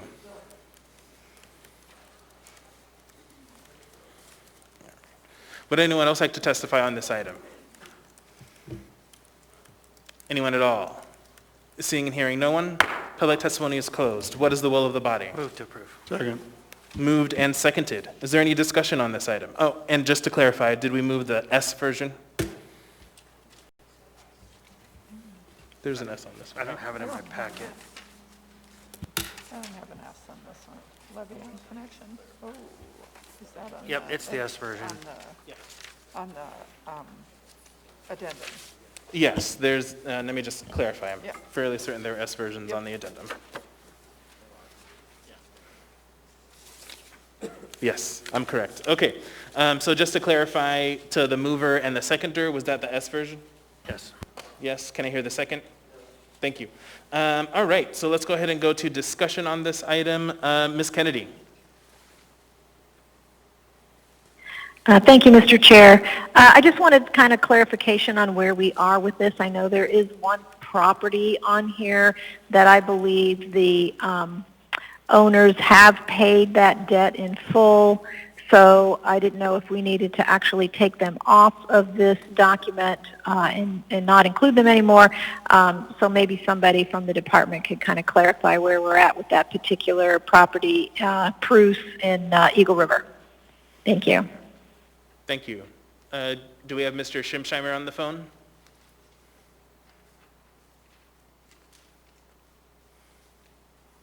I can speak to it. All right, not hearing staff. Mr. Constant? Thank you. So I've been involved with this. I've been speaking with Mr. Runyon quite a bit. That's on attachment A, item 6. And he did, in fact, pay the levy. And what happens when we pass this levy upon connection, essentially we close the books on the cloud on his title. And so we really do need to not take it off. We need to pass it. He's paid it. And it was paid through title, through refinance. And so essentially, this just clears the deck and makes everybody know on the record that it's all dealt with. It allows AWW to process the final paperwork and just get it done. Discharge it. Thank you. Did you have anything further, Ms. Kennedy? No, that helps. Thank you. Thank you, Mr. Constant. Thank you, Mr. Chair. Thank you. Seeing no further discussion, members may proceed to vote.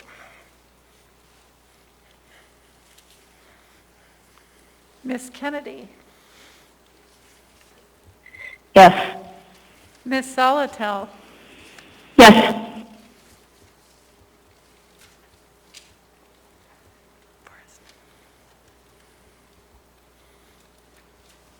That item is approved 10-0. Next, we have item 13E, resolution number AR 2020-342, resolution of the Municipality of Anchorage, Alaska, confirming and levying assessments for the sewer special improvements within levy upon connection roll 2020-S-1, setting date of payment and providing for penalties and interest in the event of delinquency. Public testimony is now open on this item. Would anyone like to testify? Dustin Darden, DUSD and DARD. Look, I don't think you need to be levying money from this right here, okay? Because you have shown an ineptability to serve the people of the United States of America. Therefore, all of your decisions, I motion a resolution to be null and void, except for members that did not go against the First Amendment and the basic constitutional rights by indefinitely detaining. Apologies, Mr. Darden, but if you can go ahead and keep your testimony on the topic we have before us, please. Thank you.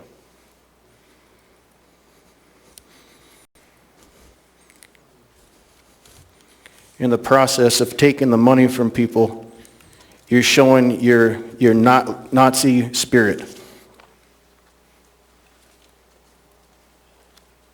Would anyone else like to testify? Anyone at all? Seeing and hearing no one, public testimony is closed. What is the will of the body? Move to approve. Second. Moved and seconded. Is there any discussion on this item? Seeing none, members may proceed to vote.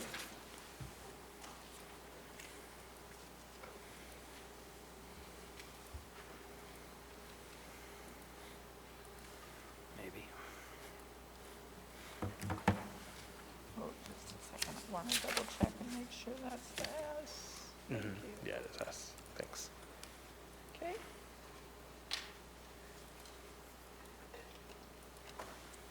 Ms. Kennedy? Yes. Ms. Solotel? Yes.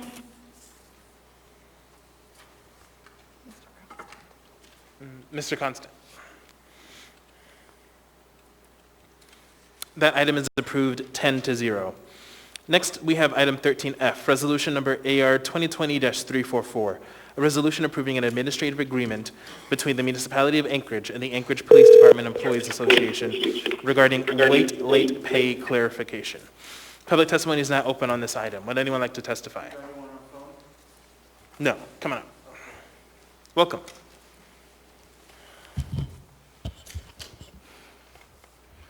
My name is Eugene Carl Haberman. I represent myself, follow the public process. When the public process is done appropriately, decision made by the governing body is more like the public interest. Now, what we have here looks like a part of an agreement. And what bothers me particularly is the fact that, you're asking to approve part of an agreement. Wouldn't it be the best that you see the entire agreement, what's before you, and not one part of it? The other thing that concerns me is the scenario is this issue about late pay. Now, because of my long history of being attentive to meetings among the Assembly, I understand this issue very well, of the long history and tragic history in which people were not getting their exact money that was due to them. So this is an effort to address that issue, and how the Assembly approves this and the administration signs off on it, that's how they're going to handle it. But one would think that you don't address it in this way. You address that issue with all employees with the municipality of Anchorage, because it's not just one element of one employee, whether it's with the police department or formerly the municipal light and power and so forth. This was an issue affecting everybody. And it was a very tragic situation and alarming, and it's been a long period of tragic situation. So I have a problem where you're going after one element, the police department, and why do they have an exception here, and you're going to take care of them in this way, if you agree to this? Isn't it fair and responsible that you address this issue with all employees employed with the municipality of Anchorage, and not just one element? Because the issue involves all employees. And it could happen with APD, it could happen with the fire department, and so forth. So I would strongly not approve this, because there's a strong sense of unfairness. You're saying to the police department, this is the way this is a good idea, we'll go for it. But what does it say with the other employees? They're going to say, wait a minute, why are they getting that special advantage when you're not giving us the check that we're supposed to get? So I would not approve this thing right now. I would strongly knock this off, because if you approve this thing, you're going to have a strong lack of faith in how you show a fairness to all employees with the municipality of Anchorage. Thank you. Thank you for your testimony. Welcome. Dustin Darden, D-U-S-T-I-N-D-A-R-D-E-N. I've been here in Anchorage the whole time, and there's a guy named Floyd Hall who polices the streets. And this gentleman who spoke before me, Eugene, we call him Eugene, really good guy, Eugene. He's always holding you accountable. Eugene, check this out. Floyd Hall, why don't we take this, why don't we make I motion that y'all make a amendment to this puppy and just go ahead and duplicate it with Floyd's Hall name at the bottom, and actually put a monetary number up on the board, which you're looking to move this massive amount of paper from point A to point B, and not do it under this slippery little hidden rug you got going on, but put an actual number on the board of what you're about to move, and then match it to Floyd Hall, who goes out and he actually fights crime. He's not beholden to the mayor and your crony capitalist assembly on how he operates, but we pay people who actually do work. I'm not saying the AP doesn't do work. What I'm saying is they're beholden to you. And I also make a motion, we make another amendment to this, to where we give the APD actual powers like a police chief. Keep all the positions at the same rate of pay, but break them off from all of your opinions and laws and decrees, and let APD be a chief of police. You can keep them titled as police chief, or you can call them sheriffs. Don't care. Just they need to be. Let's make an amendment to this before we pass this foolishness, this money mingling, serving at the pleasure of Mrs. Austin Quinn Davis and the majority of this, and let's break this thing off so that we can get some law and order in our city. Downtown looks like garbage because you guys are sitting here playing games with money under a magic carpet without any dollars up on the screen. Why don't we make a resolution for justice? Why don't we do something now? Because when you walk downtown, it's nasty, people pooping on the streets. Give me a break. You guys need to wake up and take our city back. You can't handle that. You can't get the truth because all you see is money. You're living in a Looney Tune world, man. This is real life. People are dying on the streets. It's all wacky. Wacky, wacky, whack. Why don't you come back, Jack? Peace. Thank you. Would anyone else like to testify on this item? Anyone at all? Seeing and hearing no one, public testimony is closed. What is the will of the body? Move to approve. Second. Moved and seconded. Is there any discussion on this item? Mr. Weddleton. A question for staff, if someone can answer it. But we have been working through these pretty carefully. I bet we're about done with agreements like this, aren't we? Through the chair, Assemblymember Weddleton, I don't know if Cheryl or Raylene are on, but I do believe you are correct that we have been working with all of the different unions, and I don't know all of the numbers, but we have been working through and making these administrative agreements as it relates to weight and late pay errors and what our potential liability is when that happens. Good. Oh, good work. Thank you. Thank you. Seeing no further discussion, members may proceed to vote. Ms. Kennedy? Yes. Ms. Solotel? Hold on. Is it on this side? Okay, go ahead. Ms. Solotel? Yes.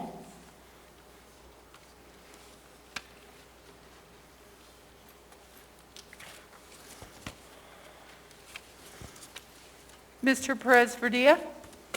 Yes.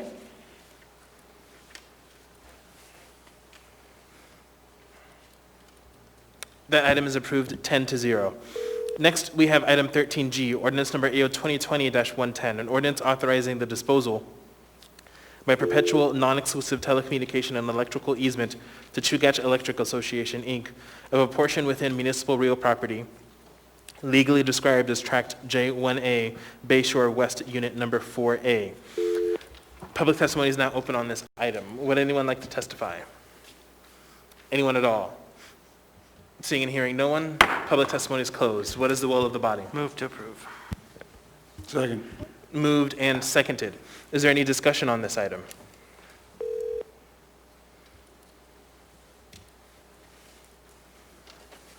Seeing none, members may proceed to vote.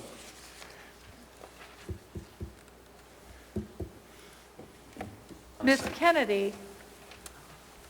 Yes. Ms. Solotel? Yes. Mr. Perez-Verdilla? Yes. Was there an S for it? Mr. Constant? Ms. Sorry. That item is approved 10-0.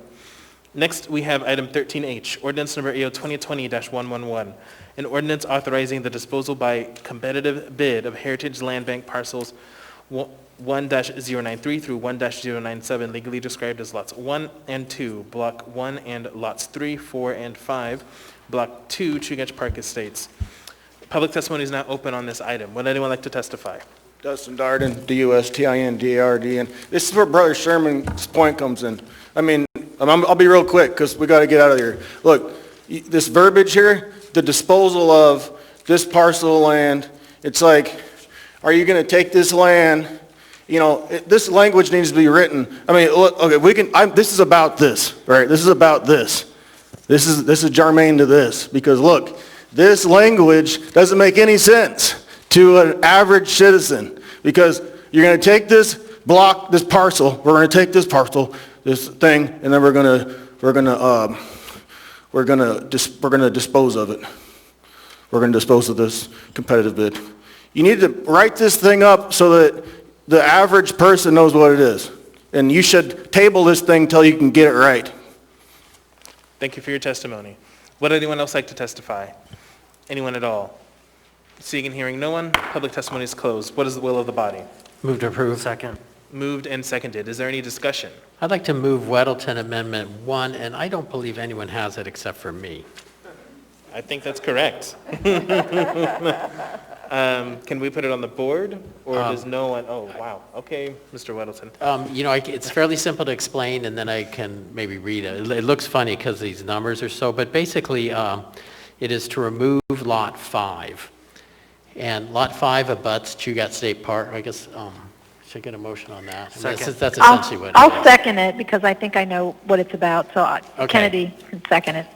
Thank you. Go ahead, Mr. Weddleton. So it's essentially to remove Lot 5, and it just gets a little more complicated because they have these block and plat numbers. And the reason is because it abuts Chugach State Park, and I think we should covet any opportunity to have access to Chugach State Park. And it was deemed not needed for that in the light discussion in the presentation here, because it's not clearly connected with an access point in the Chugach State Park management plan. But that doesn't mean that's not potentially a good place for access to Chugach State Park. And we need more access to Chugach State Park, not just large access, but even very small access that may be even used just for neighborhoods. And it takes pressure off other parts of, other trailheads. Use of the park is increasing substantially. Now I say that, I've not been to this lot. I don't know what it looks like. I ran it by the administration, and they said that it's acceptable to, Mr. Schuette's nodding his head, to pull this one off, and they'll look more closely at it and see if this has any potential for some sort of access at Chugach State Park. Who would this go to show it somewhere? If you could give it to the clerk, that'd be great. That would be great. Thank you. All right, so first in the queue, I have Ms. Kennedy. Thank you, Mr. Chair. I just wanted to kind of echo some of what Mr. Weddleton was saying, and the community is aware that this is a bit of a trail. It's not really a recognized or official trail, but there is access, and I know the community council there has asked that it be more thoroughly visited before the property was actually considered for disposal. So the idea of taking this off the list for right now to kind of delve a little deeper into what the real access is would be beneficial. It's a really steep trail, some really steep property there. So anyway, like I said, there certainly is some community access that's already practiced. So it would be a good idea to take this one off and take that deeper look at it. If we don't have to dispose of it but can keep it for access, that'd be great. So we should have that conversation. Thank you. Thank you. Ms. Zalatel. Actually, Ms. Kennedy answered my questions with her comments. Thank you. Thank you. Is there any further discussion on the amendment? Seeing none, members may proceed to vote on the amendment. Ms. Kennedy, Yes. Ms. Solotel, Yes. Mr. Perez-Verdia, Yes. That amendment is approved 10-0. We now have the main item before us. Is there any further discussion? Seeing none, members may proceed to vote. Ms. Kennedy, Yes. Ms. Solotel, Yes. Mr. Perez-Verdia, Yes. That item is approved 10-0. Next, we have item 13I, ordinance number AO 2020-112, an ordinance authorizing the disposal of perpetual non-exclusive telecommunication and electrical easement to Chugach Electric Association, Inc., of a portion within municipal real property legally described as Tract B1A, Mountain Air Estates Subdivision Addition Number 2. Public testimony is open on this item. Would anyone like to testify? Anyone at all? Seeing and hearing no one, public testimony is closed. What is the will of the body? Move to approve. Second. Moved and seconded. Is there any discussion on this item? Seeing none, members may proceed to vote. Ms. Kennedy, Yes. Ms. Solotel, Yes. Mr. Perez-Verdia, Yes. That item is approved 10-0. Next, we have item 13J, ordinance number AO 2020-115, an ordinance amending Anchorage Municipal Code Title 12, Taxation, to create a new Chapter 12.75, Property Assessed Clean Energy Program, establishing the program and the terms of the program. Public testimony is now open on this item. Would anyone like to testify?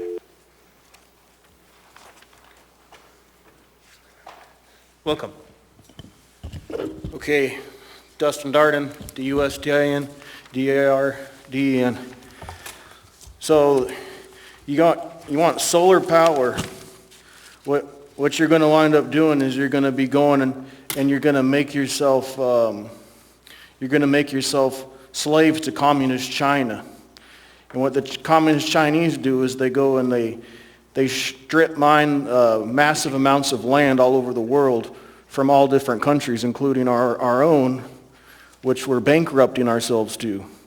And you put it under the verbiage of clean energy, like it's some kind of shiny piece of shiny piece of something. And what you really got is a really horrific thing, because one, you're stripping the earth of its nutrients and its watershed capabilities, and two, you're selling yourself off to the communist Chinese, you know. So anything that encompasses this word clean energy, pardon me there, Mr. Chair, to repeat the verbiage inside of the ordinance that we're talking about, but that word actually exists inside of this ordinance. When we use the word clean energy, think of the C, letter C, communist, Chinese. Whenever you see clean, communist, Chinese, solar panels, stripping the earth's minerals, and bankrupting, and they use slave labor, and they're buying the land all over the world. There used to be a time when it was a shameful thing to buy things that weren't made here in America. And I think we need to get back to making our own stuff.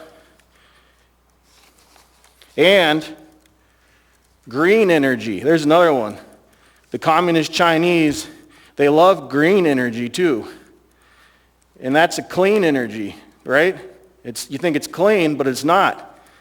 Clean energy came from a place called Wuhan, China, and they had severe respiratory issues in Wuhan, China with the green energy. We got the dump. It's all common sense now. Coming to sense now. Is that a thing? Coming to sense? We got the green energy here in Anchorage, out there at the dump. We got the 5G, like Wuhan, China. And then here's the clean energy. Remember, communist Chinese. That's not America. Thank you. Would anyone else like to testify? Anyone at all? Seeing and hearing no one, public testimony is closed. What is the will of the body? Move to approve. Second. Moved and seconded. We have a couple of amendments. We'll start with amendment number 1 by Assemblymember Weddleton. Is there a motion? Move amendment number 1, Weddleton. Is there a second? Second. Seconded by Ms. LaFrance. Mr. Weddleton? Thanks. This is really just for clarity. This is in the attachment to the AO called the PACE Program Report, Exhibit 2, the form contract with owner. And on Section D, page 1, just to amend it so that it will read, property owner applied to participate in the PACE program and intends to install or modify on the property, ... Thank you. Is there any discussion on the amendment? Who could argue? Seeing none, Mr. Dunbar. Oh, I just want to say that Mr. Weddleton's just showing off at this point. No, Thank you. It didn't make sense the other way. Sorry. It just Seeing no further discussion, members may proceed to vote. Miss Kennedy? Yes. Miss Solotel? Yes. Mr. Perez-Verdia? Yes.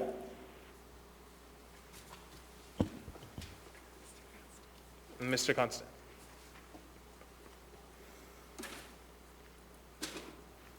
That amendment is approved 10-0. Next, we have a Weddleton Amendment number 2. Is there a motion? I will not be moving it. The administration said they'll take care of it in a different way. Thank you. All right, not hearing any other, we'll go ahead and move on to the main motion. Is there any discussion on the main motion? Mr. Weddleton. I'm sorry. You know, this is a neat program. It solves a problem that we have. You know, it's commercial buildings where the tenants pay the utilities, makes it so there's really no financial incentive for the owner to do energy efficiency changes. And the tenants don't want to because they don't own the building. So this does a little bit towards bridging that gap because it makes it a little easier for the owner to get a loan. And if they sell the building, they can, you know, they don't have to pay the whole thing off. And there's some idea in some cases where you may pay triple net. It's pretty common in commercial leases, and they would add this into the lease so the tenants would pay for the energy efficiency improvements that they benefit from because their utilities would be cheaper. And that's a tough problem, that separation is a tough one to deal with. So this goes some way to do that. So it's very clever and appreciate it. Thank you. Seeing no further discussion, members may proceed to vote. So this is on the main motion. Correct. Okay. Ms. Kennedy, Yes. Ms. Zolotow, Yes. Mr. Perez-Verdia, Yes. That item is approved 10-0. Next, we have item 13K, ordinance number AO 2020-117, an ordinance of the Anchorage Municipal Assembly providing for business personal property tax relief to eligible taxpayers financially impacted by government orders as an economic stimulus measure in response to the COVID-19 public health emergency. Public testimony is now open on this item. Would anyone like to testify? Yes, Welcome. Dustin Darden, D-U-S-T-I-N-D-A-R-D-E-N. Number one, we need to go in here, come down to sentence number 3, and I make the opinion of as a shareholder of the municipality of Anchorage, 37 years. We come down to line number 4 and circle this word here, this horrific satanic word that's spelled COVID/19. I motion that we remove this word, these words and all of their satanic meanings. We take those out and we throw those into the pit of hell and we replace it with the word Fucci or Fauci, because let's call it Fauci 2000. Now Fauci developed this bacterium in a laboratory.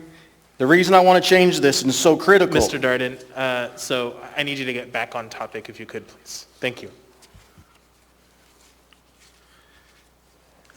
Mr. Chair, you must be mistaken. I'm talking about the fourth line down, speaking about making an amendment to how this is written before it is passed, Mr. Chair. So my ruling stands.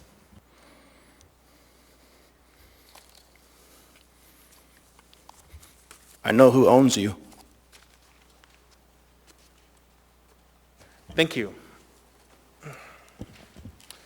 All right, welcome.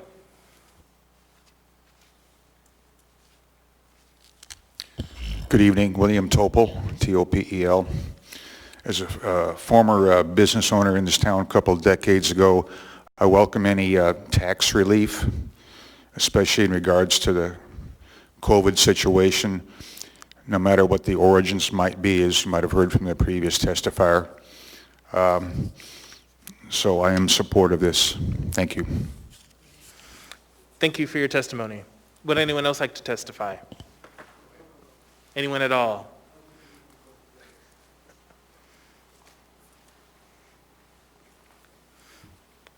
Welcome.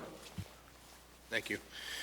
I would actually, Dustin Sherman, and I would actually be in support of this as well, 2020-117.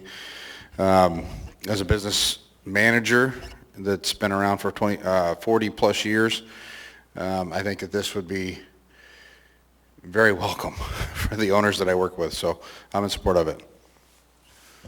Thank you for your testimony. One quick question. Sure, Mr. Sherman, if you could come back. Mr. Constant?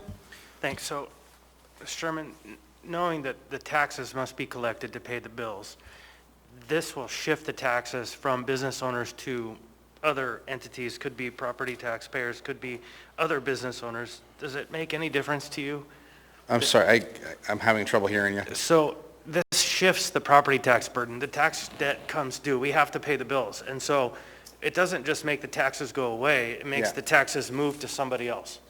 Does that change your thinking at all? Okay, thank you. I must have misunderstood it. Thanks. I actually have another question for you, Mr. Sherman, from Mr. Weddleton. Okay, never mind. Go ahead. Thank you for your testimony. Would anyone else like to testify? Actually, sorry, Mr. Sherman, I actually do think I have someone for you. Apologies, got to keep track of everything. Ms. Kennedy, did you have a question for Mr. Sherman? Yes, I do. Thank you, Mr. Chair. Mr. Sherman, one of the things that I wanted to ask you about, since you said you would be supporting this, do you have any idea about how much of a discount you would probably apply for, or if you talk to anyone else who has specifically said that they would take advantage of this, and to what extent that might be a savings for them? Honestly, no. The one thing that I know is that with the COVID and everything else, with this being something to deal with that, with the money that we lost and everything else over the last year, any kind of relief that we could get for our business would be very helpful. No, I appreciate that. Thank you. And I'll speak more about it. I don't believe that this is a shift of the tax burden, but I'll expound on that a little bit later. But thank you, Mr. Sherman. Thank you. Thank you, Mr. Actually, I Chair. have one more for you, Ms. Allard. Okay, so during deliberation, sure. Thank you. We're good. Okay. All right, would anyone else like to testify? Welcome. Welcome. Hi, Chairman. My name is Jason Agri. I'm testifying regarding this property tax relief, and I think that would be a good idea to provide property tax exemption for all businesses that have been impacted by these emergency measures that were taken by the city regarding this COVID-19, because basically, you know, we have a constitution in Alaska, and it says that in the due process clause of our constitution, it's Article 1, Section 7, and it says that no person shall be deprived of life, liberty, or property without due process of law. The right of all persons to fair and just treatment in the course of legislative and executive investigations shall not be infringed. And what this means is that our right to a fair investigation that justified your emergency powers, justifying your executive emergency powers, shall not be infringed. And you have infringed upon the property rights of all these businesses here in town and all these people that are impacted by this, because the due process was not followed.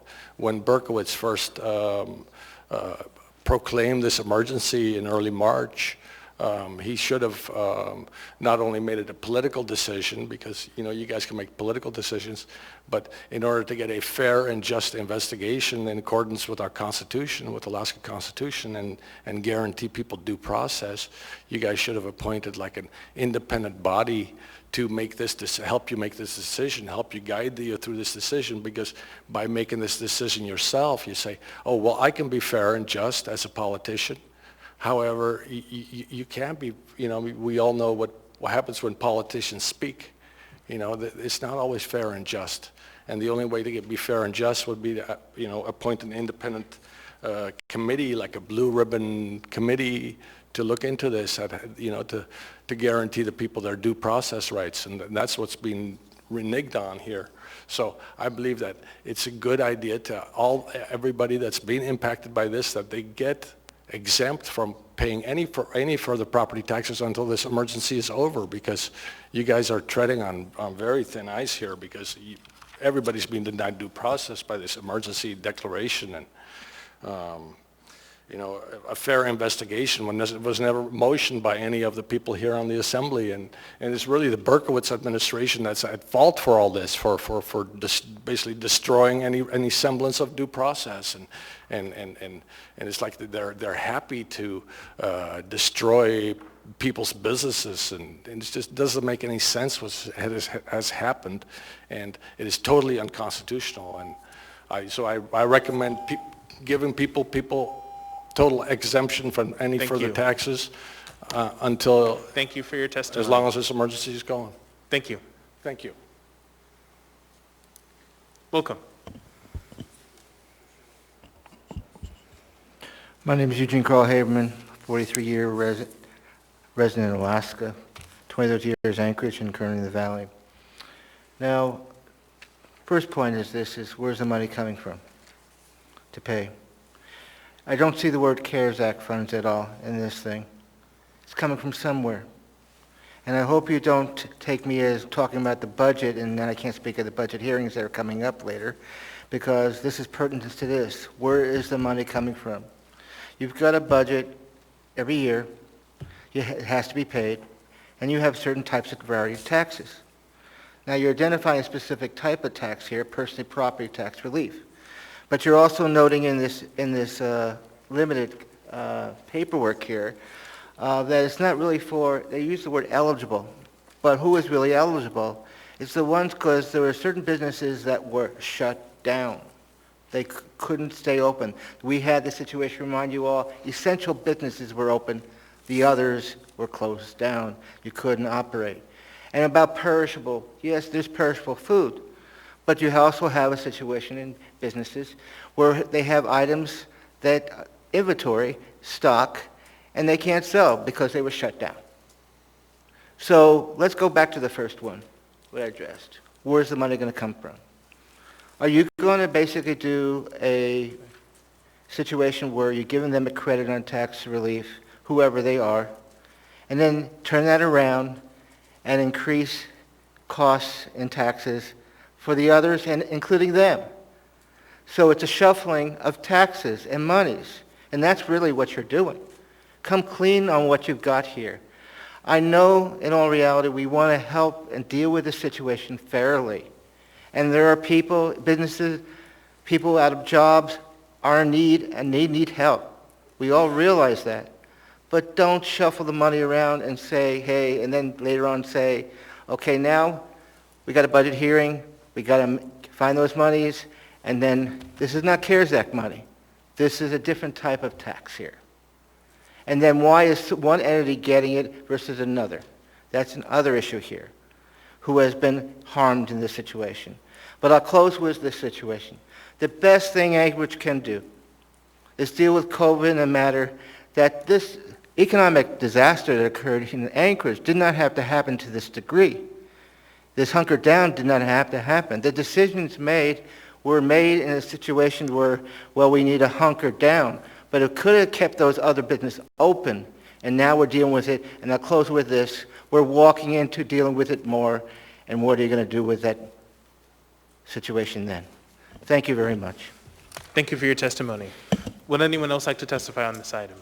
Anyone at all? Seeing and hearing no one, public testimony is closed. What is the will of the body? Oh, Mr. Weddleton. Move to, Before we get I'd to like that, to yeah. move the S version for approval. Move to approve the S version. Sure. And then is there a second? Second. Seconded by Ms. Allard. Go ahead, Mr. Weddleton. Okay, I want to declare a potential conflict on this because my business was closed down, so I would qualify for this. But I would just say I would not apply for it, and if I were allowed to just stay on this case. Thank you, Mr. Weddleton. So consistent with my prior rulings with the small business grants where you stated on the record that you would not apply for it, I'm going to declare that you do not have a conflict. Thank you. Okay, so with that, is there any discussion on this item? Ms. Allard. Still don't know where the money's coming from, so I guess that has to be from Ms. Kennedy, unless you're trying to plan to use it from the general funds or the CRF, which I don't think we're allowed to if the administration wants to respond on doing that. But I have to agree with Mr. Constant. This is going to be a shift. So unless there's available funds, and you can tell me, Ms. Kennedy, maybe where you're looking at getting these funds from? Thanks. Ms. Kennedy, do you want to address that question? Absolutely. Thank you, Mr. Chair. This is not shifting of taxes. In fact, that's one of the things that I have just recently voted against in terms of lowering or not raising the threshold for personal property taxes to begin with. And I don't believe that that's what we want to do. This is actually less revenue. So, you know, one of the comments from one of the speakers was, you know, come clean on this. Absolutely. This is the idea that it's the same risk that we take potentially for a lot of other taxes like the gas tax, marijuana tax, bed tax. There are times when we don't get the kind of, or the level of revenue that we thought we would out of a particular tax. This would be that same kind of loss of revenue, if you will, and we would have to adjust accordingly. You know, my biggest concern over this is the fact that, you know, the muni tends to want to try to get through COVID relatively unscathed, and that means no revenue losses. So if they, you know, everything that I've seen so far has been an opportunity to shift the tax burden, and I haven't really seen any evidence of there being a reality check about the way that people are really suffering and the kinds of losses that they've had. And, you know, and for us to actually say, well, we're still going to require you to pay everything, even though you were shut down for weeks and had no opportunity to move your inventory. So, you know, there's just very little give in this, and I think we don't really know exactly how much of a revenue loss it would be. We don't know who would take advantage of it. Mr. Weddleton already said he wasn't going to take advantage of it. But anyway, this, like, again, this is not, absolutely not about shifting the tax burden, because that is the one thing that I will stand against. And I think we've already done enough of that. This is actually a clean tax break. So thank you, Mr. Chair. Thank you. Did you have anything else, Ms. Allard? Thank you for the clarification, Mrs. Kennedy. Thank you. Mr. Dunbar. Thank you, Mr. Chair. So it's interesting. I intend to support this item sort of in spite of some of the testimony we've heard tonight about claims about our response to COVID-19 being unconstitutional, in spite of what the sponsor just said about inflicting pain on the municipality. I don't think that's necessary to prove a point. What I do want to do is help small businesses that we know have been impacted. And in our last discussion, at our last meeting, in our last ordinance, there was a raising of the exemption to $50,000. It was a permanent change that would have indelibly altered the tax structure of the city, I mean, not indelibly, but for the foreseeable future until we amended it again. Well, this is 1 year, and because of that, because of its short-term nature and because it's targeted towards I think towards fairness and towards small businesses, which Ms. Kennedy did highlight, I intend to support it. And I'm confident that we can find revenues to replace this. I think it's hard to know exactly what's going to happen in 2021. I remain optimistic that we're going to have another set of CARES Act-like funding that will be more flexible given the new administration at the federal level that was elected this week. Thank you, Mr. Chair. Thank you. Mr. Weddleton. Well, thanks. I can't support this one. I can support the first version. And, you know, I think the problem with this is that we should shift the tax burden. And I think on 2 points on that. One is, you know, when we squeeze money out of the municipality, that hurts us. I mean, that money goes to services to us. So there will be services that people expect and want that we won't be able to do. So who are we inflicting pain on ourselves? It just doesn't make sense to me. Especially when the impact is random. It's like all of a sudden, we don't know how much this will be. It could be millions, or it could be hundreds of thousands. We simply do not know. So, you know, we're just opening ourselves up for random damage. I like the principle of it. The businesses that were closed were kind of the vanguard and slowing down and flattening the curve, and paid a huge price for all the rest of the people in the city. And if we go with the first version, then we cut their property taxes, and that is spread out over everyone else. And it won't be that noticeable to everyone else, but it'd be a great benefit for the businesses that suffered through a close down. So I would recommend not supporting the S version, and I will move the first version. Thank you. Mr. Constant. I don't care what words anybody wants to use to characterize this as shifting or not shifting the cost. The fact is, if these revenues don't come in, the costs either will be made or we won't fund the police or schools or the essential elements of our municipality, right? So it's either we're going to cut those services, so what Mr. Weddleton, I believe you were suggesting is not we will suffer, we, the whole entire municipality will suffer, every member of the city will suffer.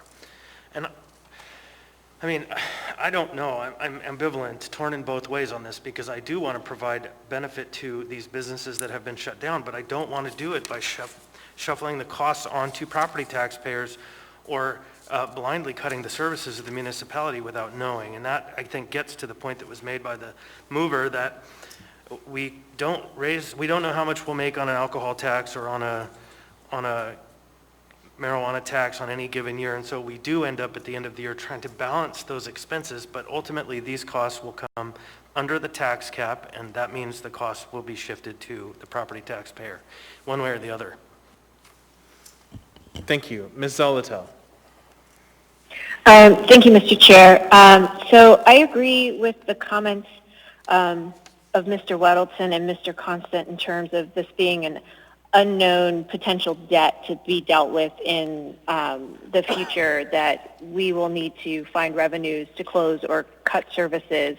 I'm having a little bit of an issue trying to figure out how this plays out, the mechanics of it, particularly the way business personal property tax works is on a day you take your, Mr. Weddleton explains it better than I do, but you take kind of your look at your inventory, and then that's what you submit to the municipality, and then you get your personal property tax bill. So I'm a little bit curious about the 8% for the first 30 days and then 2% for each additional week, and why that route was taken versus just an overall reduction. And then the last question I have for Ms. Kennedy is,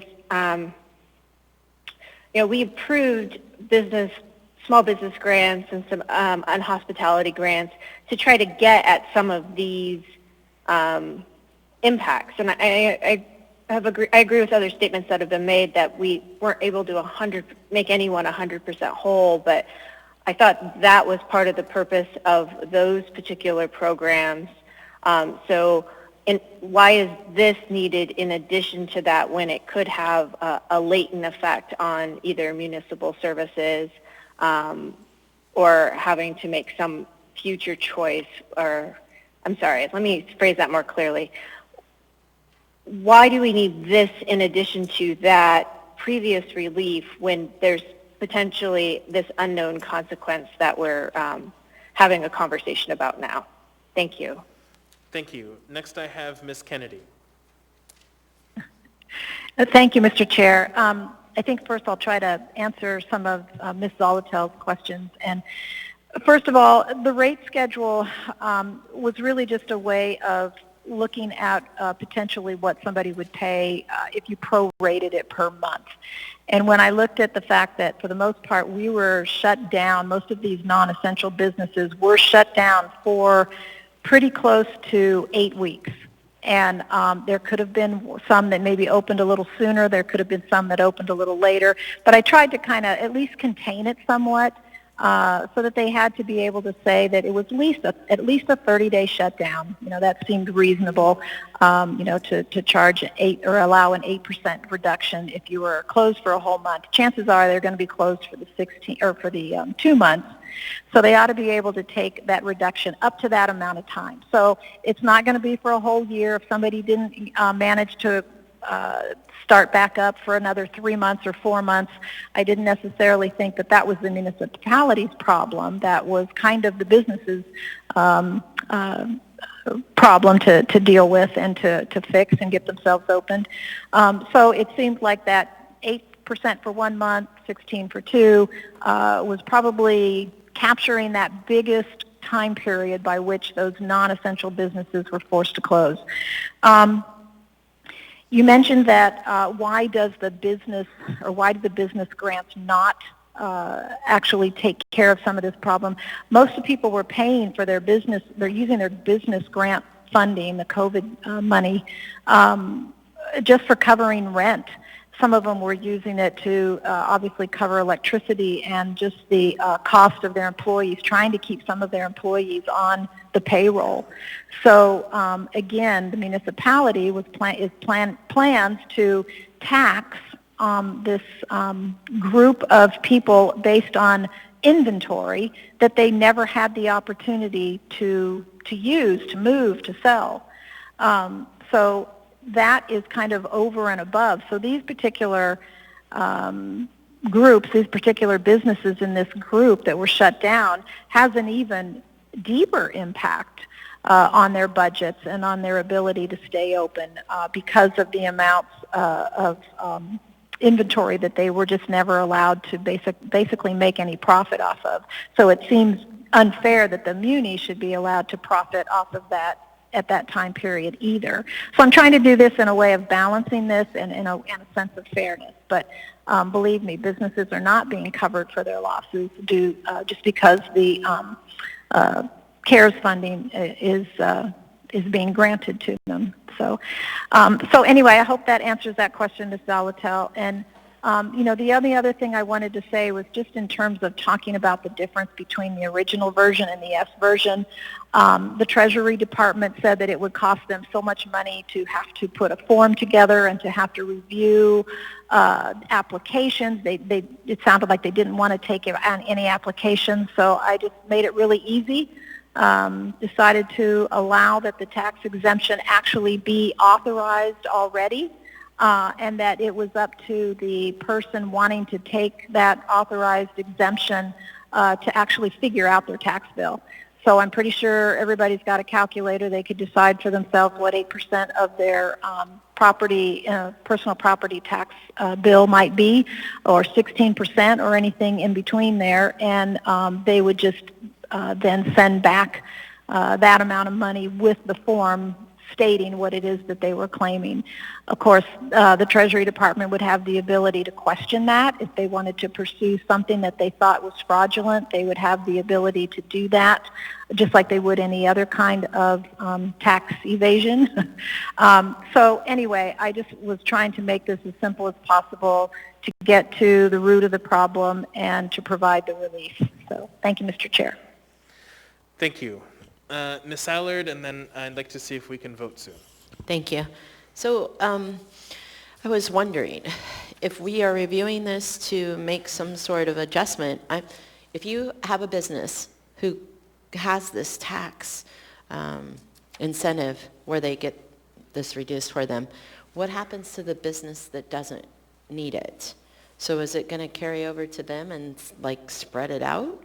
And if that's the case, isn't there a way, because a couple of the members here just brought up, we don't know how much it's going to come to. So is there a possibility of making it a cap so as not to exceed? And if they apply for it, then it doesn't go above and beyond something that we can't reasonably fix, because this will come back if we don't use the funds in the way that it should be. Is that a question for Ms. Kennedy? Anybody can pitch in on this one. Ms. Kennedy, did you want to? Sure. Sure, go ahead. Thank you. It is capped at 16%, but Ms. Allard, were you talking about an actual dollar amount, like a $10,000 cap or a whatever? Were you looking at an actual dollar amount of a cap? Because it is capped at 16%. I was looking more of a financial cap. That way, if businesses are struggling, to give a little bit more to a lot is better than giving a whole bunch to just a few. And if we could cap it, I think it's more reasonable for it to be more beneficial. And if you have a suggestion of what you'd like that to be. Well, I guess I would comment that that's why I went with the percentages, because we have some businesses that are relatively small, and they may have, well, obviously they have to have inventory worth over $20,000. So I guess we would be, the cap then would be whatever, 16%, $320, or $3,200, yeah. So that would be the cap for that particular business if they're a business that's at that $20,000 threshold. But we have some businesses, some very large businesses. I mean, it is true there are some larger businesses, like our sporting goods store, I believe. Sportsman's Warehouse was closed down. So they would obviously have a much larger inventory. We have furniture stores that were closed down. They would have a very large inventory number.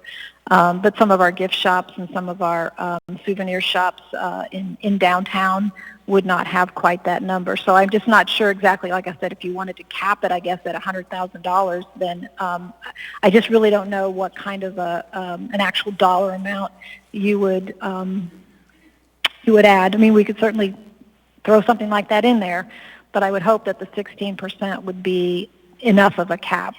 But thank you. Thank you. Ms. Zolotel?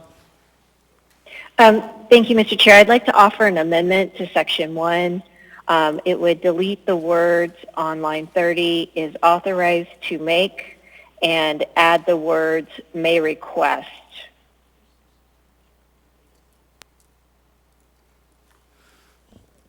Is there a second? I'll second it.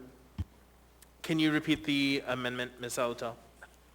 Yes, of course. It's on line 30, delete the word is authorized to make and add back the words may request. And can you speak to the amendment, please?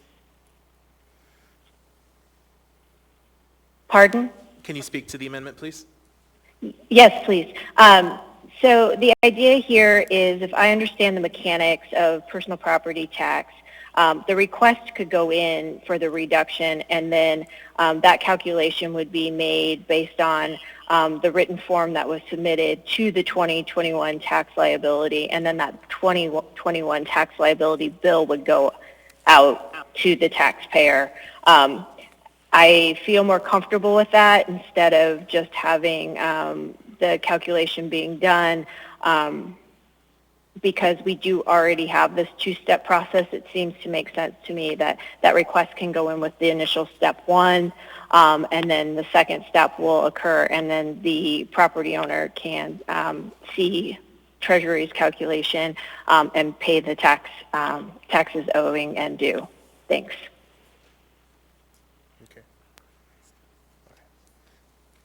Thank you. Okay, so I'm going to go ahead and go down the queue on the amendment. Please let me know if you want to stay in the queue. Mr. Content, did you want to speak to the amendment? Main motion. Okay. Ms. LaFrance, did you want to speak to the amendment? All right. Ms. Kennedy on the amendment. Thank you, Mr. Chair. Yes, on the amendment. The whole reason, well, the original language was may request. And the whole reason why that was changed to just already being authorized is because it would save the Treasury Department from having to have personnel to actually go through some kind of application process. Essentially what it does in terms of the mechanics, the way it's set up now in the S version, is that somebody would simply do the math themselves. If they're going to take 6 weeks worth, they're going to take 12% off of that number. So anyway, that's kind of going back to what it originally was. It will cost the municipality more in that respect, because apparently the Treasury said they would have to hire more personnel to do the application process. Thank you. Thank you. Mr. Weddleton on the amendment. Mr. Slivka, did you want to speak to the amendment? I could speak to the amendment a little bit, but if you could speak a little bit louder, you're soft on our end. I'm sorry. I could speak to the amendment a little bit, but actually, if you could pause, I think we're going to adjust the volume on our end. Is that better? Nope. Can you try again? Can you hear me now? Yes, we can. Thanks. Actually, it's probably more to the main motion, so why don't you put me back when you're ready to talk about the main motion. Sure. Thank you. All right, seeing no further discussion on the amendment, members may proceed to vote. And we're voting on the amendment. Oh, can't do that without the clerk. Yeah.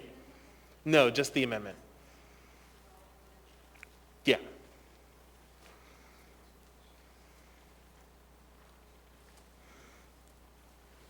We're ready to vote.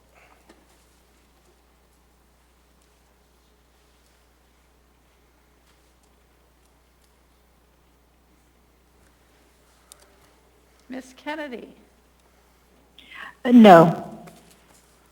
Miss Solotel, Yes. I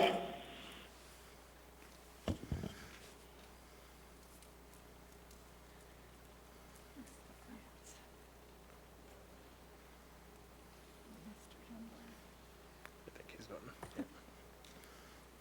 Yeah. That amendment fails 6-4. Going back in the queue for the main motion, Mr. Constant. I have two questions really, but first to Mr. Slivka, do you have a sense of how much of a liability this might be? The first question would be, what do we raise in personal property taxes from business in the municipality on an annual basis? Then the second question is, what's the potential liability? The C was not satisfying. It says $500,000. I don't buy that. Yeah, it's in there somewhere. Mr. Slivka?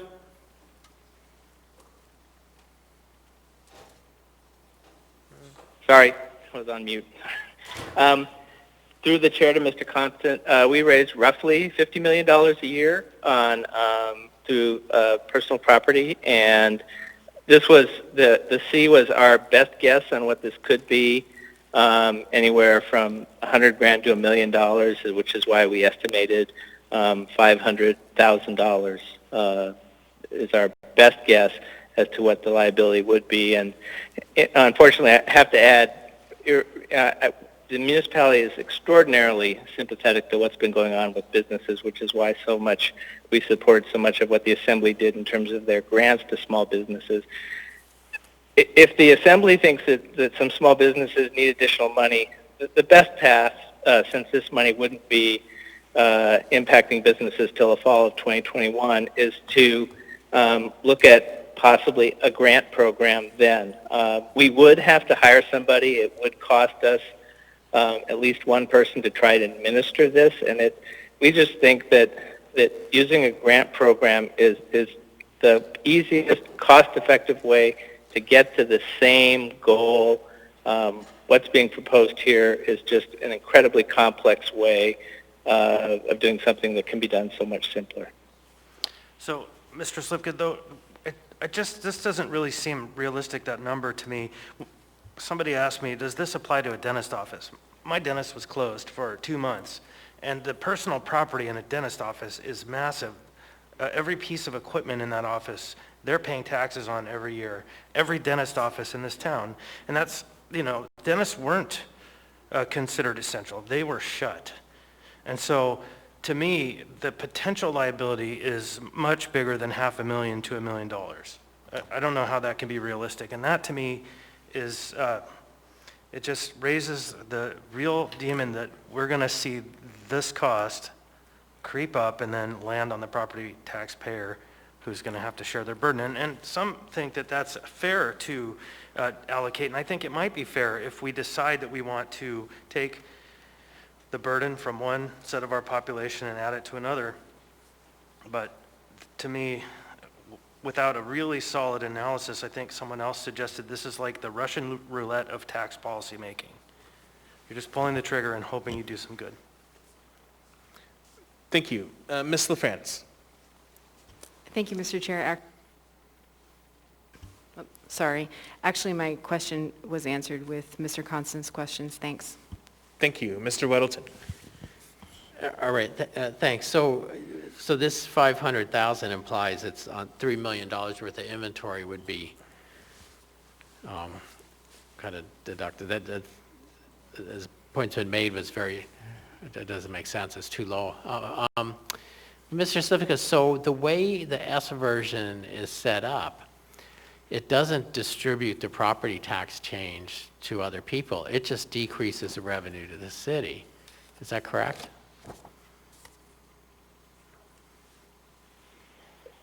It's probably a point for discussion that maybe if Mr. Wilbur was available, he could speak to. But, if we know that X amount of taxes are going to be available to be collected, we figure that in when we compute the mill rate. And so I think it was stated clearly earlier that there is not just that we're just going to have to, the budget will have to be reduced.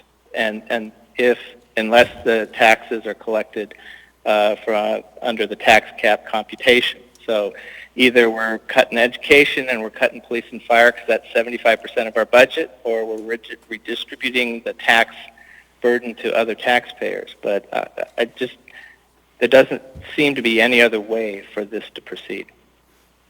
May I follow up?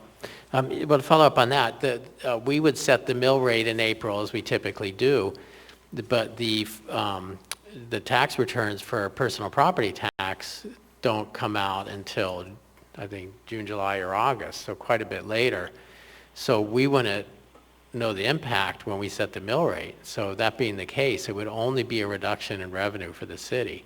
And when the city has a reduction in revenue, that means we don't get services, the population, don't get services that we expect. Is that correct?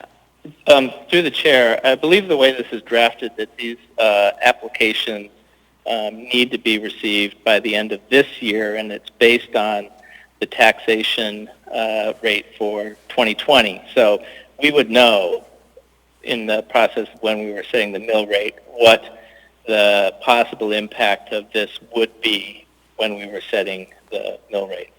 Okay, Mr. Slivka, that would be the basic version. The S version changes it, and it is you just deduct from your 2021 personal property tax payment. So it doesn't, you wouldn't know what it is until those forms are filed later, June or July.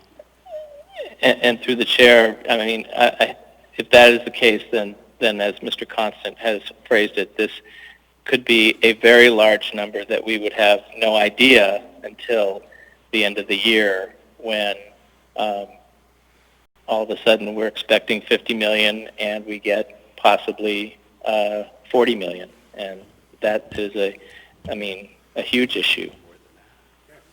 Thank you. All right, I have two more folks in the queue and then I want to vote. Mr. Perez-Verdillo.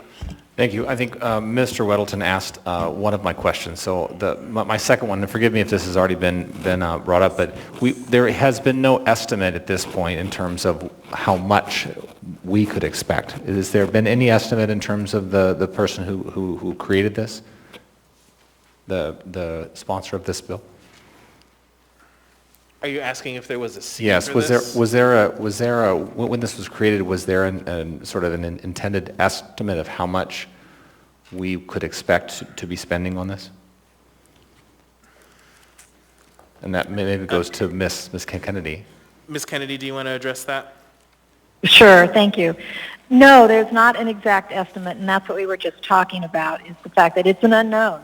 And mostly because we can only judge by the amount of personal property tax that we know we get every year, but we have no way of knowing exactly which of those businesses were closed down and would be able to apply for this.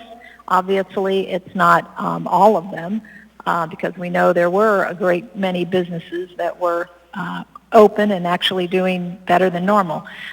So anyway, but the C that we have was generated by the administration, and their estimate, was 500,000, which of course Mr. Constant questioned. But anyway, that there is no way of knowing exactly at this point who would want to take advantage of this particular exemption. Thanks. Thank you. Thank you, Mr. Chairman. Thank you.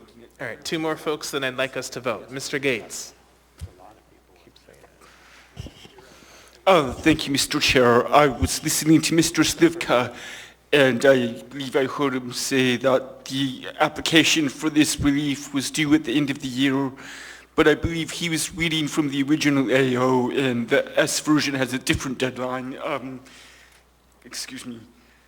So, I had it up here a second ago.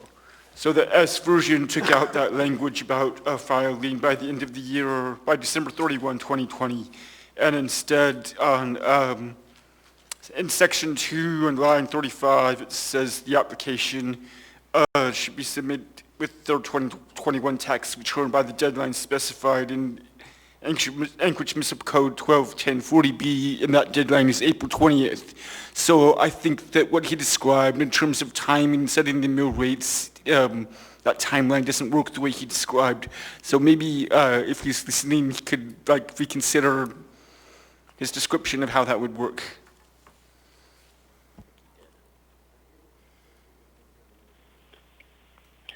To the chair, if that's a question for me, I'm sorry that I don't have the S version in front of me, but based on that description, this would be incredibly difficult to implement. It would create, I think, as some members have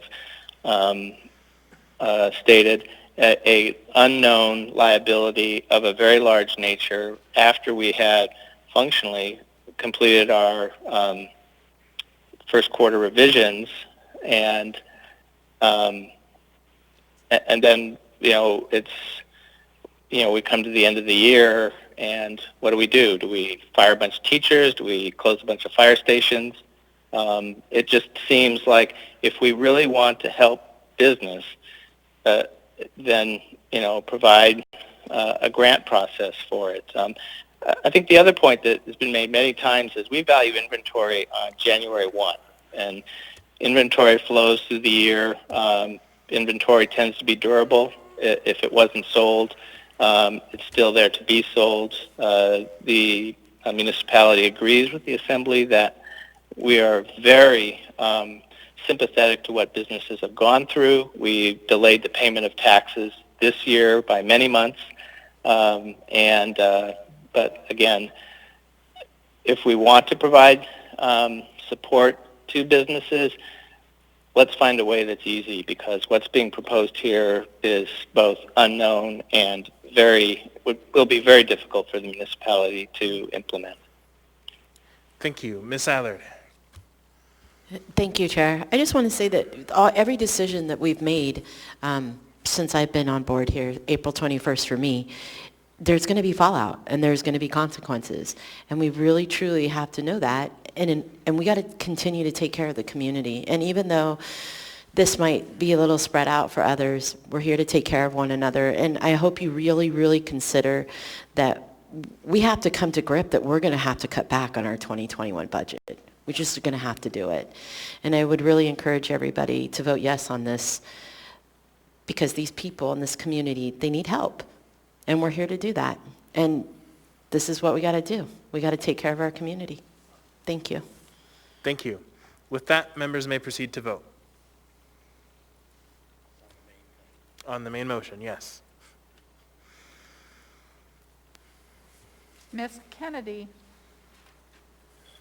Yes. Ms. Solotel, No.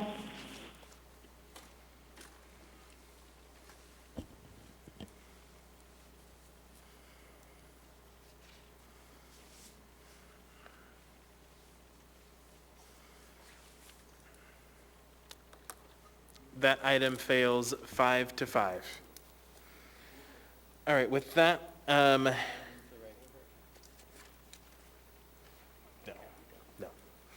I'm just gonna say no. All right, so with that, I will entertain a motion to extend this meeting to midnight. Move to extend to midnight. Is there a second? Second. Moved and seconded. Is there any opposition to extension to midnight? We can take a brief break, yes.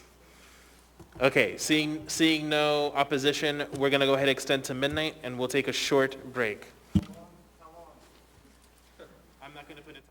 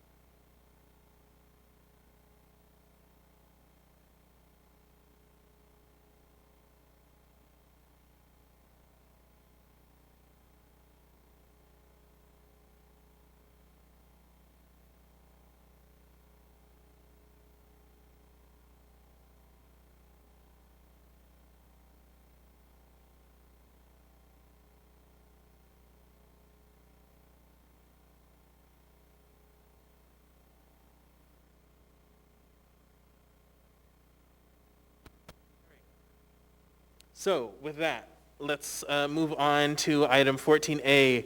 And items 14A through 14G are the second public hearing on the budget items, the various proposed budgets. So I do have a list of individuals who testified previously. So if you did testify previously, you cannot testify again. And then for folks, we do have a third public hearing on the budgets on November 10th, so next Tuesday. So if you want to speak there, you can do that, or you can speak here. So with that, I'm going to go ahead and open up the second public hearing on ordinance number AO 2020-105, an ordinance of the Municipality of Anchorage adopting and appropriating funds for the 2021 general government operating budget of the Municipality of Anchorage. I'll start with folks on the phone. So we're going to start with Carrie Reardon.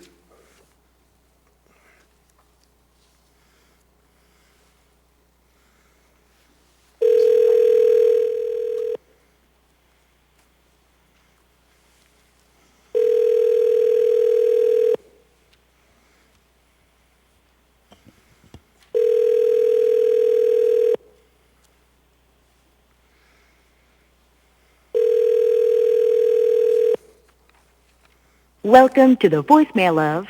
We'll try Carrie again in a second. We'll go to Jamie Lang.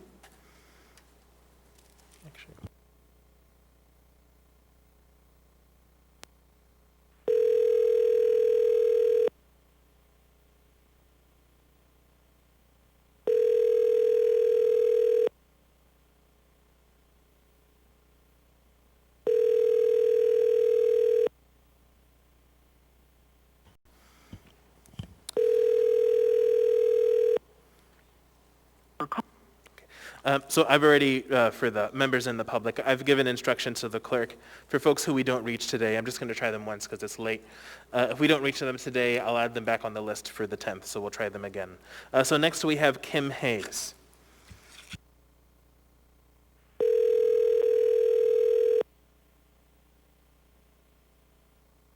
This is Kim. Hi, Ms. Hayes. This is Felix Rivera.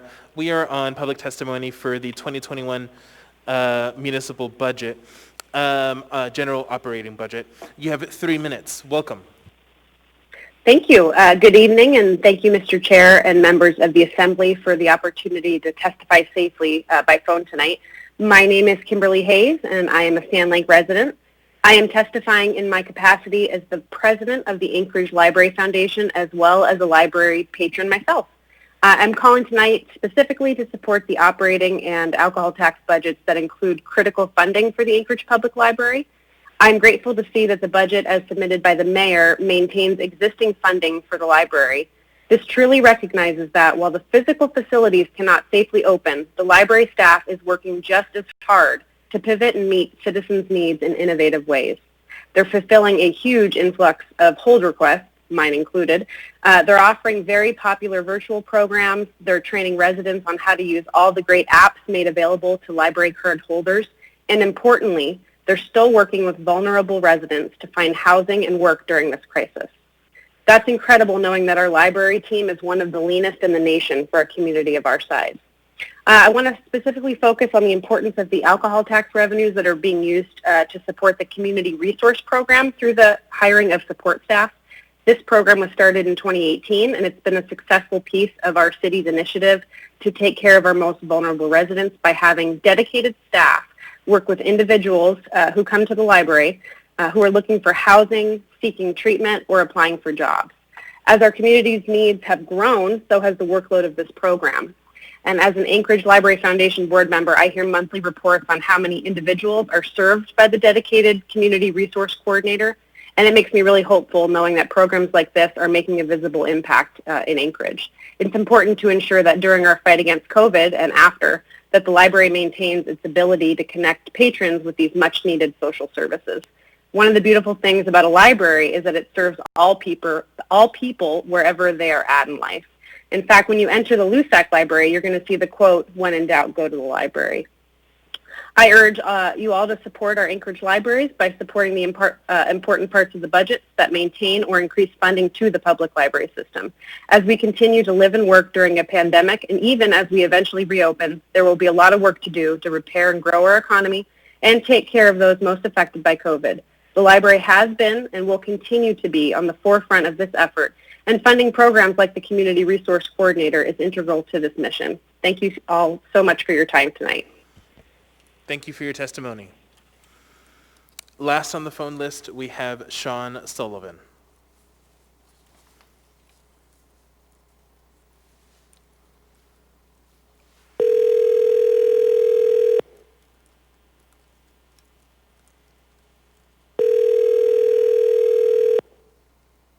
Hello? Hi, Mr. Sullivan. This is Felix Rivera. You're here with the Anchorage Assembly. We are on the second public hearing for the 2021 General Government Operating Budget. You have 3 minutes. Welcome. First of all, thank you. I would like to say thank you to the Acting Mayor, Quinn Davison, and Chair Rivera for the opportunity to address the Assembly this evening. My name is Sean Sullivan. I'm an outreach specialist for the Rural Alaska Community Action Program Supportive Housing Team. First and foremost, I would like to show gratitude and appreciation to the municipality and Assembly members for showing resilience in the face of adversity.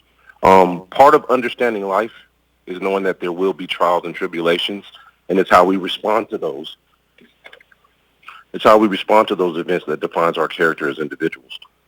To tell you a little bit about me and Rural Cap is an innovative social service organization working to improve the quality of life for low-income Alaskans statewide. For over 20 years, we've supported individuals and families who experience homelessness in Anchorage in accessing and maintaining safe and affordable housing and critical medical, social, and employment services. The municipality of Anchorage has been a strong partner in providing services for our community's most vulnerable populations, including individuals and families experiencing homelessness. Clients of Rural Cap's programming have a very high level of need and experience co-occurring disabilities, including extensive histories of severe and persistent complex traumas, mental illness, substance abuse, and even physical disabilities. I'm calling today to express gratitude for this partnership as well as express support for the continuing of funding supporting homeless street outreach efforts. In support of Agenda Item 14A, the General Government Operating Budget, funding for municipality-supported homeless, mental health, and substance misuse programs such as homeless street outreach and referral services, is critical to ensuring vulnerable, unsheltered individuals are not left unsupported on the streets of Anchorage. Rural Cap houses homeless individuals and families and provides them with a team of dedicated staff, including case managers, clinicians, and supported staff. We use a person-centered approach and provide trauma-informed system of care to meet the unique and complex needs of our clients. Rural Cap has made a commitment to serving the hardest to house of this population by prioritizing the most vulnerable chronically homeless individuals for services. This population is underserved in part because traditional mental health and substance abuse treatments in the past have failed to meet their unique needs. And when unsupported, individuals in this population can become extremely volatile and harmful to themselves and others. Rural Cap's Homeless Outreach Program provides integrated outreach and assessments for housing and recovery needs in individuals currently experiencing homelessness, targeting homelessness individuals living in homeless camps within the municipality of Anchorage for outreach and services. So this new municipality-funded program that we've been working on with you guys. Apologies, Mr. Sullivan, but your time is up. Thank you for your testimony. All right, thank you. That completes our phone list. Would anyone like to testify? Anyone at all? All right, we'll have a third opportunity on the 10th for these and the remaining budget items. So next we have 14B, second public hearing on ordinance number AO 2020-106, an ordinance adopting the 2021 General Government Capital Improvement Budget. I don't have anyone on the phone list. Would anyone like to testify? Anyone at all? All right, moving on to 14C, second public hearing, resolution number AR 2020-351, resolution adopting the 2021-2026 General Government Capital Improvement Program. I have one individual on the phone list, Emily Sullivan.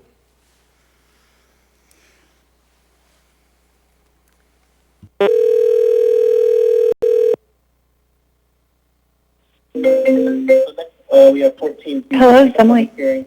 Hi, Ms. Sullivan. This is Felix Rivera. I'm getting a lot of background noise. There we go. You are here. Hi, Ms. Sullivan. This is Felix Rivera. You're here with the Anchorage Assembly. We are on public testimony for the 2021-2026 General Government Capital Improvement Program. You have 3 minutes. Welcome.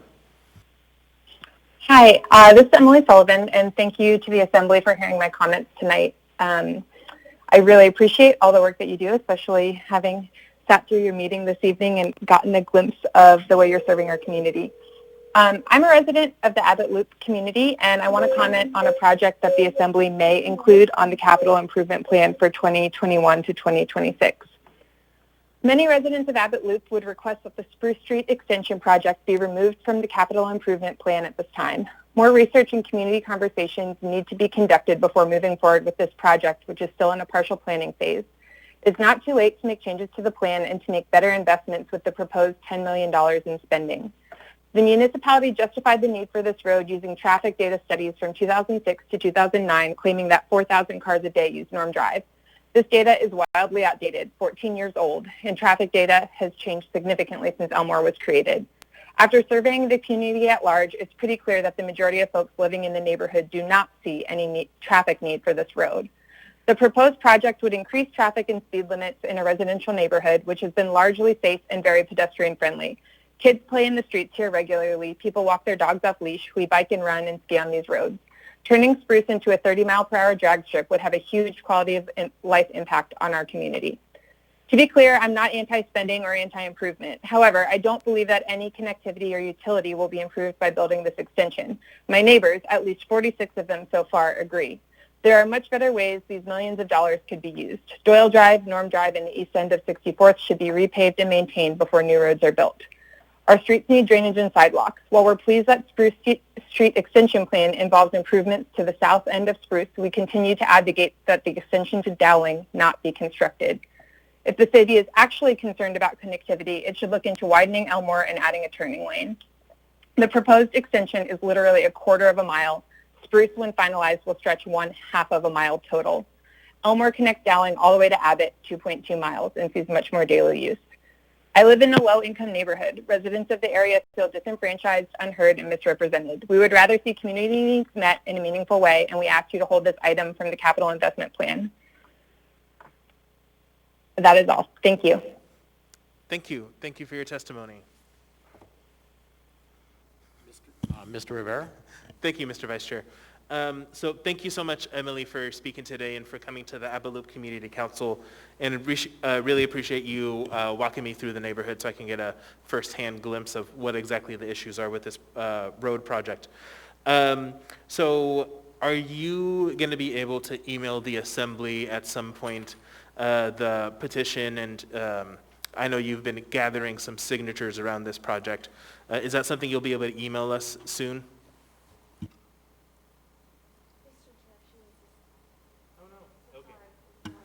No, it's okay. That's fine. Thanks.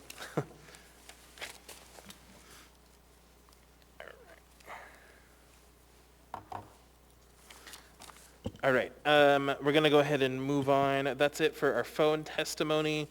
Would anyone like to testify in person? Anyone at all?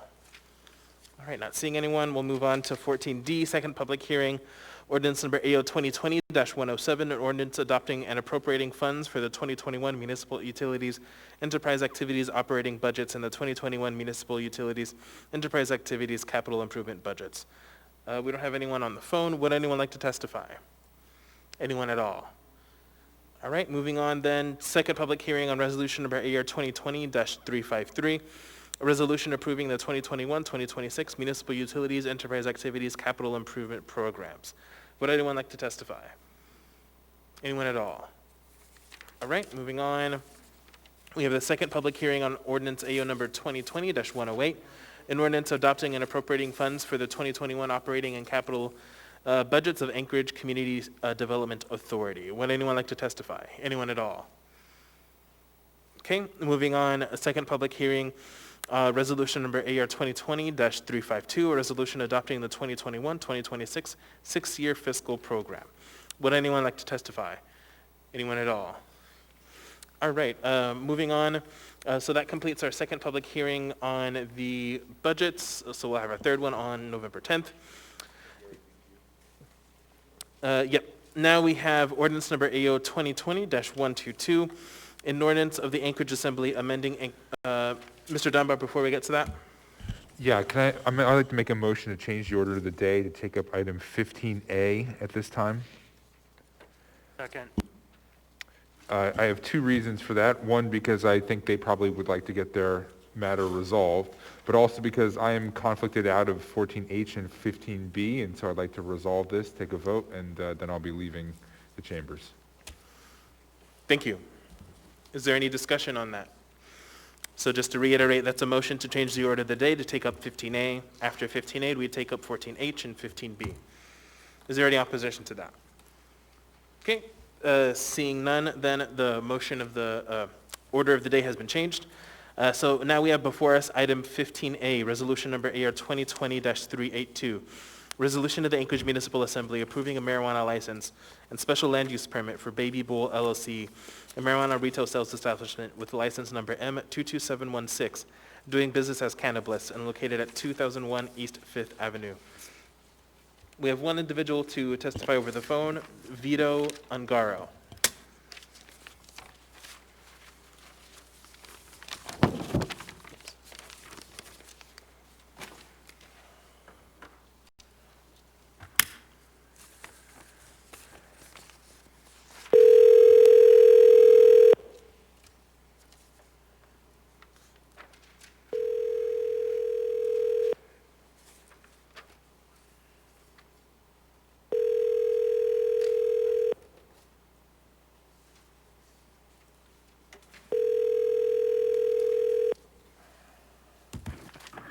This is Vito. Please leave your name and number. I'll get right back to you.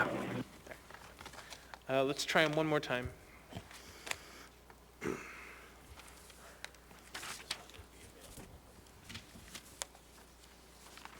Usually they mark that here.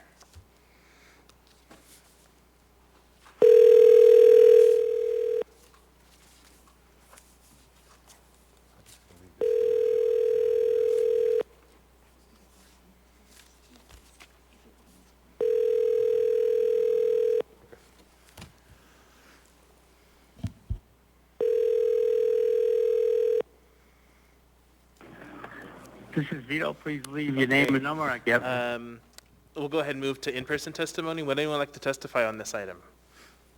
Anyone at all? This is regarding it's a municipal marijuana license. Yep. Seeing and hearing no one, public testimony is closed. What is the will of the body? Move to approve. Second. Moved and seconded. Is there any discussion on this item? Mr. Weddleton. The Community and Economic Development Committee reviewed this license on October 21st in great detail and recommended approval. Thank you.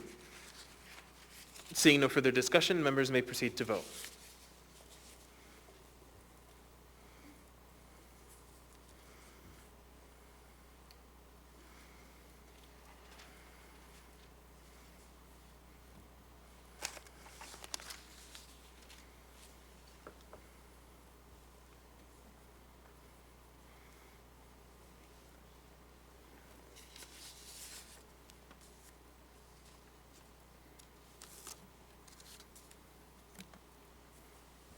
Ms. Kennedy?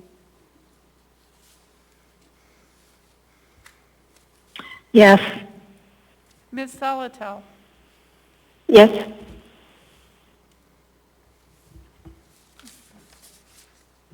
Mr. Kunz. That item is approved 10-0. So, Mr. Dunbar, you are excused for the remainder of our meeting. I'm sorry, I'm in the queue. Oh, yeah, Mr. Dunbar? Yeah, I just want to say, you declared a conflict for me for 14H, but not on the resolution, I don't believe that, and I don't know, Madam Clerk, can we declare a conflict now when the item isn't before us? Yes, the clerk advises that I can't do so. Okay. I guess I would ask you to do so. I potentially have a very significant private and financial interest in whether or not this passes. Thank you. So consistent with my ruling on 14H, I will rule that you do have a conflict of interest on 15B. Thank you. Thank you. All right, so now we have before us item 14H, ordinance number AO 2020-122, an ordinance of the Anchorage Assembly amending Anchorage Municipal Code section 3.20.030 to provide that a mayor-elect takes office earlier than July 1st when the mayor's seat is vacant at the time of a regular, special, or runoff election that fills the vacancy. Public testimony is now open on this item. Would anyone like to testify? Welcome.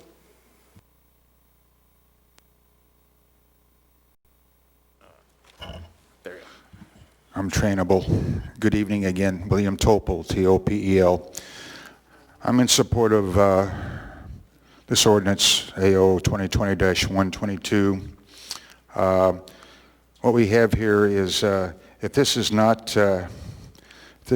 passed, we're going to have an extended period of time where our current mayor's former assembly district goes underrepresented.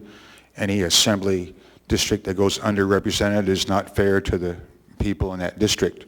So basically, I'm in favor of that. Anytime we can shorten that time when we get a new mayor elected, especially, or when a new mayor takes office, I'm all in favor of that.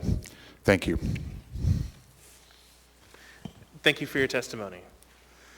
Would anyone else like to testify? Welcome.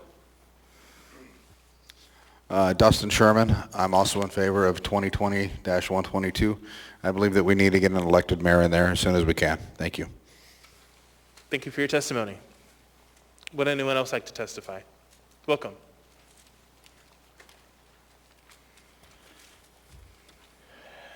My name is Eugene Carl Haberman, live in the Matsu Valley.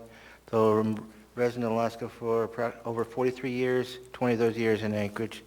And I follow closely how you run elections, particular ethics election committee meetings. Now, with regard to this, one thing is you don't fast track things. And what you've got here is, this is the first time it's for a hearing. You close public hearing, unless you do some S1 versions later on and you decide that, there's no chance for a fair conversation on such an important issue. There are two issues that you deal with as assembly members that stand out as important. One is the certification of the election. The other is approving the annual budget. They have great importance, and they shouldn't have just one public hearing. They should have several. But I remind you, and I don't know if all of you were present when my remarks earlier on this issue went before the Assembly Ethics Election Committee. It's another example of how the process that you used was not a fair conversation with the public who was listening, myself, and we were handicapped with the lack of information that you had available to you. And this is not the way to go. You passed the other deal on changing election law, and remind you right now in the minds of probably fewer people are listening to this meeting because they're wondering who the next president of the United States is going to be, our next senator, and so forth. Their attention right now is there, not in this room.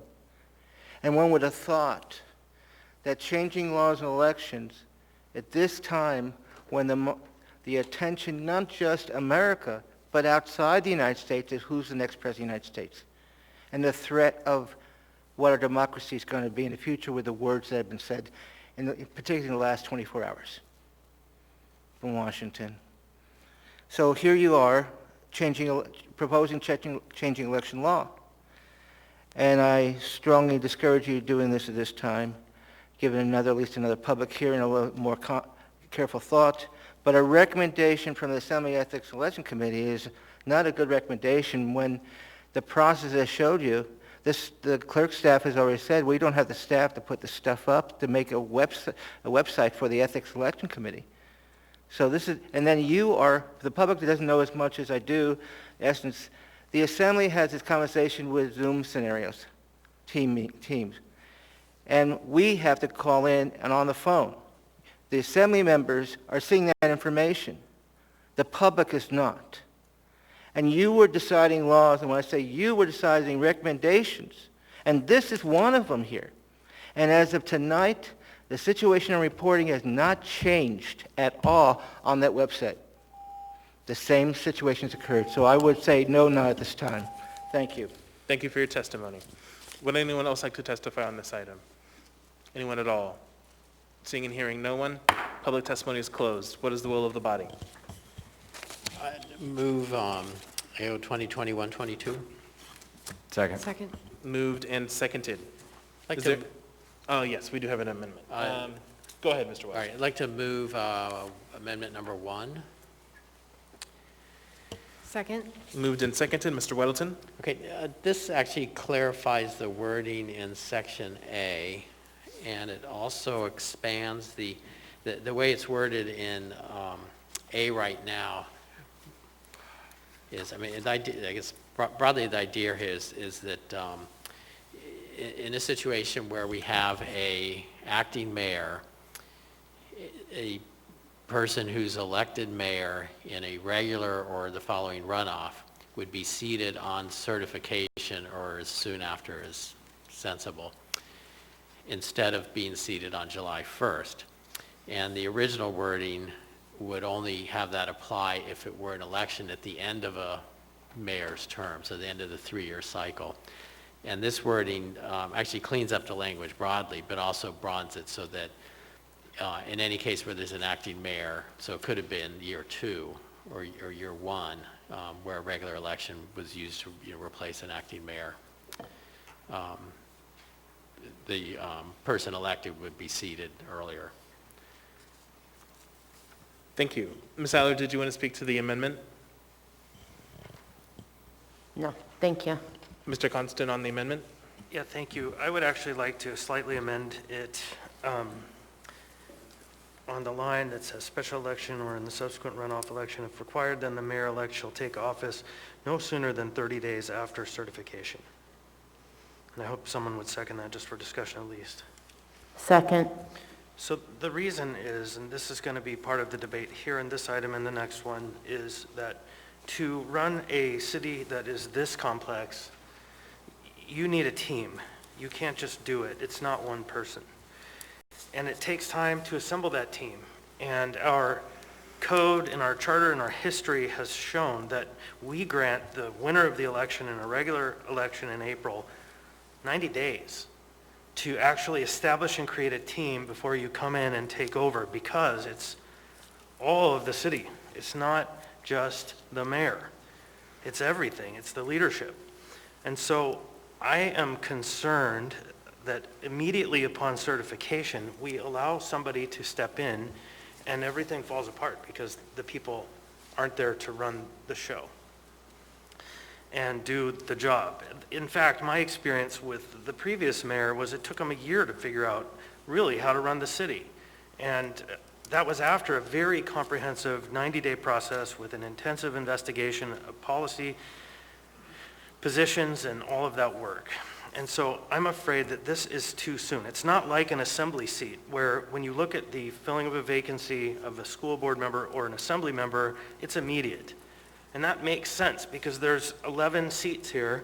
There's 10 people, or 5 depending, or 6, who are contiguous over time. We set it up so we don't just have an open bay for someone to drive in and not know what to do. And so the charter even requires that the previous mayor and the administration works with the mayor-elect to do the work and be prepared. So when they do take the reins of the city, it's smooth, it's safe, it's reasonable, it's done well, and it's done in a way that is orderly. And so to me, I would hope that we wouldn't contemplate just immediately the day of the certification, here's the keys to this great city, but instead 30 days so that you can assemble a team, you can meet the leaders of the departments, and you can do the work that's needed to be ready to do the job. So that's what I hope the members will consider adopting. Thank you. Mr. Whittleton on the amendment to the amendment? I would say just vote against it then, because it's not 90 days, it's more like 60, and in particular if you have a runoff, you're just talking 6 weeks. You're talking June and half of May to have your transition. But what Mr. Constant says is the issue here. We do have, in the typical scenario, mayor is elected, and typically we're going to have a runoff, and especially if it's an open seat. And in that case, you have about 6 weeks to do your transition, and that's important, I think, to have time to get to know the job and build your team. But when you have a special case where you have something happen and now you have an acting mayor, you have a counterbalancing issue. We don't have someone who is elected area-wide and carries that legitimacy of a true mayor. And I don't say this in any way disparaging of our current acting mayor at all. This is just broadly speaking, and it's just come up because of our current situation. So it's a trade-off. Which one is that? So I looked into it. I talked to a number of people. I talked to who's been there before. I talked to Matt Clayman. Well, he had a lot of time to transition because they knew Begich had been elected to the Senate, and they had time to transition, and he pretty much, I guess, kept the same team. But I talked to others. I talked to candidates for mayor, and about half of them said, no, I'll have a team ready. That'd be fine. I'll make it work. And not everyone leaves. I mean, your core people stay. I mean, you probably lose chief of staff and maybe your city manager. But, most department heads don't leave. I mean, there's, probably 100 or something, executive type, positions that they stay. So it's not like the whole city collapses. Mayor Mystrom and Sullivan said, they could make it work, and saw the benefit in doing it earlier in the situation where you had an acting mayor. And our current acting mayor had a week for her transition. Now, the team stayed, and it's a remarkable, very experienced team, but that can happen too in a case where you have an acting mayor, you had something happen that created that situation, and someone elected area-wide is able to sit right away. It's not like everybody would bail. They're committed to the city too. So, but that is our thing. Do we shorten that time and lose that transition period, or are we so committed to that transition period that we simply can't have a truly legitimate mayor seated earlier? Thanks. Thank you. Ms. Kennedy on the amendment to the amendment. Yes, thank you, Mr. Chair. Actually, Mr. Weddleton said everything much more eloquently than I could have, but, that's kind of the point, is this is talking about a specific situation that we could find ourselves in, that we actually find ourselves in now, and because I don't want anybody to lose sight of the fact that this actually applies to a very specific situation. There really is no point to the amendment. It just really is counterproductive in this case. So I would urge a no vote on it. Thank you. Thank you. Mr. Perez-Verdia on the amendment to the amendment. Yeah, I just don't agree with it. I don't agree with the entire ordinance, so I don't think it's not necessary. So I'm a no vote. Thank you. Thank you. Mr. Constant on the amendment to the amendment. Ms. Zalatil on the amendment to the amendment. Yes, thank you, Mr. Chair. I actually support the amendment to the amendment because I think what Mr. Constant is trying to do here is strike a middle ground where recognizing the need for a transition period and recognizing the unique and limited circumstances that Mr. Weddleton spoke to. So I appreciate his amendment to the amendment. And one thing we haven't thrown into this conversation that I think is important is the knowledge to be transferred from the outgoing team, which is vast, to a new team, and that can't happen overnight. I think it's important to recognize even, we all took our assembly seats and were new to the body and somewhat new to the intricacies of municipal government, and that learning curve wasn't one day, 1 week even, and sometimes it continues. So I support Mr. Constant's amendment, and I would encourage you to rethink that it negates the purpose of Mr. Weddleton's underlying ordinance. Thanks. Thank you. Seeing no further discussion, members may proceed to vote on the amendment to the amendment.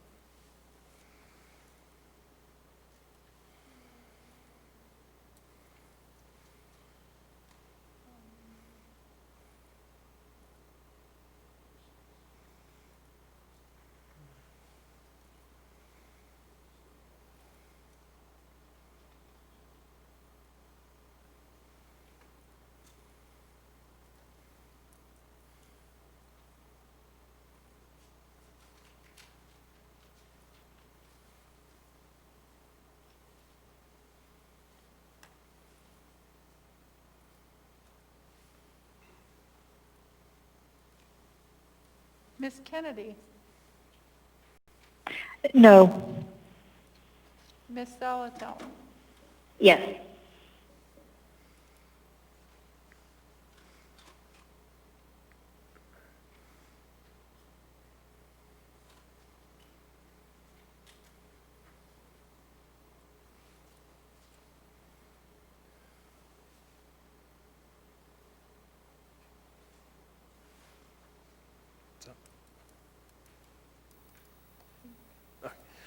That amendment to the amendment fails 5-4.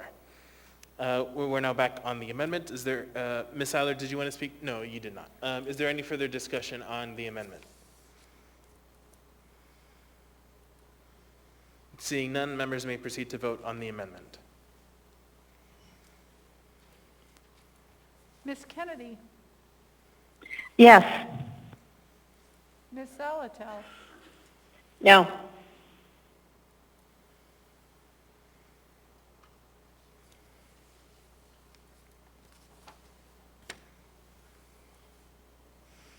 The amendment fails 5-4. We now have the main motion before us. Ms. Allard.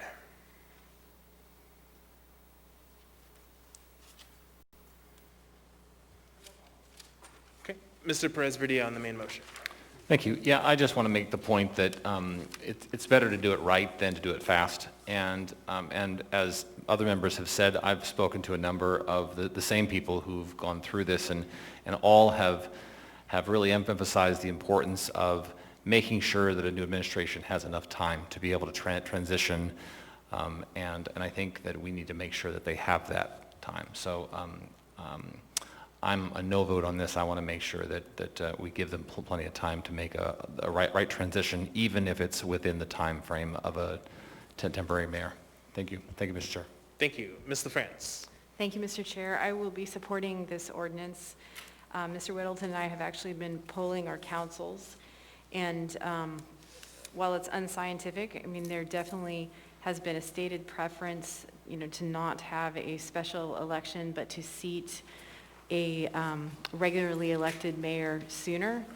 And, a couple of and this is this approach is viewed by some folks too as a compromise, and there is concern about cynicism if we don't do something like this, and so for those reasons I'll be supporting this ordinance. Thanks.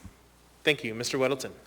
All right, thanks. So without that fine amendment, what this one does is it would only apply if it's the last year of the three-year term for a mayor.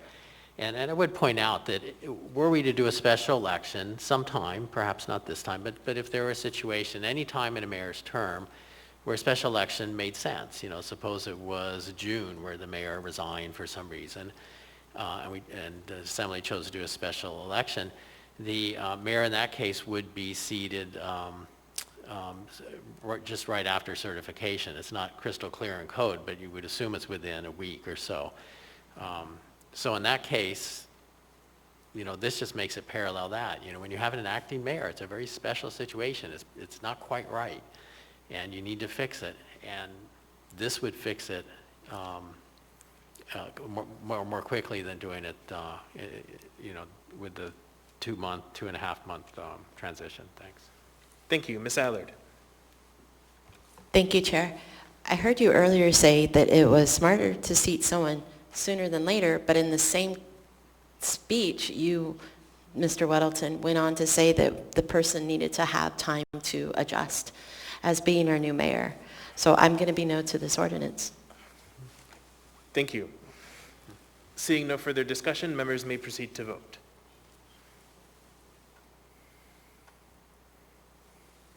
Ms. Kennedy, Yes. Ms. Salatel, No.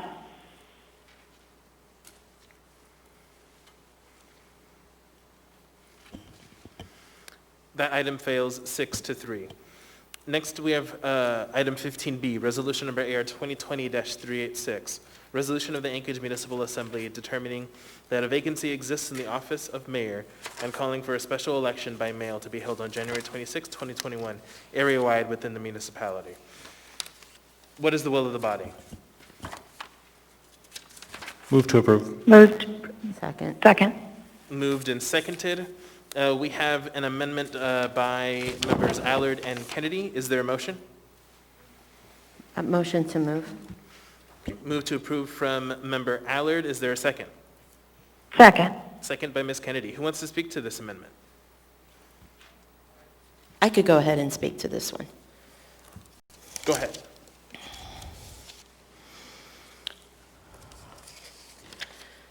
So this is the one that we're discussing in regards to being able to have a special election, and in order to do that, not only do we want to have the mail-in, but we're also looking to have in-person voting, and to be able to have 6 locations set up so that each individual who would prefer to come in person could, and those who didn't want to come in person didn't have to.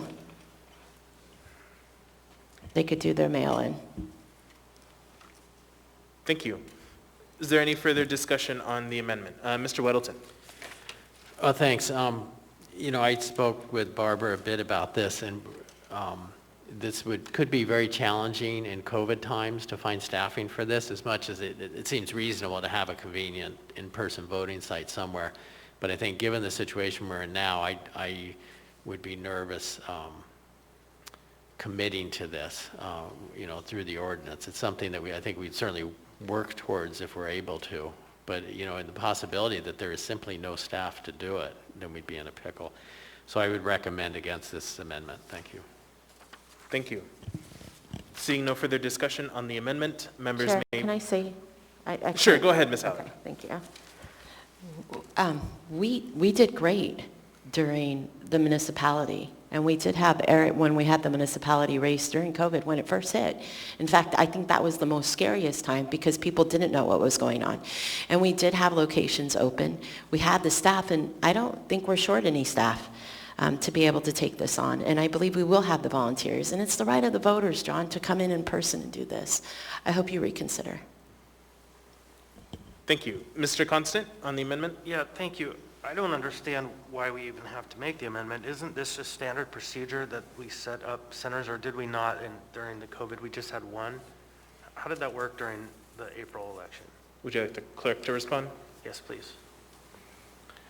Go ahead. Through the chair, Mr. Constant, the code anticipates that there will be accessible vote centers open. It doesn't have a specific number or location for accessible vote centers. We currently have 6, but there is not one in every assembly district. There are 2 in the downtown district, City Hall and the Election Center, and there is not one in the West Anchorage district.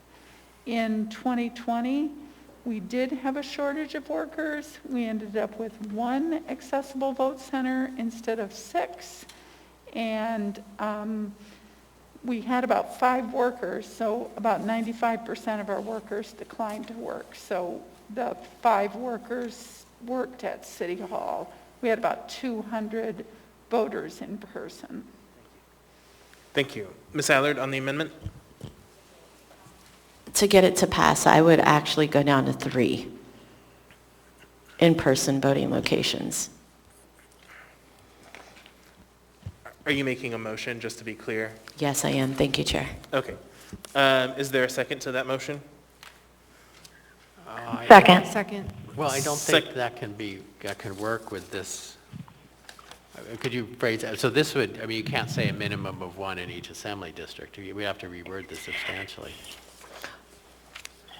So is the intent that we would just have 3 and then the clerk would decide where to put those 3?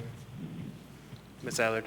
Yeah, I'm thinking. I think we could just recommend the main locations that we've done before. So we could do City Hall. We could do the Lozac. Yeah, the clerk can make... Barbara, can you decide on which were the main ones that you feel that would be the best? And that way we could have enough staff to maintain those facilities. What would you recommend, please? I would recommend that this be left to the discretion of the clerk. The clerk is supposed to make these decisions, and we could base them on cost, on resources, what the status is of the pandemic, And so, yes, we would be happy to make those decisions if the Assembly approves the special election, and we'll be happy to make those decisions for the regular election. Chair, I would appreciate if the clerk can make that call with the Assembly support.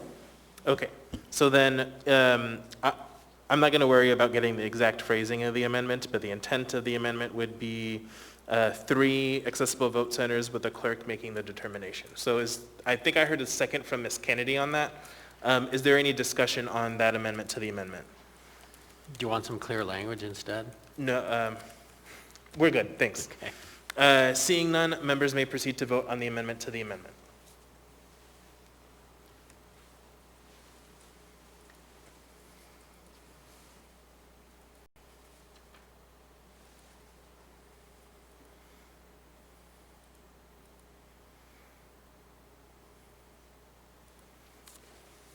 Ms. Kennedy? Yes. Ms. Zolotel? Yes.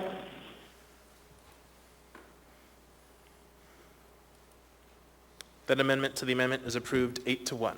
We now have the amendment before us. Is there any further discussion? Mr. Perez-Verdia. Yeah, just that this amendment is unnecessary.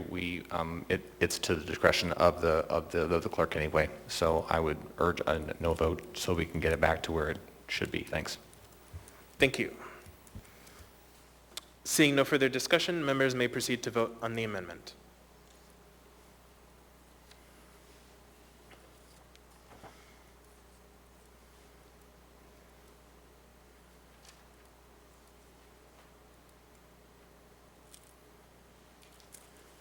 Ms. Kennedy? Yes. Ms. Zolotel? Yes.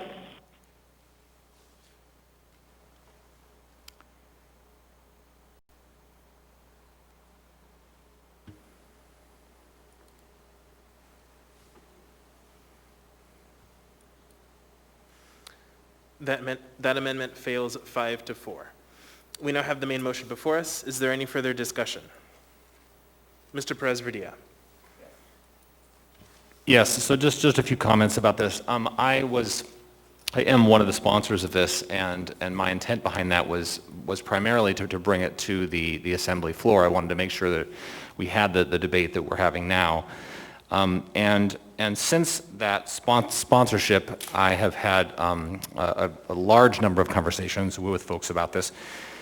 And so I just wanted to share a few things. One is that, I've spent some time rereading the code quite a bit, and I think that based on that studying of it, I do feel like that it is not necessarily the intent of that code to that it says you have to call a special election. I'm more clear on that is truly an option for us, not a requirement. The second piece that I think is important is that when we as Assembly members are elected, we're elected with the understanding that there is a possibility that we may have to step in as a temporary mayor. That is part of the job description that we have, and that's an understanding as part of our role. The third piece I wanted to mention is that I am truly concerned about the conflict between a special election and the regular election in terms of timing. My belief is that all of the current people running for mayor will run for the special election, and that there will be a runoff, and that there is a high chance that we can have some sort of conflict in terms of timing between the special and the regular election. Next, cost. I think that this was not ever my top concern, because I think it's more important that we're thinking about how to ensure that we're doing things in the right way. But that is a factor for me. And so with all of that, I wanted to come forward first and just say that my intent of bringing this forward with the other two sponsors was to have a conversation about it, because I want to make sure we had it on the Assembly floor so that people can hear it. But after a lot of thought, I will be a no vote on this. I will I would prefer for us not to have a special election, and I would prefer for us to have our temporary mayor in place and then wait for us to have the regular election. Thank you. Thank you, Mr. Chair. Thank you. Ms. Allard. Thank you, Chair. So what I did was I wrote out what I wanted to say, so if you can give me, I could probably read it just less than 2 minutes. Thank you. So the reason why I believe that a special election is needed. First, let me preface it. We have the code and everything in front of us, and we have the charter. We're zeroing in on the charter section, or code section of the 7.02. And 7.01 is first. And so what we've done is we've taken a story and we're only looking at the middle of the story. In order to fully understand it, you got to look at the regulation and the policy and the statutes before it and what's at the end. And so I'm hoping that what I'm going to read right now can explain it. So, why I believe having a special election is needed. Following the charter is required by law. I have been inundated with requests from my constituency to support a special election. The intent of the charter is not to leave any assembly seat with a vacancy for a prolonged period of time. This affirms why the mayor's seat needs to be filled 90 days plus 1. An elective office becomes vacant if the incumbent ceases to meet the qualifications prescribed for the office by this charter, resigns, dies, is in judicial determined to be incompetent, is convicted of a felony, is removed from office for breach of its public trust, and this comes from CS 7.01, parentheses A, determining vacancies. This section is written as to support the acting mayor's prompt return to the assembly seat and is not counted as a vacancy. If a vacancy occurs on the assembly, the remaining members may appoint a qualified person to fill the vacancy within 30 days.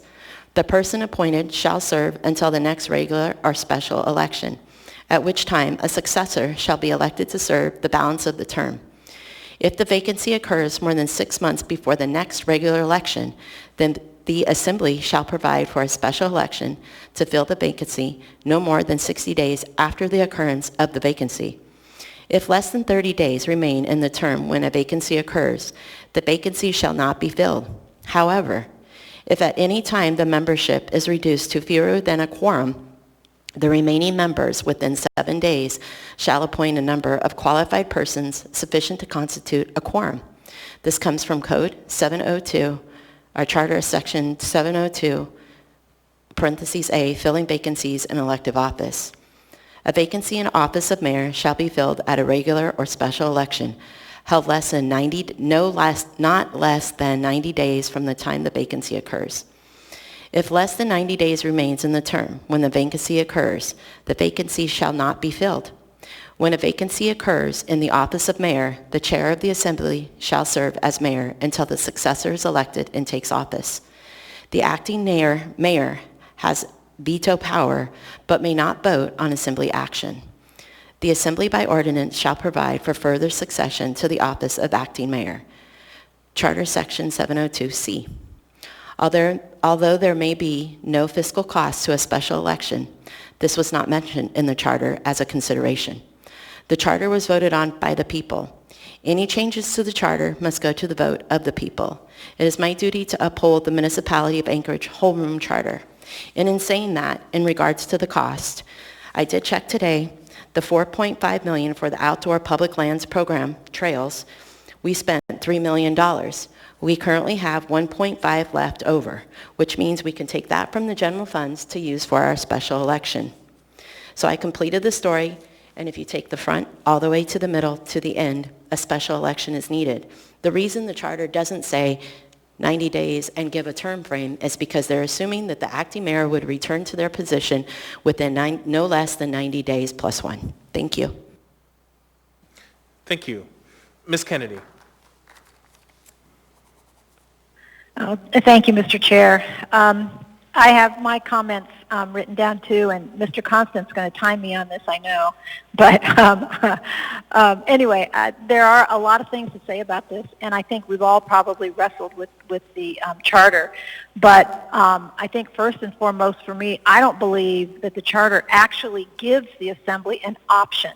but it's actually much more specific than it's made out to be. So I know some are assuming that we actually have an option of not holding the special election, but just waiting until the regular election is regularly held just is really not, shouldn't be considered an option. If we actually use that rationale that we can just wait till a regular election, then we would never even have needed a provision for the special election to be adopted in the charter in the first place. We could always just wait if we choose. So that's way too subjective, which is one thing that really doesn't exist in any other portion of the charter or code or even in law in general. I mean, there's no such thing as just something being subjective. It's specific. So think about that, the idea of subjectivity or options in law. I mean, I don't know how many of us would try to use that excuse next time we get arrested for speeding or stopped for speeding. It's not like we were going to say, oh, well, that speed limit sign, I thought that was an option. So in other words, the language in the church, though, or in the charter, though it's not explicit enough, certainly implies that there is really something very important in the intent of the language and in the location of that language in conjunction with the other portions of the section of the charter. And that actually does require that a vacancy occurring outside of a regular election period must be filled by the electorate as soon as possible, but not just before that 90-day period. So interestingly enough, our process for a regular election takes at least 81 days. So the 90 days actually gives a normal time frame for providing a regular election. And it actually supports the expectation that a special election is called for when the vacancy happens outside of that regular election preparation time period. So that means that if we aren't in the period by which we've started the process leading up to the regular election, then we're told we have to have a special election. And if you don't understand it that way, then you're saying that any amount of time from the time of the vacancy is acceptable, any amount. So there's no maximum because it is just not explicit. So I can't imagine that those who felt it necessary to put the concept of a special election into the charter ever thought it was okay to have an interim acting mayor for 2/3 of a year. So the charter provides a process by which we don't have to let that happen. I mean, it's actually imperative. It's a requirement because there are no other stipulations entered in the charter that need to be considered. There's no language that says a special election can be delayed or any other means or length of time other than the 90-day exclusion.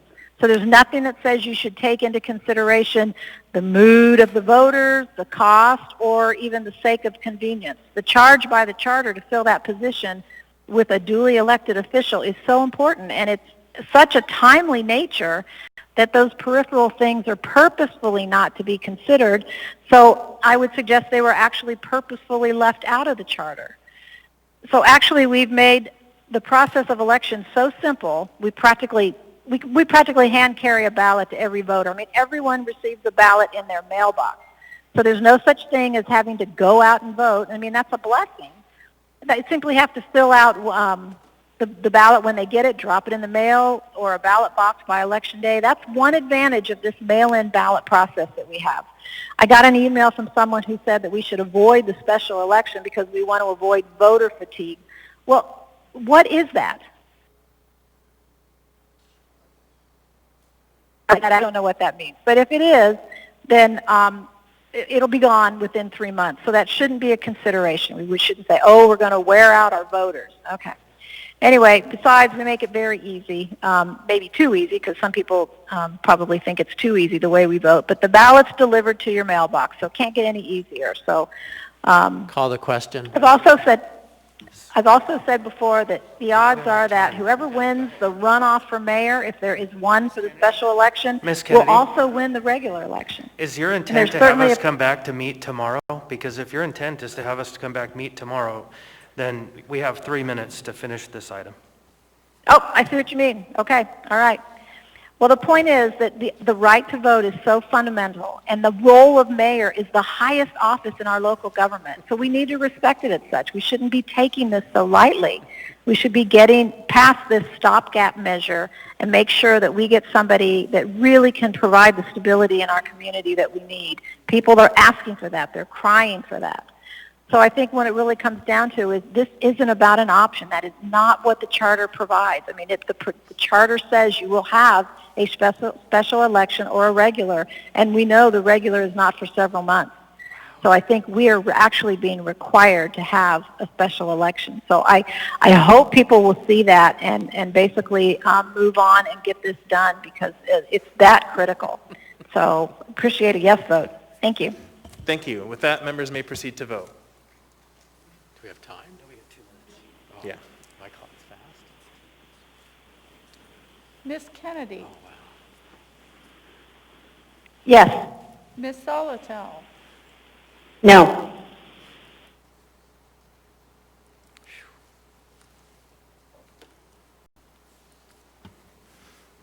That item fails 6-3. With that, I will entertain a motion to adjourn. We're adjourned.